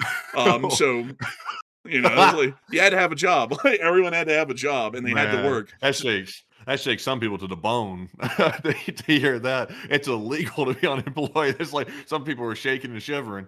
Actually, man, like it was an actual crime. It was called social parasitism or something along those lines, and you could actually get put into prison not prison. It was actually a labor camp, and then be forced to work in the prison because you weren't working on the outside. Kind of wild, really, but it's like also that's quite ridiculous though. It's like you have to work, and when you work, you don't even get anything for it. So you're basically just a slave at that point. So it's like honestly, it's like the two systems have, well, I would say communism has far many more flaws than capitalism has, but capitalism does require some regulation and control. Otherwise, it's going to run amok, and a lot of people Yeah. like you and me are going to get steamrolled by the system. Well, I mean, basically, I mean, in both communism and capitalism, you're forced to work. I mean, it's not like in capitalism you don't have to work. I mean, if you want to starve, you don't have to work in capitalism. But I mean, you're going to starve. That's the way it works here. So I mean, you're forced to work in both systems, like you have to. And also, I mean, for a society to function, people have to go to work. I mean, you can't just sit at home and be like, oh, it's going to take care of itself. It's like that's how a country dies. You don't have economic output at that point. That's the way the government looks at people. They look at each person as a number, and they produce, like a per capita GDP for the country. So that's the way it works in a government system. But in capitalism, if you don't work, you're going to starve, and also you're going to be on the side of a street somewhere. In communism, if you don't work, you get thrown in the pen. So, I mean, they both kind of suck. To a degree, to a degree. But a big thanks to you for support and helping this channel to keep it running. And with that, we're on the next one. We also have a 10 from Blaze Gamer, who put in a 10 and said, these streams hit so much harder when sleep deprived and near the end of a 12-hour night shift. I'm so used to hearing y'all on 3x speed in the stream replays, and here I'm Slava. Thank you so much for the support, and also big shout out to everybody who listens to this thing in 2x and 3x speed, real ones, honestly. And I also got to say a huge thanks to you as well for helping this channel to keep it running, so that we can keep this thing on air so late into the night. So a huge thanks to you so much once again. And with that, we are on to the next one. We also have a 5 from Earth Lover, who said, if China invaded Taiwan as North Korea attacked South Korea, could the U.S. fight both wars at once? And which front would Washington prioritize when missiles ran short? I would say Washington. And what were the two options? It was Korea and what? If China invaded Taiwan as North Korea attacked South Korea, could the U.S. fight both wars at once? Technically, that's actually a one-front war, because all of our resources would just be in the Pacific at that point, fighting the war. So we really wouldn't have to pick one. Well, we would kind of have to pick one or the other. And the one that we will probably prioritize, because it would be triage at that point, would be South Korea, because that would be a full-blown air, land, and sea war. The opening of a war with Taiwan would just be a land and sea war for the larger part, and there wouldn't be any land component involved in it, at least initially. So we would probably prioritize South Korea at the onset, and then once it got close to there maybe being a ground invasion by the Chinese on Taiwan, then we would start to shift our focus, hopefully there if we had the chance to. So I hope that does address that the best I can, and a big thanks to you for support and help this channel keep running. And with that, we are on to the next one. And our next one here is going to go to Flamingo, put in a 5, and said, Mojtaba's memoir, Flamboyancy in the Bathtub, and one from the chat. Oh, oh yeah, that's a good one, honestly. And that's a funny one right there. Not that there's anything wrong with it, but a big thanks to you for support, and we will be making sure to take one from the chat. So what do we got? We also have the live chat question from Steve Donesco. He said, do you think the incidents recently on various NATO states is to spook NATO from giving Ukraine defensive missiles from NATO stockpiles? I think in part it is. I think it also is in part just to start intimidating them and start testing the waters to see how far they can go, and how much NATO would be willing to take, because it will give them an idea of how far they would be able to get in preparing an invasion without NATO reacting at all. So big thanks to you for support, and I'm this channel to keep it running, and I hope that does address that incredibly well. And with that, we are on to the next one. We also have a 5 from Flamingo, who said, thanks in trainers. What's your favorite train? What is my favorite train? Oh, well, that's a great question right there. Oh, boy. I get to go on a My favorite rabbit train is the ones going to the scrapyard. Man, you say that shit. Like, man. You gotta admit, though, that's a lot of good scrap money right there. Those trains, it's a lot of good scrap materials. Man, you know, folks, what my favorite car is the one that's been totaled. Oh, outbreak. Why would that be your favorite car? Because cars is shit, Matthew. Like, man, honestly, man, it's stupid as hell that everybody's got to shell out so much cash these days to just go around and do essential tasks, and then the government's got the gall to call it a privilege, like people just have a choice of doing something else. I mean, that's stupid to me, man. Like, honestly, man, also, like, I'm just being straight up, folks. Car culture is overhyped as hell. Like, it's like, look at my little box that's got an engine in it and moves around the streets. I gotta shell out hundreds of bucks of insurance on this thing every month. It consumes gas like no other. It's woefully inefficient, and it costs an extreme amount of money. And whenever anything breaks down on this thing, you have to cover the hundreds, if not thousands of dollars in repairs. It's like, on the other hand, you could just ride a train, which costs a couple of dollars a ticket over an incredibly long distance. It's cheaper than gas. It's How the hell are you easier. gonna get to the train? Yeah, wow. If the train station's close enough, Oh, like it should no. be. I'm not walking to the train. Man, then you're just lazy as hell. Like, you're just lazy as Who the hell. hell wants to walk to the train? It's like, especially, I'm like, that would never work here in America. I mean, you gotta walk yourself all the way down to the train, which is like a long way away. Then to get on the train, then wait on the train and wait to get there all the time. And then you gotta walk to the job too from there. So I mean, that's just not practical. Man, well, if they had train stations like they did back in the day, then it'd be good because they'd be right around where you're supposed to be. But Man, I remember those trains in England, though. Those trains in England, they were smelly, like some smelly shit. And those trains, that was rough, honestly, man. I remember walking through one of those cars on those train over there in England. I can't remember where it was. That was some rough smell on that train. man, I'm just gonna be completely honest with you. I'm just gonna be completely honest with you here. That was all. You know what was up with that. Like you know what was up with that. Like that was an enigma of a sort. But honestly, folks, the train is the way to do it. And I saw someone say, "Okay, commie." Oh, you're dumb as hell, aren't you? You're dumb as hell. You know what made So, this who said country? that? The railroads. Like, Who let said me that? let me go get it. Let me go get it. Let's see here. Man, who said that, man? I'm trying to get it, man. Give me a second, man. Like, man, it's Oh, like, I thought you were blowing up a picture. let's see here. What is it? Oh, Jake, you know what his last Jake name. He is the said, man of the okay. night. Yeah, he said, okay, commie. It's a man of the night, huh? Honestly, I think Jake's onto something here. Like, that's very bold of you, Jake, to come out and say that in such a bold way. You have to be proud of that because he's saying something that represents a large portion of Americans, the silent majority that feels trains are really an infringement on our rights and also our capitalism too. Like, who wants a communal train? We can have a car. Man, this country was built on the railroad. This country wouldn't be anything if it wasn't for the But trains. it was but you always start somewhere. Like you can build it on the railroad, but we grew with the car. Oh, yeah? How you growing in that 1 hour long traffic jam on I-15? Well, the traffic jams because the drivers are stupid. Like, you Uh, can create the car, but if the driver is stupid, then I mean, you just have to get re-educated drivers, basically. and you know what you don't have to deal with on the railroads? Traffic jams and stupid drivers. You just get to sit back and you get to get up to No, downtown, you couple of still bucks deal a with ticket. stupid drivers. I've seen those trains absolutely cream cars that are sitting there on that train little like crossing thing. Yeah, the cars are still a problem. That's because the drivers are idiots. It's still the drivers in the Exactly. cars. Like it's not the train's See, you fault at proved my all. point. It's the drivers. It doesn't matter if you're on the train or not. It's the drivers that are the problem these days. Like they need to give more comprehensive road testing to people out here in Utah. And local Utahns agree with me on this, by the way. I asked them, and they said it is true that Utah drivers are horrific, and they're so bad. I have no idea why it is. It's not aggressive bad. It's just incompetent bad. Like they don't know what they're doing. I almost got ran off the road today by one of them. And I was like, what is wrong with this person? And I passed by them and looked at them, and they literally would not turn their head, and they were gripping the steering wheel for their life depended on it. I was like, that person should not be behind the wheel. That person should be sitting at home and reading the driver's ed book or something. They shouldn't be out here doing that. Man, I'm just gonna be honest with you, man. This country was built on the railroads. We screwed ourselves over by going into car-based infrastructure. You can't walk anywhere or do jack shit because of the cars.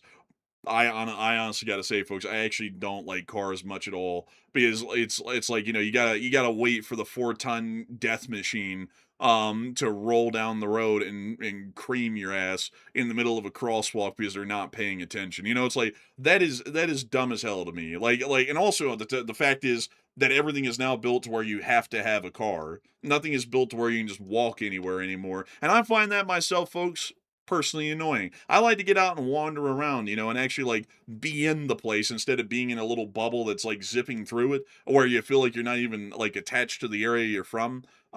It's dumb to me. Like the United States of America was built and designed on the railroad. That is what made this country a great place to be. And whenever people talk about, oh, the good old days, the 50s, Utbriaga, like literally the train was the mode of transportation in the 50s and everything before that. So if you talk about, oh, I want to live in the good old days, you're talking about living in the railroad days when it was like, oh, the downtowns were nice. It's like, why were they nice?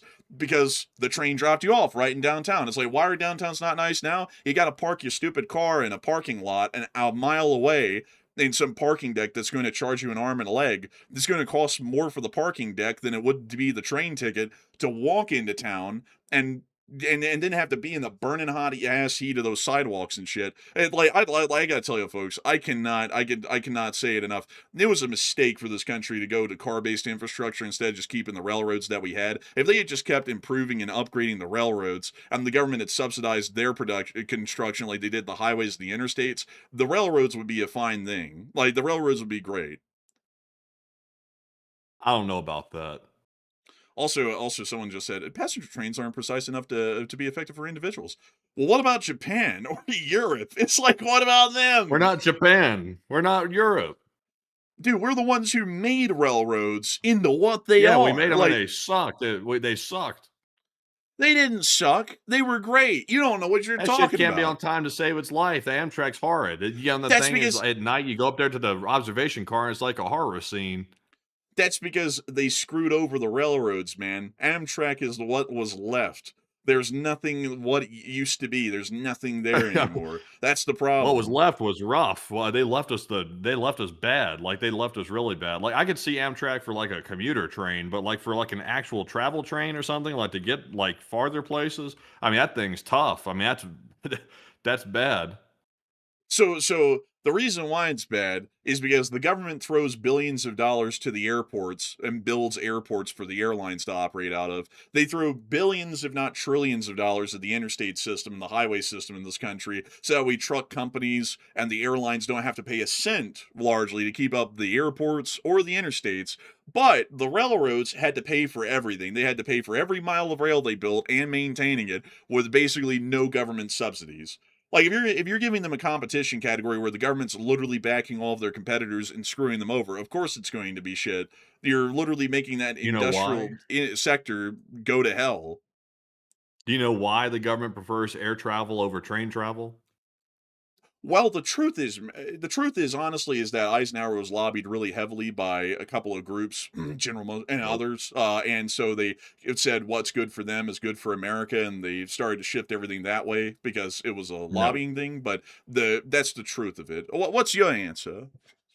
The truth is, the government would rather have you fly on the plane because you cannot basically see, the infrastructure falling apart on the train. Because if you ride the train, you're going to see everything falling apart that they're not tending to. If you fly on the plane, you're not going to see it. You're just going to see the clouds in the sky, and you're like, oh, it's all great, it's all dandy. And you won't see the bridges that need repair and roads that need repair and stuff like that. Or honestly, I will say this: I had such a positive view in my head of Florida before I rode the train in Florida. Once I rode the train in Florida, I was like, I'm not sure if Florida is what I thought it was. Like, I think this is a lot different than the image I had in my head of like most of Florida. The riding that train, what was that thing called, by the way? The The bright train. line. Yeah, the Bright Line. Riding the Bright Line opened my eyes a lot differently to Florida. I thought Florida was like a really high end state, but when I rode the Bright Line and saw what was along the track, I was like, I don't know if this is as nice as I thought it was. I think this looks like some areas where I grew up in, if not a little bit worse, possibly inside of Florida. I would have never seen that on a plane.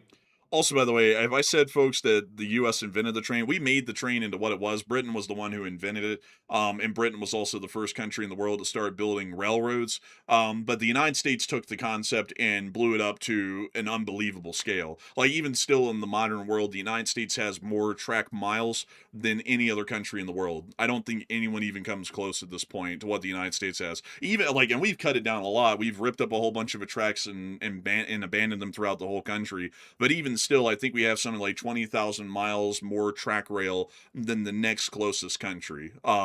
across the whole nation. So it's a humongous deal. Like it's kind of like how we turned cars and planes into what they are. Like the car was first invented in Germany, but when people talk about who really popularized the car, it was Henry Ford here in America. And the Wright brothers were the first to fly a plane in the world, so that's one that America actually did. And we also historically have produced the largest number of aircraft the world over. No one else has gotten close.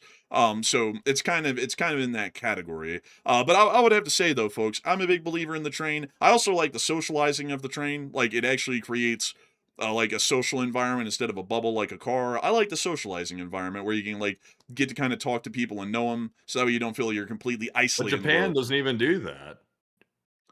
Yeah, but Japan's weird like that. Yeah, but you were saying earlier, like a positive evidence of a train that works is like Japan or Europe or something. And when you go on a train in Japan, you better not open your mouth. Like if you go on a train in Japan, you'll be like you'll get some bad glances if you start opening your mouth on a train in Japan.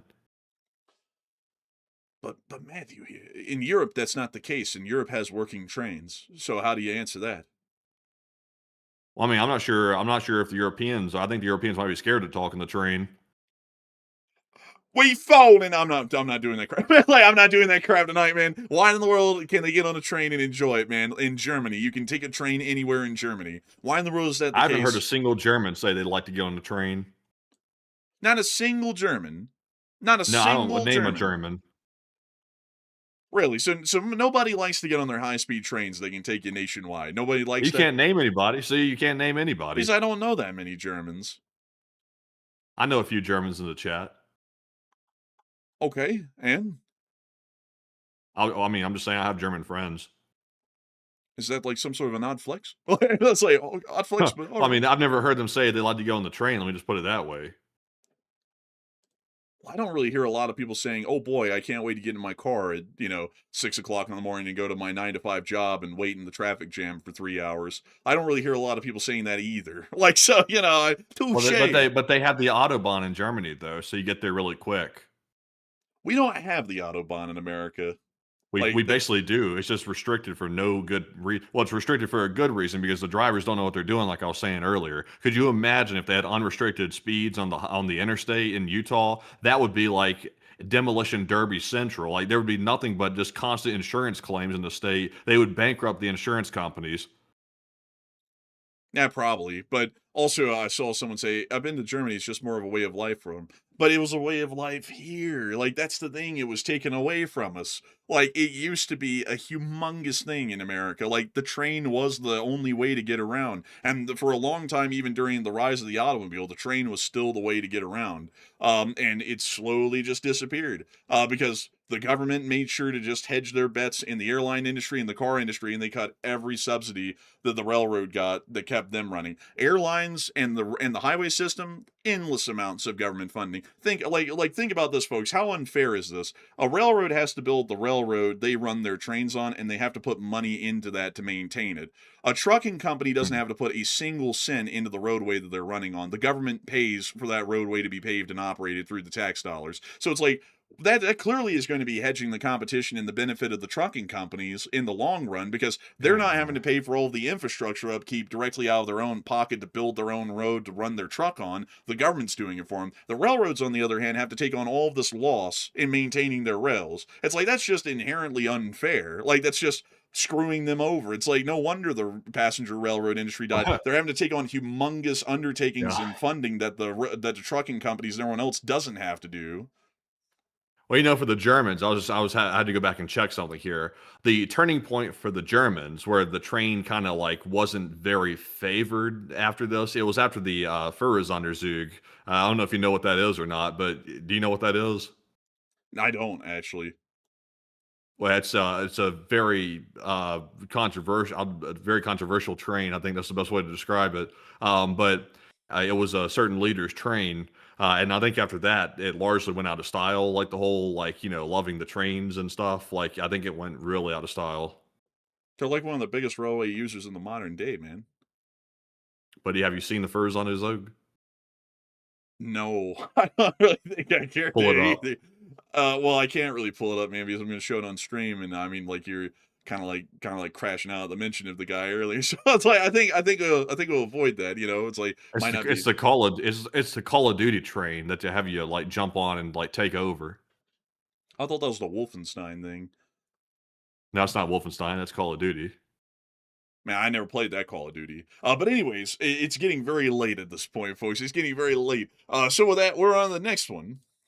We also have 5 from Flamingo, who said Ukrainian generals developed a very refined taste in choosing their targets. And a big thanks to you for the support and helping this channel to keep it running. And I ought to say that's true. I would generally agree with you. And so with that, we're on the next one. We also have a 5 from Christian Noriega. He said, is China supplying Iran with the war? And what are the whereabouts about Israel and Lebanon? Generally, China is supplying equipment to the Iranians, from what we know, to some extent, and the Israelis are just continuing on their war in Lebanon without really any changes. So, a big thanks to your support and helping this channel to keep them running. And with that, we're on the next one. We also have 5 from Raven Patah. He said the two-party system in this country is an absolute political evil. We need more parties, same as many European countries do, including Ukraine. And I would say, generally I would agree, but sadly there's really no way to fix it. So we just kind of have to work with it. And that means that the voters have to kind of take it upon themselves to vote out people if they're not doing too well. But a big thanks to you for support and help this channel to keep it running. And with that, we're on the next one. And we also look at this person spamming. See, you may have triggered people like that. Look at that. You've got somebody. You've sent somebody off like big time right there. What were they saying? Let's see here. Man, I don't know, man. But it's very late and I'm very tired, honestly. Oh man. But anyway, so getting on to our next one here. This one goes to Laser, who puts in a 3. Who said LSA bunker budget. And a big thanks to your support for the bunker budget. And with that, we're on the next one. We also have a 2 from Raven Patah once again. He said, you guys rock, but only a small donation. Oh, any donation helps, and we're greatly appreciative of it. And I thank you so much for the support and helping this channel to keep on running. And with that, we're on the next one. We also have a 5 from Flamingo. He said, what's your least favorite train? Be honest. My least favorite All of one. them. My least favorite one would probably be the. I'm trying to think here. Probably that stupid box cab thing that they had on the Milwaukee Road. I forgot what that thing is, but it's electric. It looks hideous. But a huge thanks to your support. And with that, we're on the next one. We also have a 2 from Earth Lover once again, who said, when's this Iran war going to end? And I don't know. I can't even tell you really. It could end never. At this point, I have absolutely no clue. But a big thanks to your support. And with that, we're on the next one. We also have a 2 from Purple Dinosaur, who said, Enforcer wants to make America rails again.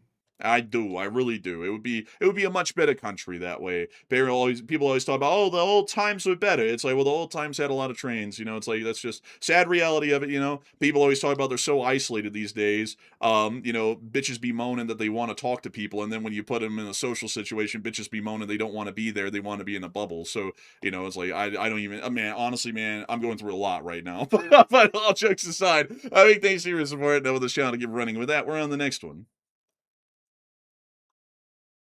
Hello? Hello? Hello? Are you there?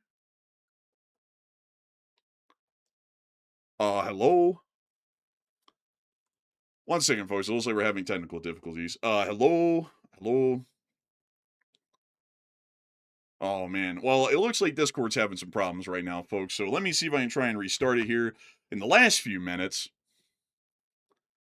Let's see here. Let me see if I can try and get the Discord restarted because Discord's having technical issues. Of course, right there at that moment. And it looks like Discord might be down and out for the count. Well, that's going to be news. Yep, Discord's down and out for the count. So we're just going to push this thing on forward and get this thing done. So with that, we have a $5 super chat from Raven Baton. Said, love you anyway. And I'll say, and a big thanks to you for support. And I'm just trying to keep it running. And with that, we are on to the next one. All right, so I'm back. I don't know what was happening. You said my ping was 5,000 there for a second. I've never seen a ping that bad. But anyways, though, that's all of our super chats right there. So we do appreciate you all once again for that support right there and helping to keep the channel running. So with that, it's now time to jump into our live chat questions. Actually, we have one more super chat right here from Truck and Chef who put in a $100 support. And thank you very much, Trucking Chef, for that extremely generous $100 support. He said, thank you for the reports, and get some rest, enforcers, and best news ever. And thank you so much for the unbelievably massive support, Trucking Chef, and helping this channel to keep it running. And we will try and get some rest. And thank you so much for enjoying our coverage greatly and supporting it, because you're helping us to be able to keep this thing on air and keep this thing running every day. So a huge thanks to you so much once again. And with that, it is time for us to get on into the Morse code decoders and the 3 live chats of the night. So what do we got, Matthew? So the Morse code decoders are Paul, Kevin, Mason, Johnny, Norm, Arabelle, Heroya, Flevinus, Kush, Koteric, Sire, and Brian. They said a Morse code says Russia is going to keep escalating with each passing day until we're at war with them. LLT, LSA. And that's the sound of money. And y'all got that dead on the nail. That is the Morse code message of the night. I got to congratulate y'all greatly on getting that correct time and time again, because y'all are always getting that right, dead on the nail, every single day. So humongous congratulations to Lisa from our Steno Core once again. And with that, we are on to the third to last question of the night. So this one is going to go to none other than Super Action General, and thank you for the question. He said, is NATO actually going to do something, or are they just going to send a strongly worded letter and talk about it at another Article 4 meeting? Sadly, they're probably just going to send a strongly worded letter and do an Article 4 meeting, if they even do that, sadly. Very weak leadership at this point, across the board, most of the Western world, so the highly likely chance that that is what they'll do. But with that, I hope that does address that well, and we are on to the second to last question of the night. And this one's going to go to Josh from Jersey, who said, do you think Russia is testing NATO is solely to keep them from giving air defense to Ukraine to protect themselves? I would say, probably so. I would assume that that might be the case, but they also might just be trying to see how far they can go and how much NATO would be willing to tolerate, which would give them an idea of how big an invasion force could get into NATO before NATO actually reacts or responds. Because a lot of these escalations are showing they'll hardly respond to anything. So I hope that does address that the best I can. And with that, we are on to the final question of the night. And so who is the last person that threw in the lucky last question of the night? And that viewer is a million bands. He said, Enforcer Matt, Enforcers, how do you think things will be at the end of the year?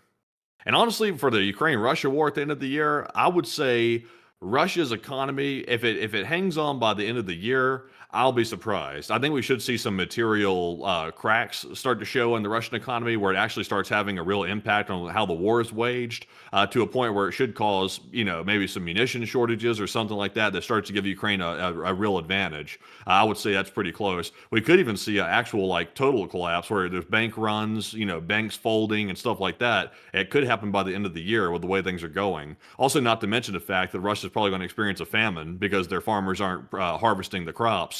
Or at least some mild form of a famine. There's a lot of bad things in store for the winter for Russia. So I would say for them, it's pretty bad outlook. But Enforcer, what say you? I'd have to say it is a pretty bad outlook for the Russians. I would agree with that. And as far as the Middle East goes, sadly, we don't even have a clue. We could still be in the war by then. We may not be. We may have won. We may have completely lost.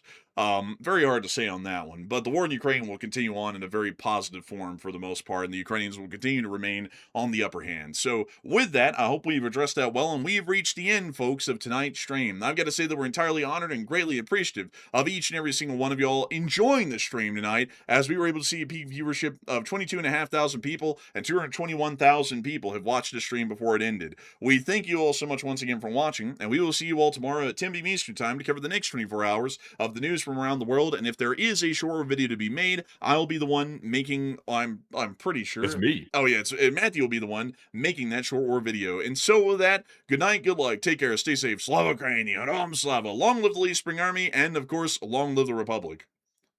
And with that, folks, a big shout out to the over 221,000 people that were here by the end of the stream. That is a hell of a lot of people here tonight. We do appreciate you all for once again choosing us as your news source. And we hope to see you all once again tomorrow night at our usual time. And once again, thank you all for joining us. And as you can tell, my brain is going. It's 12:09 a.m. in the morning at this point. But we hope to see you all tomorrow. And of course, Slava Ukraine, Hiram Slava, get some rest, and good night.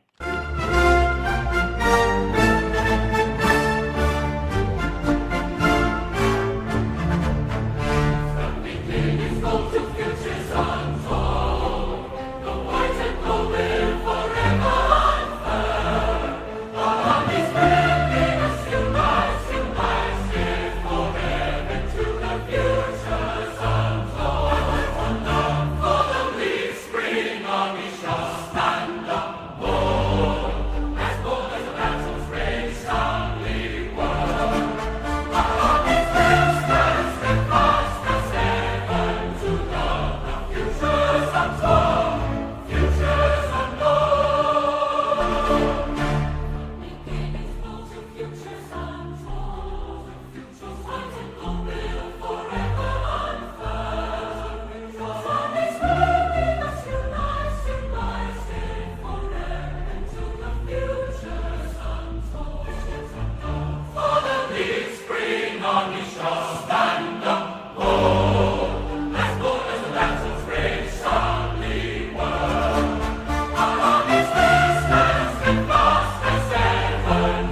Hwasong!